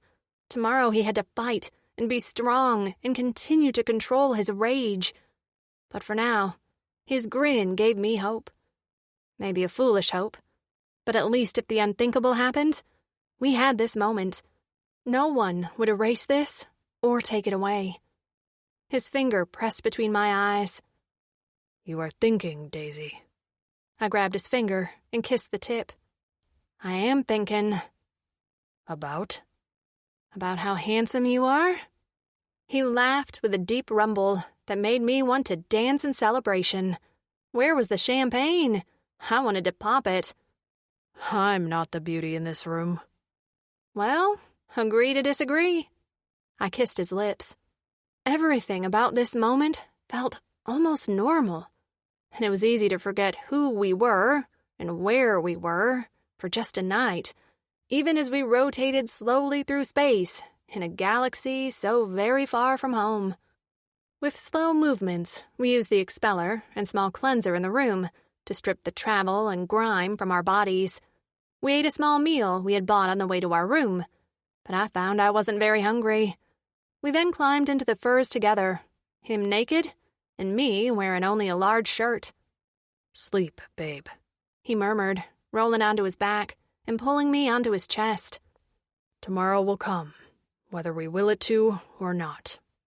I wanted to stay awake and bask in his presence, but he needed the rest. Heck, I needed it too, if I was going to keep my wits about me. So I closed my eyes and listened to the steady beat of his heart. I prayed tomorrow at this time it'd still be beaten, because if not, I wasn't sure I wanted mine to beat either. The collar chafed my neck as Rex led me into a lower level of the station, down a grate where unknown fluids dripped from above. Trash crinkled beneath my boots. I had never considered what an underground fight club would look like on a space station in a neighboring galaxy, but this all seemed very appropriate. Rex hadn't spoken much this morning. When I'd awoke, I expected to be cradled in his big, strong arms, maybe spend a little time cuddling. But the furs were cold. Rex was awake, exercising in the corner of the small room and throwing shadow punches. He was all business today, and since our lives were riding on it, I didn't protest at the lack of dawn romance. We ate, used the cleanser, and then got ready to leave. Rex explained that Rinian 2, as a whole, never slept. There were too many species with different sleep cycles and resting needs, so it was like the New York of the Rinian galaxy. When I thought of it that way, everything made sense. They lacked good pizza and bagels here, though. That meat we'd had yesterday wasn't too bad, and Rex had given me a pastry-like sweetbread in the morning, which had been delicious. I grimaced at the smell the lower we traveled in the station. We weren't flying under the radar now. A large Strixonian with a chained human was something to gawk at. I had to admit, Rex was impressive compared to the other races I'd seen. Sure, many were muscled with visible natural weapons like claws, teeth, and spikes, but none had the presence of Rex. His reputation preceded him, too, and I heard many whispered words in different languages I couldn't translate. But a few I could pick out, and I knew they all meant one thing: monster. I wanted to shout at them all that he wasn't a monster. He was caring, feeling, an sentient being, moved by a Game of Thrones monologue about honor and duty.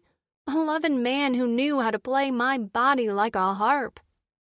When we reached the bottom of the walkway, we entered a room which rose up all around us like a bowl. As we strode toward an elevated platform, encased in a steel cage, my legs threatened to give out. This was real. In moments, he'd be fighting something in there. I knew what damage he could do. So what would his opponent be like? Vazriel hadn't told us. That bothered me. But Rex said he could kill anything thrown at him. I appreciated his confidence, but didn't trust Vazriel, or anyone, would play fair. And my main concern was that he wouldn't be able to hold the rage back. He assured me he could, but what if something triggered him? There were so many things that could go wrong, which was terrifying when we really needed everything to go right. He had to fight well, not rage, and defeat his opponent. And that was still only part of our journey. The thought of boarding another spacecraft and heading to a planet that was already war-torn was incredibly daunting. But I had to quit going down that thought path, one step at a time, and the next step was to put on a brave face for Rex. As we neared the corner of the cage, a small area was blocked off with crude fencing, and Vazriel stood just outside with a smarmy grin on his face. His eyes lit up in a way that sent a chill down my spine when he spotted Rex. "Drix, you showed. I said I would," Rex said, with an effortless leap over the top rail of the fencing. He reached over and lifted me inside with him. Vazriel opened his mouth to talk, but Rex turned his back on him. The Rogastix narrowed his eyes at Rex's back, and his nostrils flared at being snubbed. I pretended not to notice. Rex's steely gaze was on the platform, while I was distracted by the crowd. It was standing room only, with the crowd pressing in around the cage platform, while the gently sloped sides of the bowl of the room were less packed. I spotted a few vendors, with trays of food and drink milling about. Near a far entrance, a few aliens manned a desk, where they seemed to be handling currency, and I assumed they were either charging admission or taking bets. Maybe both. The seediness of this place settled on my skin like a layer of dirt.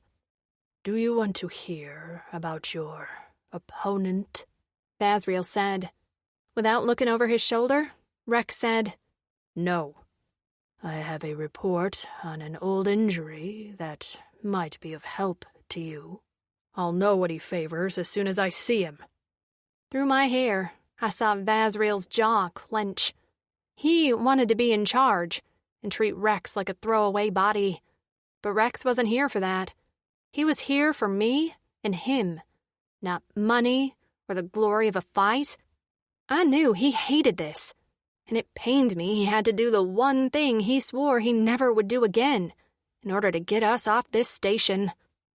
A roar rose at the far end of the bowl, and a small group entered through the opposite entrance. I took in each one, trying to guess which was the fighter, but as they drew closer, they parted to reveal who I could only assume was Rex's opponent.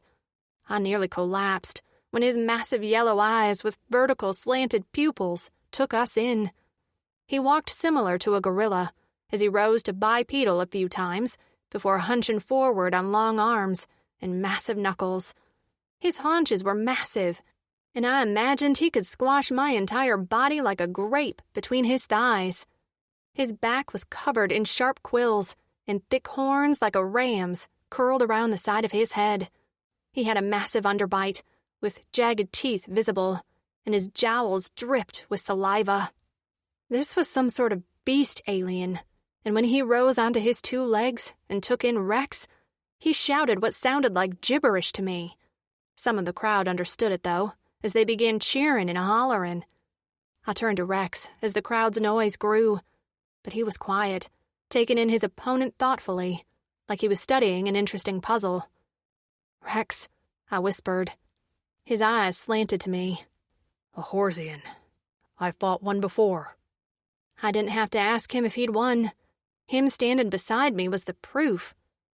"Can you beat this one?" Rex hadn't taken his eyes off the posturing Horsian, who was currently beating his chest and riling up the crowd. "Most likely." Most likely? That was what he gave me. I wanted to throw up my delicious pastry, which now sat in my stomach like lead. "Rex," I whispered, feeling like I was about to lose it. I hated this. I wanted to be strong for Rex, but I was seconds away from melting down in panic. Finally, he looked away from the Horsian and gripped my face in his massive palms. His expression was calm, almost serene. "Don't worry, Daisy," he said softly. "No one in this entire galaxy has more to fight for than I do." And now I wanted to melt for a whole other reason. A deep voice boomed over the din of the crowd, and Rex's expression immediately shifted to a stoic determination. In the center of the platform stood a Rogastix. He was bald, with a massive gold ring pierced through the center of his lower lip. His fingers were littered with jeweled rings, and his coat, while similar to Vazriel's, was in better shape and covered in adornments. "Welcome to the cage, where many enter, but few leave." He grinned, and the crowd cheered. "This fight will be talked about for many rotations, maybe even cycles. To my left is Bouvrael, a Horsian who certainly loves to kill in inventive ways." More crowd cheering as the Horsian mentioned clacked his razor teeth together in Rex's direction.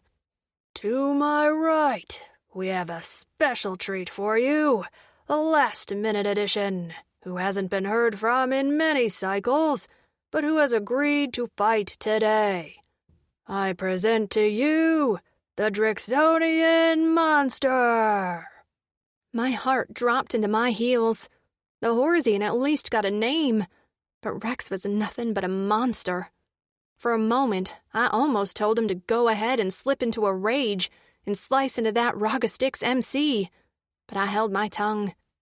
Rex didn't flinch at the name. His gaze remained steady on his opponent, sizing him up with an emotionless expression. I ducked my head, breathing deep, before I lost my mind and screamed. Fighters, enter! The MC hollered. Rex's hand slipped from mine, and I nearly went into panic mode. He turned to me and handed me the chain to my collar. He let his mask slip for just a moment to lean down to peer at me through my curtain of hair. I will return to you, the victor, Daisy. And that was it. He leapt up a few stairs and pushed open a small door in the cage. When it closed behind him, a small purple alien locked it from the outside. I gulped and peered up. The top of the cage was open, and Rex could easily soar over it. But he had no reason to escape. He had to fight and win, or we were both doomed. The MC talked some more, but I tuned him out, focusing on Rex's back. He wore only a pair of pants and thick boots. His tail swished lazily along the floor, the split tip flicking back and forth. Neither fighter was allowed outside weapons, so he had to relinquish the metal barbs he normally wore on his tail. Buvrael's tail lashed viciously, smacking the leather-covered platform with loud cracks. His saliva dripped from his jowls, and his beady eyes stared hungrily at Rex. Both fighters were required to stand on crude X's slashed into the leather until the MC left through a door in the cage. As soon as he shut it behind him and the lock clicked, a hush fell over the crowd. Buvrael swayed side to side, his knuckles dragging on the platform. Rex unleashed his machete slowly and then raised his arms, crossing them at the wrist in front of his neck. He lowered his brow and peered through his slitted eyes from between his fists. The MC's voice boomed over the silence. Fight! And the crowd went crazy. Buvrael made the first move as he leapt into the air like a panther. In response, Rex spun, smacking Buvrael in the side with his tail before he hit the ground. Buvrael grunted and hit the ground on a slight stumble. Rex lashed out with his forearms machetes, but Buvrael dodged them easily. He punched out with his fist, catching Rex on the chin before he whipped his tail at Rex's side. The flesh split open on his ribs, and black liquid fell from between his scales. With a sick dread, I watched the single drop hit the platform as if in slow motion. At the sight of first blood, the crowd went into a frenzy. The chant for monster had started already. I was unable to move, frozen in horror as the fight continued. Rex didn't look fazed at the injury, and a few seconds later, he gored Buvrael in the thigh with his head spikes when the Horsian tried to pounce again. Jelly-like blobs of blue blood oozed from Buvrael's thigh, and while he tried to hide it, he limped slightly as he crashed into the cage near my head.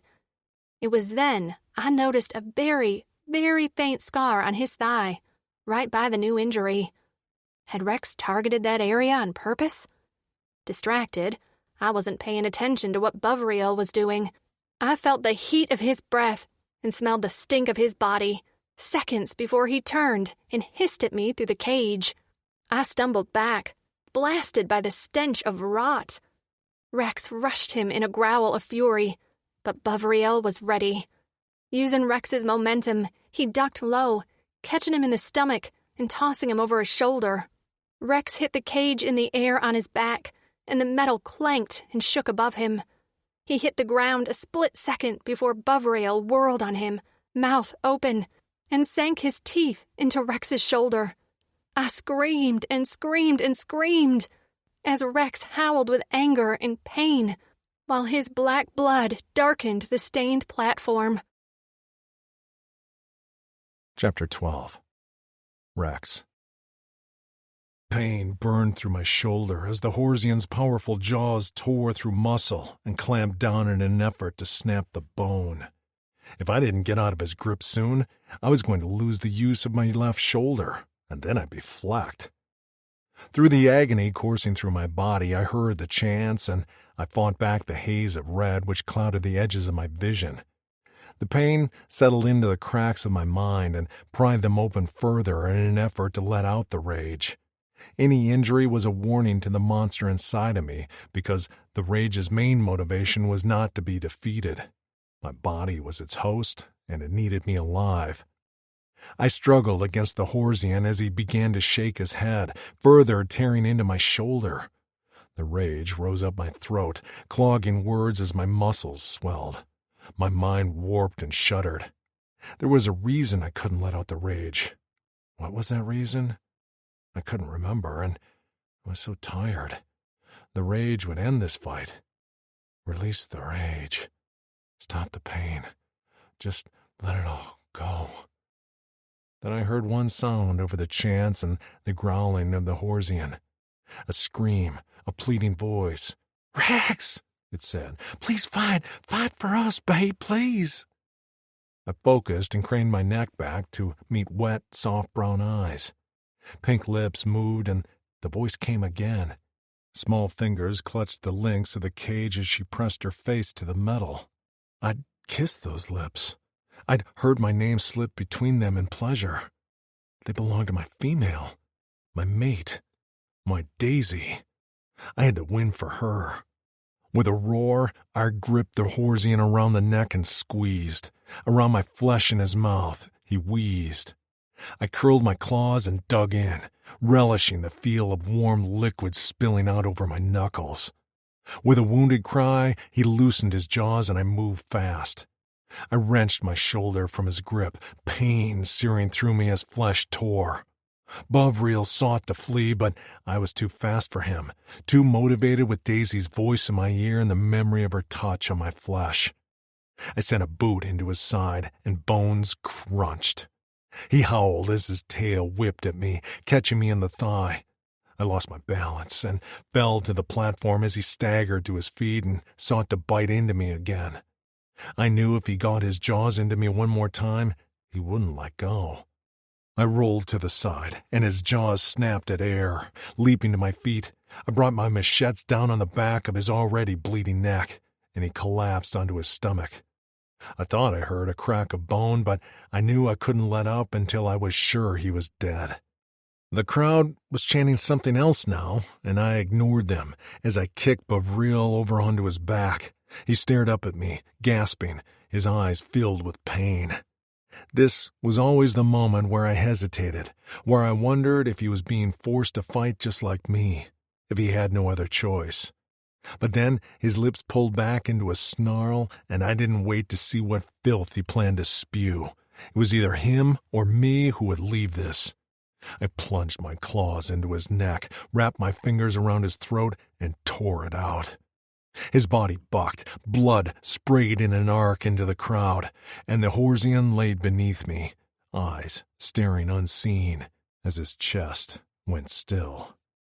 I stumbled away from him, still holding flesh and bone in my fist. I dropped it with disgust, the pain once again soaring to the surface as I caught sight of my mangled shoulder out of the corner of my eye. I turned to find Daisy standing right where I'd left her, face completely drained of color and her eyes streaming with tears. Her entire body trembled as the crowd surged around the fencing, the only thing separating her from them. A clawed hand reached out and brushed her hair. She screamed and plastered her back to the edge of the cage, as far away from the crowd as possible. Bovril was nowhere to be seen amid the chaos. I didn't bother to wait for anyone to let me out of the cage. Daisy was in danger of being crushed or stolen. When I threw my body against the door of the cage, the lock snapped, and I burst through the opening to snatch Daisy to my chest. She curled her arms around my neck, and I pushed through the crowd.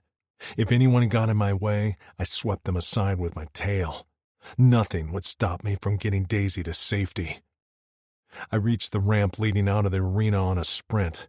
At this point, the crowd scrambled out of my way, as they'd seen the damage my tail could do. Covered in blood, I knew I would attract attention.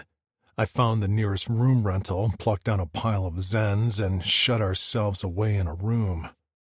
I dropped Daisy on the furs and spun around, looking for the cleanser. I had to get clean and rinse this blood off me, as most of mine had mingled with the Horsians. The feel and smell of it made me sick. Red still tinged my vision as the rage sought to punish anyone and everyone for the pain. I stumbled, my body in shock and my vision doubling. Where was the flecking cleanser? Panic rose in my chest a split second before a soft hand slid into mine. Calm descended on me long enough to focus. With careful movements, Daisy led me into a small alcove in the corner of the room where we stepped in together. With slow, gentle movements, she helped me step out of my boots and slip my pants down my legs. I felt uncoordinated, but she had patience for me. I panted, my machete still out as the threat to me and Daisy still felt pressing and imminent. I couldn't force my Cora to stop pounding, not until Daisy stripped off her clothes and revealed her beautiful body. Some of her pale flesh was streaked with blood from my hands, and the black marks drew my gaze. "It's okay," she said softly. "You won, just like you said you would. It's behind us now." She turned on the cleanser, and I tilted my head back as the powerful air washed over me, stripping me of the blood and grime. The sound drowned out the echoing chants in my ears. When the cleanser turned off, I remained in the same position with my eyes closed. The silence stretched on, and I reveled in the absence of the crowd's roar. Slim fingers tangled with mine, and I glanced down to see Daisy's brow furrowed in concern. Her chest heaved, and her pretty breast, tipped with hard pink nipples, begged for my mouth. Her clean scent surrounded me, and the adrenaline from the fight tipped over from violence to lust. This was what I fought for. I heard myself say in a low voice filled with want, "I need you." Her big eyes blinked up at me. "Take me." I hauled her to me with my uninjured arm and smashed our lips together. Immediately I sank my tongue into her mouth, fucking into her as my cock sought her heated core. She gasped against me, but this time it wasn't an inhale of lust but a sinking release into pleasure. "Rex," she murmured against my lips. "My hero." I rushed out of the cleanser and spread her out on the furs in the small room. She lay beneath me, now flushed pink with arousal, and her legs parted to reveal her wet folds. I dove between them, eager to taste her again. I wanted her flavor on my tongue every day, sweet, fresh, and intoxicating. She cried out, arching her back into me and gripped my horns as she bucked into my mouth. I thrust my tongue inside of her and began to prush, the vibration that started in my chest and rose up my throat and onto my tongue. She came quickly, screaming my name, and while she still trembled, I rolled her onto her stomach, pulled her onto all fours, and plunged my cock into her. Her cries continued as she thrust back against me. I held onto her hips and relentlessly pounded into her sweet body. I plucked at her hard nipples as I buried my face into her golden hair. "My Daisy," I growled, possession filling in the cracks of my mind until the rage was a distant memory. "You take my cock like you were made for it." "I was." She arched her pretty neck, and I skated my teeth over the vein there. As I plumbed her clit with my fingers, she let out a long, low moan. "I was made for you, Rexor." I came on a roar, filling her with my seed as her inner walls clenched around me. She gripped my horns, gasping out her pleasures we found her released together. I remained inside of her until I was drained dry, until she went slack in my arms and her eyelids fell shut. When I laid her on the bed, a small smile curled her pretty lips. I kissed her there, once again savoring her flavor as I curled my body around her. Chapter 13. Daisy. Fightin' made Rex insatiable. He woke me with his tongue between my legs. Then he let me show him what a blowjob was, and then he came inside me 2 more times before I told him if he didn't get me some food, I was going to perish. He left and returned quickly with an armful of food he laid out on the bed in a buffet. We both ate ravenously until Rex gave me a look and fucked me after smearing my nipples with a sticky syrup. After that, we used the cleanser again before I put a moratorium on penetrative sex, since I was so sore I could barely walk. He felt bad about that and then proceeded to rub my feet. Eventually, he rested his head near my hip. I ran my fingers through his hair, feeling content for the first time in a long time. I never would have imagined my life would turn out like this, where I'd have a great day getting screwed into the mattress by an alien with a split tongue. The Horsian knew, he said, peering up at me with languid purple eyes. Knew what? What you mean to me? He engaged you to anger me, and it worked, because I made a mistake. Shockingly, his shoulder had already begun to heal. While he still favored it, he'd gained almost full use of the appendage, and the scales had knitted back together. Yeah, but you didn't let the rage take over. It was close, he murmured, his fingers caressing the inside of my thigh. Until I heard your voice. Did my voice hold the rage back? It did. Sometimes Phoenix talking to me would help, but not always. Rex, what about... I hesitated to bring this up, but I couldn't stop thinking about it. Now that we'd physically connected, I couldn't imagine life without him. What about when we reach Torin? Do you still plan to leave? He didn't speak for a long time. Daisy, we talked about this. I sat up. But that was before. He lifted onto an elbow and studied me. Before what? I bugged my eyes out at him. Before this? I gestured to the bed. His face fell. For as long as I live, I'll treasure what you gave me. No. I was already shaking my head while anger bubbled in my gut. Don't give me that thanks for the memory crap. I don't want to be alone on this planet. You won't be alone. I will be alone if you're not with me. He jerked at my shout, and his brows lowered as he plucked at a rip in the furs. I don't trust myself not to hurt you. I trust you not to hurt me. But on Vic's listen, I did hurt you. I was able to bring you back. Until you can't. Until I'm lost to the rage. And then you have to decide to end me. Is that what you want for your life, Daisy? I felt helpless. Rex. You are mine, Daisy. My mate. What is left of me, you own. His hand slid up my stomach to rest over my heart. But the rage owns the rest, and he takes more and more of me each rotation. Tears spilled over my bottom lashes, and I sniffed. Please. I'll stay as long as I can, he promised, but I saw the hesitation in his eyes. There was no point in arguing. I knew Rex enough now to know that his honor to keep me safe would override everything. I nodded, unable to speak further. Please don't be sad, Daisy, he said, rising over me and kissing the tears from my cheeks. Aren't you sad? I whispered. He paused a moment and met my gaze. I'm not. This time with you has been the best of my life. As a chit, I dreamed of finding a female mate. And as a prisoner, I mourned the end of that dream. But now that I've met you, you're better than anything my mind could imagine. You make me laugh, and you see the qua half full. I choked out a laugh through my tears. Glass half full. Glass half full. And you make me feel. He pounded his chest. I haven't felt in so long. I wasn't sure I could anymore. You feel so much, Rex. I cupped his face. I have never met a man as courageous as you. You still manage to care for others when you haven't been shown much care in your whole life.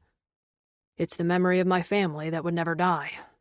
Only during the rage do I forget them, and it is the one thing that scares me the most.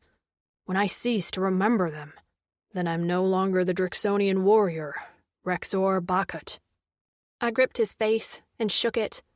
I won't let the rage take you, Rex. He didn't believe me. I could see it in his eyes. We'll see, Daisy. We will see. Basriel had told Rex a time and location for us to meet him to depart Rinian 2. After another meal, we left our room and headed to the lower-level dock to Vasriel's spacecraft. Rex had explained to me that most passenger aircrafts required documents to board, and if the passengers failed to produce them, then authorities would be called. We, of course, had no documents and had to rely on Basriel. As we reached the bottom of a graded ramp, Tritters carrying cargo walked by us on the way to a large spaceship which sat alone at the end of the dock. Vasriel stood outside, directing the Tritters on where to stack the crates and locked metal boxes. As we approached, he turned. His one eye widened, as if he was surprised to see us, and that grin of his I hated spread across his face. Rex went stiff at my side. You came, Basriel said. I nearly lost my arm in that fight, just for passage on your craft. Of course I came. Basriel's expression didn't change. Well, I wasn't sure. Plans often change on Rinian 2, don't they? A better offer can always come along. I didn't like standing exposed on the ramp. Rex hadn't bothered with my collar, instead choosing to cover me with the long red cape.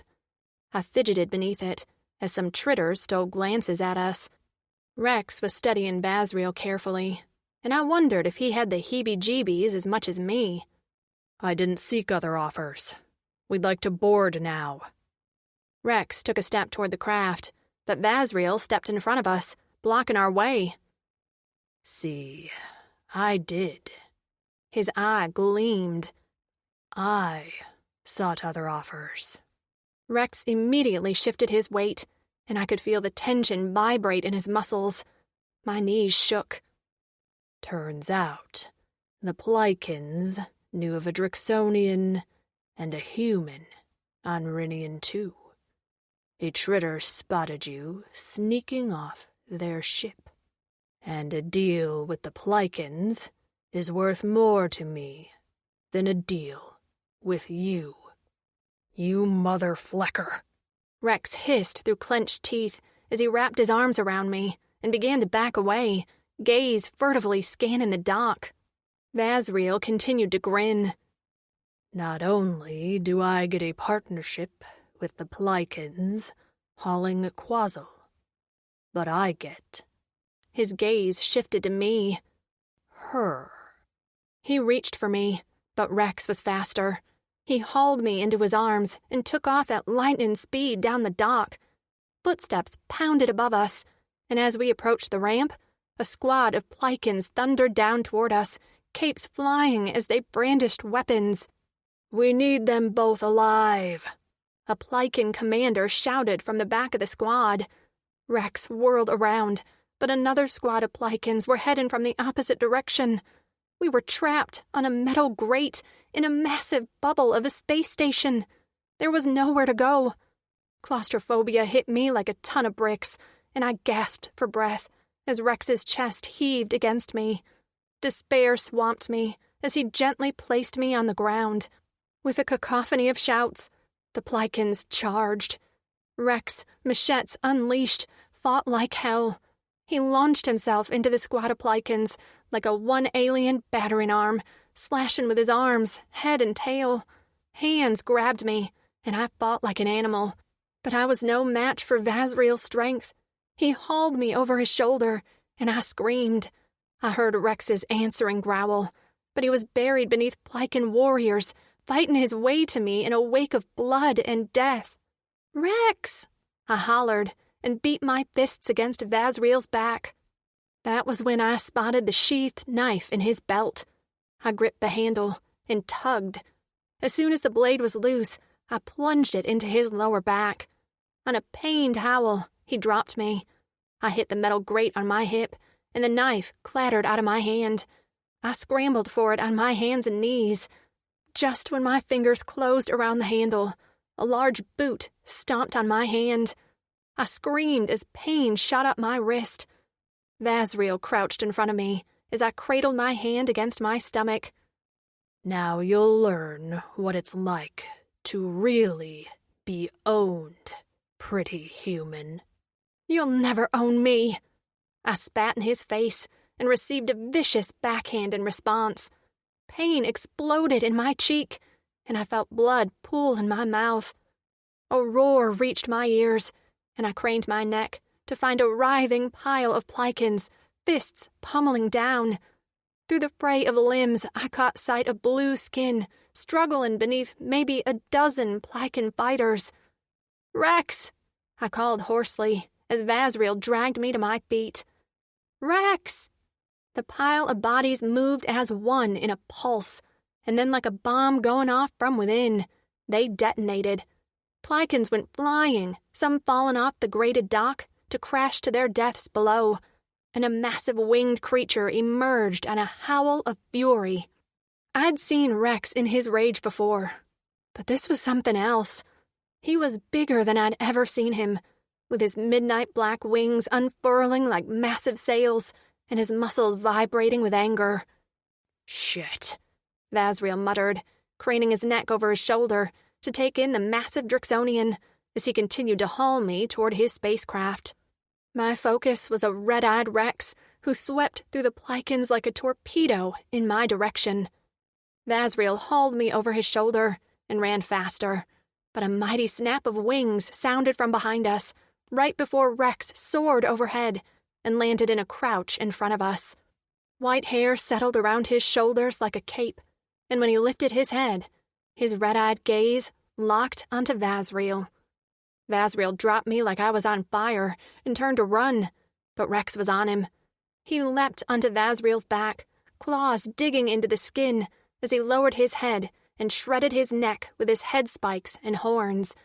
In seconds, Vazriel was nothing but a bloodied body, and Rex tossed him up the grated walkway. "Rex!" I rasped as I struggled to my feet, my throat sore from screaming. He turned to me, chest heaving, his eyes a demon red. There was no recognition there, but I didn't panic yet. "Hey, it's me." He swayed on his feet, and his wings flapped. "Rex, babe," I called. "It's me, Daisy. You're okay. You can come back now." His lips curled back in a snarl, and he took a step toward me just as marchin' sounded from above us. I turned to find 2 more squads of Plycans pounding down the ramps. How many had they sent for us? Would this ever end? Rex roared again, but this time the Plycans weren't messing around. Laser fire pinged all around us, and Rex screeched in pain as a shot tore through his wings. "Stop!" I screamed. "Don't kill him!" This was it. I was going to lose him. I could see it all happening in real time, and this was more painful than I ever could have imagined. If only I got a chance to look into Rex's purple eyes one more time, to get a few kind words. But instead I'd see him lose like this. They'd either kill him or capture him in his rage. Would he ever be able to come back without something familiar? Tears streamed down my face as I watched Rex fight. He was injured now, his body covered in blood, and his hands hauled me upright. I barely had the strength to fight. He was losing. I was losing. Everything was fucking lost. Suddenly, a burning pain streaked through my wrists. I glanced down at them to find 2 black lines about 2 inches apart slowly begin to run the circumference of my wrists, as if etched by an invisible tattoo artist. What? I glanced up to see Rex holding his wrists in front of him as laser fire blew by his head. His wrists held the same markings, Our eyes met, his red, mine brown, and pain slammed into my skull. Fire streaked through my mind like a flamethrower, singeing every nerve in its path. I gripped the sides of my head as a scream of frustration began to rise up my throat. More footsteps pounded above me, and I let a sob of defeat slip free. Rex was overpowered as more Plycans piled on him to subdue him, even as he raged through his injuries. The arms holding me suddenly let go, and then 3 words filtered over the sounds of the fight, like vapor. A chant, a decree. She is all. She is all. I looked up through my tangled hair to see a wall of blue bearing down on us. I'd never seen anything like it. In the front strode a massive Drixonian, taller than Rex, with dark hair and a pierced septum. His purple eyes were like thunder, and fanning out behind him in an inverted triangle were more Drixonians, all wearing red armbands. Every one of them was jacked, fierce, and pissed. I'd never seen anything like it. They swept through the Plycans like a tidal wave, slashing with machetes and tails. A thick Drixonian with a scarred face growled and roared as he swept through the masses with biceps the size of my torso.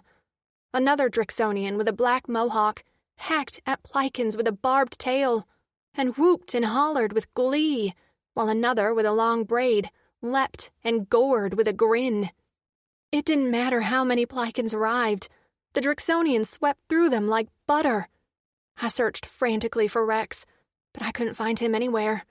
A writhing mass of Plycans moved, and suddenly a blue hand shot from below, reaching out for the sky. The Drixonian leader with the septum piercing spotted Rex's hand and made one gesture to his warriors. As one unit, they advanced on the last squad of Plycans. One by one, they picked off the bodies, sending them flying to their deaths in a flurry of limbs. With a roar, Rex emerged, soaked in blood so his white hair hung matted to his skull. Wings torn, leg ripped open above his knee, and his chest pulsing blood. He appeared half dead. The Drixonian leader reared back, his face paling to nearly white as he took in the stumbling creature in front of him. "Don't hurt him!" I hollered, staggering to my feet. "Please, he's one of you. He's a Drixonian." The leader's head turned to me, and when I tripped on a fallen Plycan body, he lunged for me before I hit the grate. Rex growled and sought to advance on the Drix leader, except his leg gave out beneath him, and he hit the platform hard. He continued to snarl at the Drixonians, and his lack of ability to detect his own race cracked open my heart. The fire in my mind flared hotter and brighter. "Who is he?" the Drixonian asked. "He's one of you," I pleaded. "He saved me." The Drixonian with the braid stepped up next to the leader, and both of them turned their gaze onto the snarling, feral warrior in front of them. "What's his name?" the leader asked haltingly. "Rex," I gasped out. "His name is Rexor." As soon as I said his name, the Drixonian sucked in a breath. His purple eyes went dark, and his features tightened before he gritted out in a heartbroken tone. "My name is Dazim Bakat. Rex is my brother." Chapter 14. The Monster. I burned harder, spitting flames through the cracks in my mind, widening them as I sought to lay waste to all of it. The world would be better when I killed, when I hurt, when I sought vengeance for what was done to me. Pain was everywhere. Enemies were closing in. As my wrists burned, I stared at the unfamiliar markings. Between the 2 parallel black lines, a jagged pattern appeared, mixed with a contrasting swirl. They glowed white before dulling to a soft gold on my blue skin. What were these? I felt drawn to look up. and I spotted a small figure covered in pale flesh. Her head was topped with gold. Was she an enemy? No. Some deep recess in my mind called. I protect her. But why? She was surrounded by others.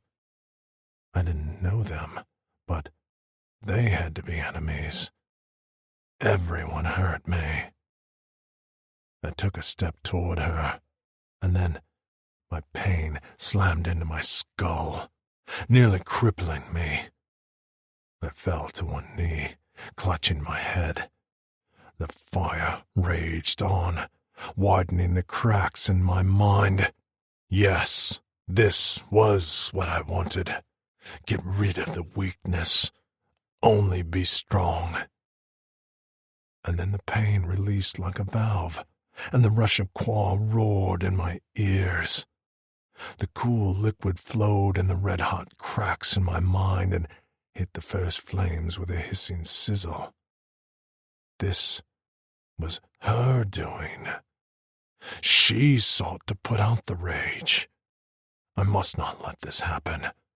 I took a stumbling step toward her, and then her lips moved as she spoke in a soft voice that stopped me in my tracks. "Come back to me, Rex. Come back." The Qua flowed. My mind filled with smoke, thick and choking as the fire fought back. I couldn't breathe. You've been listening so intently. Now is the perfect time to take a deep breath, close your eyes, and let the music wash over you. We appreciate your time and support.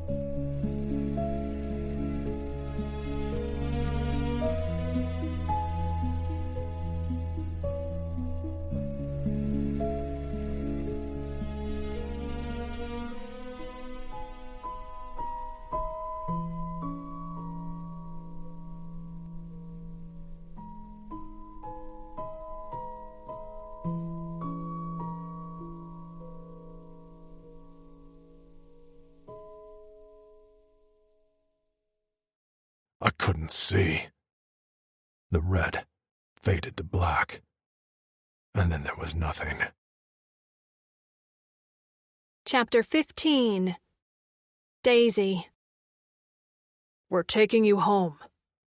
Those words rattled around in my brain from the time I boarded a massive spacecraft that Dazim referred to as a Drixonian warship to now, as we hurtled through space. I didn't have a home anymore. Returning to Earth seemed unfathomable. I wasn't the same Daisy I had been when I left. But another planet with these strange Drixonians? Was that home? Rex remained comatose, while his wings had folded into his back and his size had returned to normal. He didn't wake. I laid with him in Daz's private quarters, which he'd given up for us. I listened to Rex's heartbeat and watched while his many wounds slowly began to heal. The room reminded me of Rex's back on Blazon, except this one was well cared for. A massive bed of furs took up the center of the room. The cleanser, which I'd already used, could fit 3 full-grown Drixonians, and a massive table bolted into the floor was littered with papers and several tablets. A large canvas hanging on the wall drew my attention, as the painting was of a human woman. She had long brown hair, a bright smile, and held a baby with blue skin and nubbed horns. I wanted to know more about her. Was that baby both human and Drixonian? My head throbbed, and my skull felt too full. I didn't know what to make of that, or these matching patterns that had appeared on mine and Rex's wrists. So much had happened in such a short amount of time.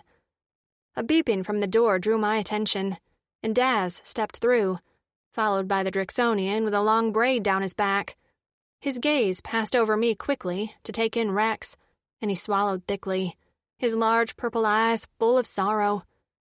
Daz remained stiff, his muscles tight, as he took a seat on a chair at the end of the bed. This is Saxus. He pointed to the Drix with a braid. He is the middle Bucket brother. Sax nodded at me, a small smile on his face. It's an honor to meet my brother's Cora Eternal. The term caught me off guard. Cora what? Daz pointed to my wrists. Those markings show that Betas has chosen you as Rex's Cora Eternal. It happens when your mate kills the one who drew your blood. Drew my blood? I remembered then that when Basriel struck me, my teeth cut the inside of my mouth. I'd tasted blood. And then Rex had killed him. My implant roughly translated that Cora Eternal to Forever Heart, which made me clasp my hand over my own as it beat rapidly. But I don't understand. Why? Drixonians have always chosen mates, but sometimes, on rare occasions, Phaetos chooses for us if she sees a perfect match. He unsnapped leather cuffs around his wrists to reveal markings in a different pattern. These are called locks, and I have my own human female, Cora Eternal, Freki. She was stolen from Earth by others, as I assume you were. He pointed to the artwork behind him. That is her, holding our son, Corinth. Saxus held up his own marked wrists. I also have a Cora Eternal. Her name is Val. She's a healer here. On Earth, she was a nurse. All our patterns were different, like fingerprints. Rex and I would have chosen him for my mate without these locks. Daz bobbed his head. Phaetos chooses well. My Freki is my everything. He reached out and lightly touched Rex's foot. I'd taken his boots off before we departed the station. Please tell me how you met my brother. I started from the beginning, speaking in halting tones, as I wished Rex were there to help me explain. I didn't tell them all of Rex's past, as that didn't seem my place, but I told them how he rescued me and what his plan was to get me to safety.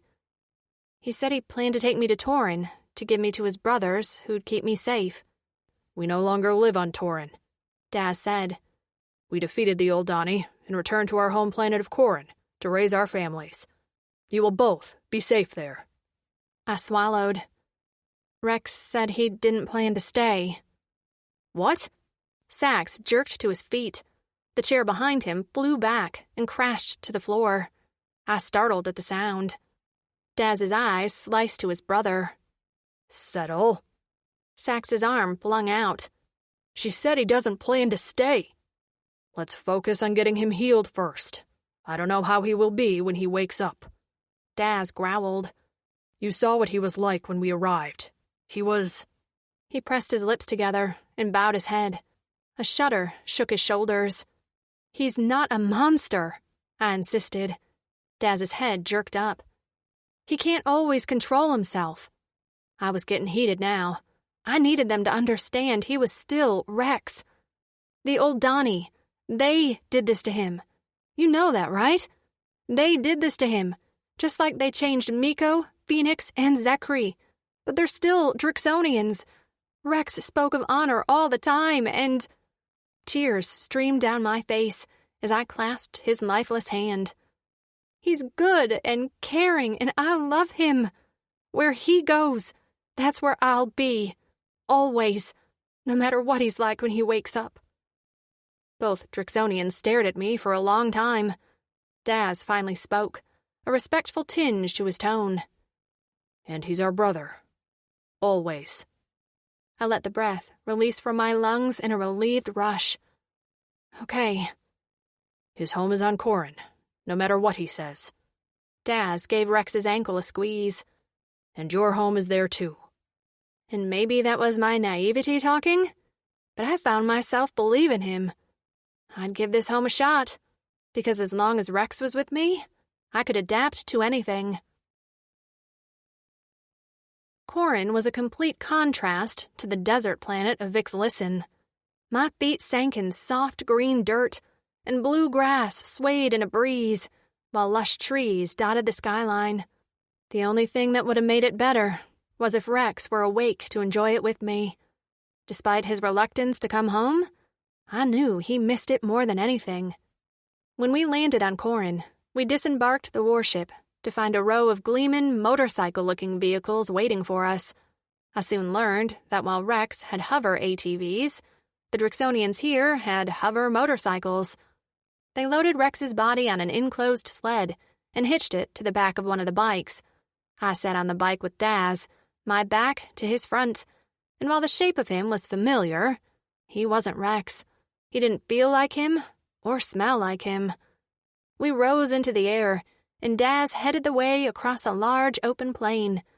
In the distance, I could see some derelict several-story buildings with scaffolding erected along the side, and small blue dots of laborers could be seen repairing them.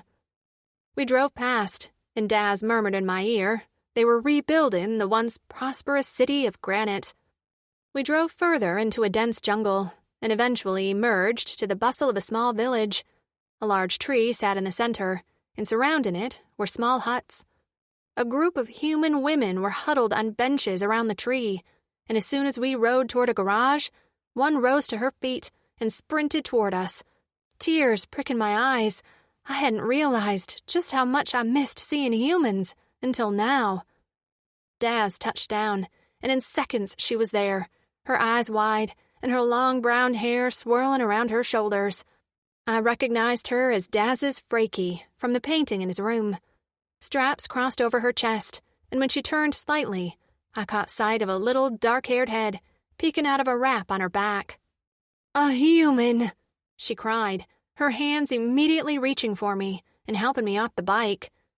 "My name is Frankie, and this is Corinth on my back. Ouch!" Her head jerked, and she reached behind her, where I caught a little blue hand holding a fistful of brown hair. She carefully extricated it from his clutches with a gentle chide. "What did I say about pulling Mommy's hair?" Flushed, she focused back on me. "Sorry, what's your name?" "Daisy," I whispered, trying hard to hold back my tears at the warm welcome. "I don't get a greeting, my Cora Eternal," Daz rumbled from behind me. Frankie flicked a hand at him. Yeah, hello, glad you're alive, love you. Now take your sleep-striking son and let me get her settled." Daz lifted their son out of the wrap, the child appearing tiny in his massive hands. He hoisted him up to his chest and nuzzled their foreheads together. You'll sleep for your sire, won't you? The little thing yawned, displaying an impressive set of fangs. Frankie threw up her hands. Are you kidding me? Now he yawns. Daz ignored her and then looked over his shoulder, where Sax stood near the sled, holding Rex. Place him and Daisy in the empty hut. Arrange food, and make sure Val pays them a visit. Already on it, brother. Sax picked up one end of the sled, while the massive Drix with scars picked up the other. Let's go, Gar. Who's in there? Frankie asked, craning her neck to see inside the vent holes. It's Rex, Daz answered, before I could. His expression was somber, and his son picked up on it as his little lip began to tremble. Frankie sucked in a sharp breath and laid her hand on Daz's arm. Oh no. Is he? He's alive, Daz answered. His eyes met mine, and he sighed deeply. I'll explain soon, mate. For now, he's alive. He gestured to me with his chin. And Daisy is his core eternal. Frankie's eyes went even wider as her gaze went straight to my wrists. What? I didn't. Oh my God. She reached for me before hesitating. Can I hug you? And at that moment, I couldn't have wanted anything more. I'd been on a constant edge of worry since I woke up on that spacecraft. I was sure I was dead many times over. But now I was here, among safe aliens and human women, most who looked happy and healthy. I never thought I'd get this again. Relief crashed over me like a wave until I felt like I was drowning. All I could do was nod and blurt on a sob. Please. Oh, sweetie. She gathered me in her slender arms, and I cried my heart out on her shoulder. Suddenly, more arms were around me, and I realized the rest of the women had joined us. There were 6, maybe 7. I couldn't count. All I knew was that they were the only thing keeping me upright. Words of encouragement filtered through, light jokes about aliens, and soon I was alternating between laughing and crying in a therapeutic way. They led me over to the benches under the tree where I met them one by one. There was Val, Sax's mate, who was also one of the settlement's healers, as she was a nurse on Earth. She held a small baby in her arms.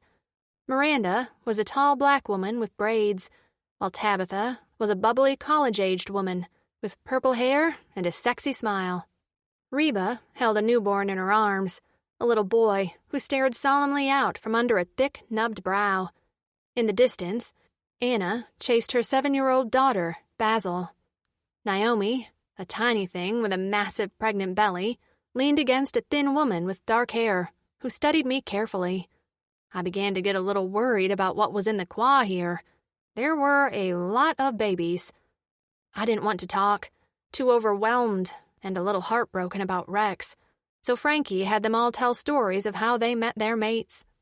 Val and Sax had been imprisoned together by the Uldani to be used as a breeder couple, while Miranda had found an amnesiac Drac in the dense jungle before slowly coaxing him back to rejoin his race. I was happy for these women, who talked of their mates with love. I knew that feeling. But Rex wasn't here, and I didn't know if he would be okay. I tried to remain positive, but my well was close to dry.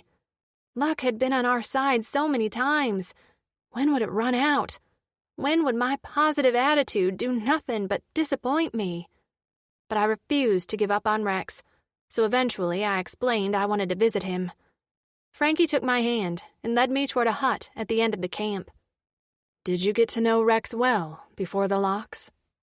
I rubbed my wrists, but the markings didn't change my skin texture. Yes. Frankie took a few steps before she prodded. And he's wonderful. Good and kind. He's serious, but he laughs sometimes. And he feels so very deeply about things. It's beautiful. Frankie let out an audible sigh. Oh, Daisy, he'll get better. The locks give you and him enhanced healing abilities. We've seen it happen before. Val certainly would have died if it weren't for her locks. Hope bloomed in my chest. Really? Really. Except we reached the door of Rex's room, and I bit my lip. Rex isn't...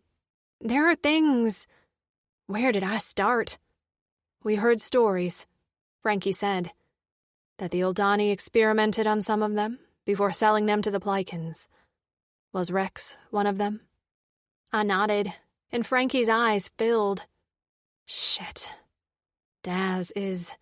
He's going to take this so hard. He feels responsible for what happened to Rex. How? Rex doesn't blame Daz for anything. He spoke very highly of Daz and Sax. Yeah? Frankie gave a sad smile. That's good to hear, at least. The door opened, and Daz filled the doorway. I straightened. Is he okay? No change, Daz said gruffly. Fatigue deepened the creases around his eyes. Corinth is sleeping, and Hap is watching him. Frankie placed a soft hand on his cheek. That's fine. She tugged on my arm. Let's go see Rex. He lay on the furs, and the position of his body let me know he'd been placed with care. As we stepped into the hut, Sax rose from a seat by the bed, his hand slipping from where he'd been holding Rex's. He swallowed and gave me a nod. Leaving Frankie's side, I went right to the furs and climbed to Rex's side. His chest rose and fell, and when I placed my hand over his heart, I smiled at the familiar beating rhythm. His expression bothered me. It wasn't stoic or calm. It was pained. His brow was furrowed, and his lips were thin. It made me wonder if he was stuck in some sort of rage in his mind. I couldn't imagine Rex never waking up. Phoenix gave me a powder, I said into the quiet room as I pulled the envelope from my pocket. He told me if Rex couldn't come back from his rage, if he was lost to it, that he wouldn't want to live like that. And I should give him this powder so he could... I sniffed as I tossed the powder packet on the top of the furs. Pass in peace. I glanced up at Daz, who stood with his arm around Frankie's shoulders, while Sax stood at his other side. They all eyed the envelope with trepidation. I don't know what to do. His mind can be a scary place. What if he's scared and in pain? What if I have the ability to stop that, and I instead hold on for selfish reasons? Frankie stepped forward and knelt by the bed. What's he like in your aura? I cocked my head. My aura? She tapped her temple. When you connect with your Cora Eternal through your locks, you also become linked in your minds. I can feel Daz's emotions, and he can feel mine. We call it our auras. In my mind, Daz is a red haze that shifts with how he feels. And Frankie is a warm light, Daz added. I felt my forehead. Is that why I've had a splitting headache? I thought I was just dehydrated or tired, but my skull feels full. That's it. So, what does it feel like? Frankie nodded. What is Rex's aura in your mind? You can tell how he's feeling. I had been avoiding thinking about the pain in my head, but now I closed my eyes and focused. Retreating into my own head was an exercise I often did for acting, so it didn't take long for me to bury myself in my mind. And now I understood why I'd had a headache, as my mind swirled with the aftermath of what looked like war. Distantly, I heard the sound of running water and a slight hissing, but I couldn't see anything except thick gray smoke, like wet wood thrown on a fire. I only see smoke. So much smoke. I clutched my chest and opened my eyes. It feels like it's hard to breathe. I immediately placed my ear to Rex's chest in a panic. Is he having trouble breathing? What if he's gasping? He's not gasping. A hand lightly brushed my hair, and I glanced up to see Sax had once again taken a seat near Rex's head. You're doing good, Daisy. What else can you see? Remember, you're here with us. You're safe. I know it's scary, Frankie said, and I might be wrong, but I think you could possibly heal him with your aura. Rex said sometimes when he was lost in his rage that Phoenix could call him back with his voice, but Rex can't seem to hear anything right now. A realization hit me. But I can communicate through our auras, right? Possibly, Frankie said, her eyes bright. I'm going to get you some food. You'll need some strength. We make a drink that's not coffee, but damn close. Yes, please. My stomach growled. I'd eaten and rested on the ship, but I needed substance if I were going to work to bring Rex back. I went from feeling helpless to invigorated. Rex had done the unthinkable for me. I wouldn't rest until he was awake. I'd see his smile again. I'd hear his laugh. I'd feel his touch. I just knew it. No one could tell me no, not even his rage. Take that powder away, I added. I'm not going to need it. I was glass half full Daisy, and this was my mission now. Chapter 16. The Monster. The smoke thinned, and for the first time in what felt like forever, I could breathe. I inhaled deeply, but my lungs were damaged, and I coughed as I felt around for where I was. The gray haze still limited my vision, but I could make out cracked dry land stretched before me. Some cracks were so wide I had to leap over them, and others were narrow enough I could walk over them as I explored. Flames flickered between some cracks, and the heat beckoned me. It was cold, so cold. I wrapped my arms around myself and shivered as I stumbled over to a flaming tear in the ground. Except, as soon as I drew close, Qua flowed into the crack, putting out the fire on a hiss. I waved the smoke away, coughing. Flames called to me from various cracks. I wanted to sink down into them, let the fire consume me. Something about the heat felt familiar and comfortable. But every time I drew closer, Qua would extinguish the flames. I finally dipped my face into a puddle and drank deeply.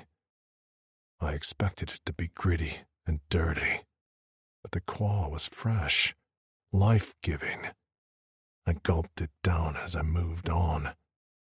Ahead, I spotted a wide valley glowing a bright orange from within. I took off for it, wanting the heat. My cora raced, my claws extended. A voice beckoned. Come, monster, come to me. I reached the cliff. My toes curled over the edge, and I peered down into a raging fire that crackled, sputtered, and hissed. That was it. The end of everything. All I had to do was dive over the edge, and there'd be no more battle. Let me take over. We will fly free and leave blood in our wake. I let my body sway forward. Do it, monster. But something held me back. I hesitated. I glanced down at my wrists and rubbed my fingers over the markings there. I had another name, another purpose. Suddenly, the sound of rushing Qua roared in my ears. I turned to find a wall of water rushing through the valley. It plowed through the fire, silencing the voice that had beckoned me to leap. The Qua ran clear and fresh, filling my nostrils with an unmistakable scent of home. I whirled around, panicking. Where was I? How did I get home? Then, just as suddenly as it came, the water vanished. In its place was a blackened valley. The ground trembled beneath my feet, and I nearly fell over the edge before stumbling back to land hard on my back. I scrambled backward on my hands and feet just as the ground moved. The plates of land shifted beneath me, and the valley grew narrow. The cracks around me knitted back together, sealing the ground so when I stood, this time it was on firm, packed dirt. The trembling came to a sudden stop. And that was when I heard the voice, soft at first, but gaining in volume. "Rex," the voice called, "come back to me. Come home, babe. Come home." I opened my eyes. Chapter 17. Rex. The first face I saw was home. Her brown eyes were liquid and large tears fell from them to splash onto my cheeks. Her hair hung in a golden sheet around me as she clutched my face. "Rex," she said on a broken sob, "is it you? Are you with me?" I blinked and attempted to reach for her, but my arms felt like lead. I swallowed around a dry throat. "Always," I rasped. "I'm always with you, Daisy." She let out another sob and collapsed onto my chest, hugging me tightly. I peered over her head to find we weren't alone. 2 Drixonians stood side by side along with a small human female. I met the larger one's eyes. They were so familiar and so very much like my own. I hadn't expected to ever see them again. I swallowed and licked my dry lips before greeting him. "Hello, Break Brother." Daz's large body swayed, and then he took one step toward me before his knees buckled and he hit the ground with a thud. He grasped my hand and brought it to his face. "Brother," he said hoarsely, "I never thought I'd get the chance to see you again. Your Korra Eternal brought you back." I managed to lift a hand and place it on Daisy's blonde head as she gazed up my body with wet eyes. What? What happened? "What's the last thing you remember?" Daisy straightened and swiped at her eyes. "I remember killing Bezriel and then—" I rubbed my forehead. "After that, fighting. I fought Plikins, and then I was losing. You were screaming." Glimpses of my brothers' faces flashed through my mind, and my chorus skipped a beat. "No," I whispered furiously as I struggled to sit up. "No, you saw me when I was—" "Calm, brother." Sax, my best friend for half my life, settled a hand on my shoulder. "We brought you here because we want you here. This is your home, Rexor. With us." I shook my head. "I'm not that Rexor anymore." "And you think I'm the same Saxus?" he said with a head tilt. "I was held in an Aldani prison while they shot me full of drugs to turn me into a mindless breeder. We've seen loss, brother, loss and pain. None of us are the same, but we're still Drixonians."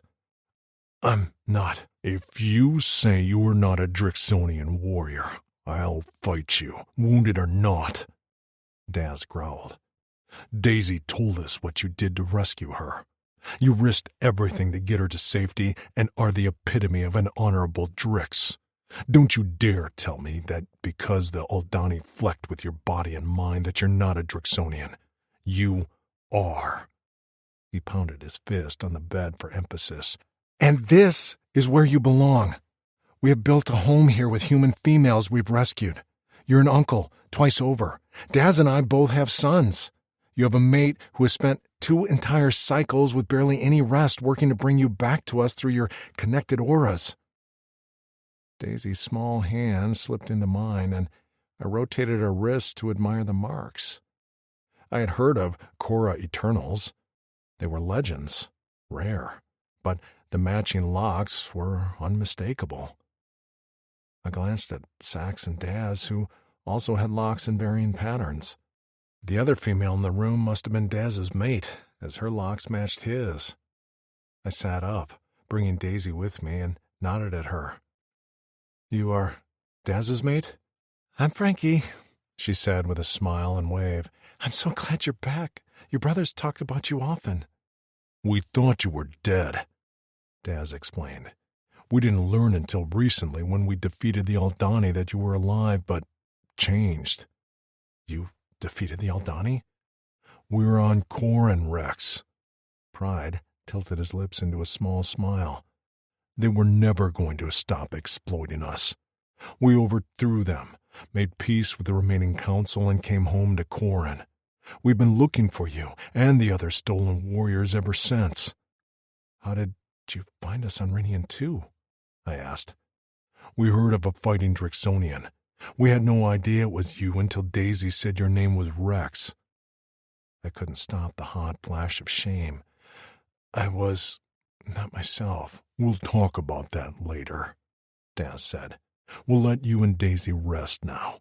She's been awake for too many human hours. I took in Daisy and noticed that dark circles marred the pale skin under her eyes, and her lips were bitten and chapped. I swiped a thumb over them. Babe, she smiled. It was worth it. You're back. Frankie pointed to a tray of food on a table near where I lay. Please, eat. You have to be starving. To Daisy, she said softly, You're okay? I'm great, my mate said with a smile.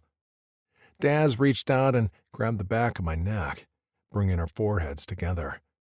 The gesture overwhelmed me. There was nothing like a Drixonian greeting from Daz. His strong hand at the back of my neck calmed me, and his purple eyes bore into mine. The feeling of rightness and belonging settled on me like a second skin. He remained still for long moments before whispering hoarsely, Our family is finally complete again, brother. When he let me go, Sax stepped in, and I finally saw a bit of the brother I knew when he shot me a cheeky grin and a soft punch on the shoulder. Heard you won that fight on Rinian 2 against a Horsian. We all know where you learned those skills from. Yeah, Savvy, I quipped. Daz threw back his head in a roar of laughter, and Sax placed a hand dramatically over his heart and stumbled back with a mock gasp. The disrespect! After they walked out and closed the door behind them, I grabbed the food tray and placed it on my lap. Fresh fruits and vegetables were nestled beside a bowl with a warm porridge like grain. I haven't had guara in too long, I murmured, sinking my teeth into the fruit's flesh. The flavor exploded on my tongue and I moaned. Daisy's hand snuck over, stealing a few berries. Please, eat more, I urged her. I just ate. That's all yours. She settled down in the furs while I inhaled the food at a record rate. When I was stuffed, I let the tray drop to the floor and lay down beside her, our noses nearly touching. How did you do it? I asked. How did you bring me back? Do you feel me in there? She asked, tapping my head. Frankie said we share auras, so we know each other's emotions. My head had been spinning since I woke up, but now that I focused, I realized everything was different. I'd always felt as if I walked a thin edge between falling off a cliff into the rage or staying in control on firm ground. But now, the ground was smooth, no cracks, and a gentle rain spotted the dirt. The air smelled clean and fresh.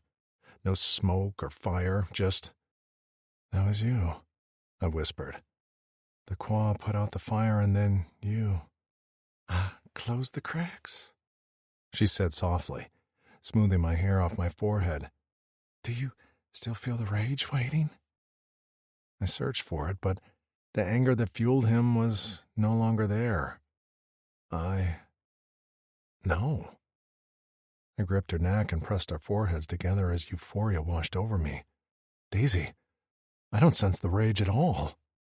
She let a muffled sob slip from her lips as she smiled. I didn't know what I was doing, but Frankie told me to try. I couldn't lose you, Rex. I wouldn't lose you. I knew I could bring you back. Your hope is what kept me alive and brought me back. Thank you for not giving up. Never, she whispered. I love you, Rex. My home is you and your home is here. Your brothers, they didn't give up on you either. Shame sorrowed my gut. They saw me, Daisy. They did, but to them you'll always be Rex. We beat the rage, and even if it comes back somehow, I'm confident I can beat it again. We can have this life here, Rex. I've seen it. There are babies and pets and good food, family, friends, laughter. You deserve it. I deserve it. And we're going to have it. Sleep, my Cora Eternal, I whispered. Sleep, and we'll get all that for you and more. I walked with my brothers through granite. I barely remembered it, as I'd been only a few cycles old when we left. Now, scaffolding was erected on a few buildings, and many Drixonian warriors milled about, making repairs so the buildings were livable again. Our dream is to populate the city, Daz said. He held his son in the crook of his arm. Sax had left his son behind, as Val had been very adamant that this was his nap time, and she wouldn't let Sax mess it up. I liked Val. She stood up to my brother's antics, and it was clear he was utterly devoted to her. I think you're well on your way, I said, admiring the work that had already been done. It had been a few rotations since I'd woken up, and every day I tested the ground of my mind for cracks, and every day I found them filled in. As we walked, Daz explained what life had been like since I'd been presumed dead. They led the first uprising against the Aldani and won. The Drixonian warriors separated into groups, each led by their own appointed leader. Daz, of course, had been nominated to lead his. After they found the Aldani were shipping human females to the planet in an effort to breed Drixonian servants, they led a final battle against the Aldani, in which they won. That was when they'd found out that the Aldani had experimented on some of the warriors, leaving them altered before selling them to the Plycans. Sax and I took a seat on a crumbling bench while Daz stood in front of us, swaying side to side as his son dozed. I have tried to give you time, but if you're ready to talk, we'd love to hear what happened to you. They had been patient with me, which I appreciated, but it was time. I no longer felt shame, because my brothers and everyone in the village treated me with kindness. There were no odd looks, no whispers about my mods. To them, I was just Rex. It was still painful to talk about my past, but my brothers needed to know. The Aldani tried to turn us into super soldiers, enhanced warriors, but the experiments were flawed. None of us turned out how they wanted. They had to splice me with another species so I could use my wings, but it backfired. My mind... I shook my head. It cracked. If I grew too angry, I'd go into a rage. I was stronger and faster, but I also had no control. I killed indiscriminately. I rubbed my hands together as I stared at the dirt between my boots. I feel so much shame when I think about my actions. A hand settled on the back of my neck. You can't hold on to that forever. You did what you had to do to stay alive. When I was sold to the Plycans, I was a gladiator for many, many cycles. The crowd would chant for my monster, and usually I'd give in. It was easier to kill that way. There were many times I tried to resist, when I thought I'd be better if I died, but then I remembered you both. I glanced up at them. My brothers. And my Drix pride wouldn't let me give up. Eventually, I killed my owner and escaped. And you didn't return home? Daz asked, a slight reprimand to his tone. I wasn't sure they'd ever understand why I was so determined not to come home. I didn't try. I spent my time freeing what slaves I could. I felt like I had a purpose on Vixlisten. Daisy is your purpose, Sax said. Thetis kept you there for her. She is, I sighed. And I also never wanted you both to see me like that in my rage. I didn't want you to see what I'd become. What you'd become? Daz's deep voice rumbled, and Corinth fussed in his arms. What you'd become? I see a Drixonian warrior who rose above what was done to him, who maintained his core values and, above all, remembered our creed. You brought Daisy home, and Thetis rewarded you for it. She is all. That's what I see. Daz sniffed and looked away. I'm proud you're my brother. Warmth flooded my chest as I gazed at my hero, the warrior I'd looked up to from the start. Sax beamed at me and I returned his smile. Well, I'm proud to be a Bakut. Look at what you two have done. You've returned us to Corin. We can start again with females and families. Daz shook his head as he ran a large palm over his baby's soft head. There were many times I didn't think we'd make it, but my Freki motivates me, and the other males. We know there are other females out there as well. Val arrived on a ship with others who we haven't found yet. Daisy too, I said. As far as I know, those females are still in Vixlisten. What about the others? Sax asked. Miko, Phoenix, and Zekri. I remember Phoenix the most. He'd been close with Hap. We have to bring them home. Thinking back, I believe they knew I would never return. I'd either stay with Daisy or die. And they supported me. The four of us all had our own battles we had to overcome because of what was done to us. As much as I longed to see my friends again, I knew they wouldn't want to return until they were ready. I shook my head. We all knew if we wanted to get home, we could find a way, but they each had their reasons for remaining on Vixlisten. Sax frowned. I don't like that. We don't leave brothers behind. None of us felt left behind. I have to ask you to trust me on this, Sax. He sighed heavily, but finally nodded in acknowledgement. I need to know, Daz said. They will behave as you if they find human females? I straightened my spine. Of course, they're all honorable warriors. I rubbed my forehead. I miss them. They were my only friends. We thought we'd die together. If Fatus chooses, they will join us here on their own time, Daz said. We fell silent, all but Corinth's baby snores. Daisy is a great mate. Sax broke the silence. Val likes her. She is amazing. I used to dream of a mate, but she's beyond anything my mind could have imagined. We're happy for you, brother, Daz said. She will have a lot of support here. The females are close. Too close sometimes, Sax muttered. They share everything.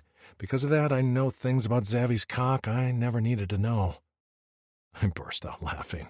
Mohawk Zavi was always quick with a smile and a joke, and brewed excellent spirits.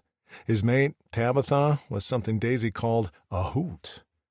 Freki tells me the males gossip just as much as the females, Daz said with a smile. I don't gossip, Sax protested. You told me just the other day Drac and Miranda were trying to conceive. Sax clamped his jaw shut and shrugged. I might have heard through Miranda, who told Naomi, who told Gar, who told Ward, who told Reba, who told Val, and then she told me. Daz gave him a pointed look. Sax crossed his arms over his chest. Whatever. We walked back through Granite on the way to the bikes. I settled on mine and turned on the engine, loving the feel of the purr between my legs as the bike ascended into the air. As we rode back to the village, I relished in the breeze flowing through my hair and the calmness in my mind. I'd grown so used to chaos and anger, I'd forgotten what it was like to just exist. When we rode into the clearing and I spotted a familiar golden head sitting near the center moke tree, I smiled. Her head was tilted back as she let the sun warm her face. I flashed back to when I first saw her. She'd been making the same motion, also looking for warmth, for light, for hope. That was my Daisy, and it was why I'd always come back for her, no matter what. Always. This concludes Rexor by Ella Maven. Narrated by Oliver Highpoint and Rachel Woods. Copyright 2020 by Ella Maven.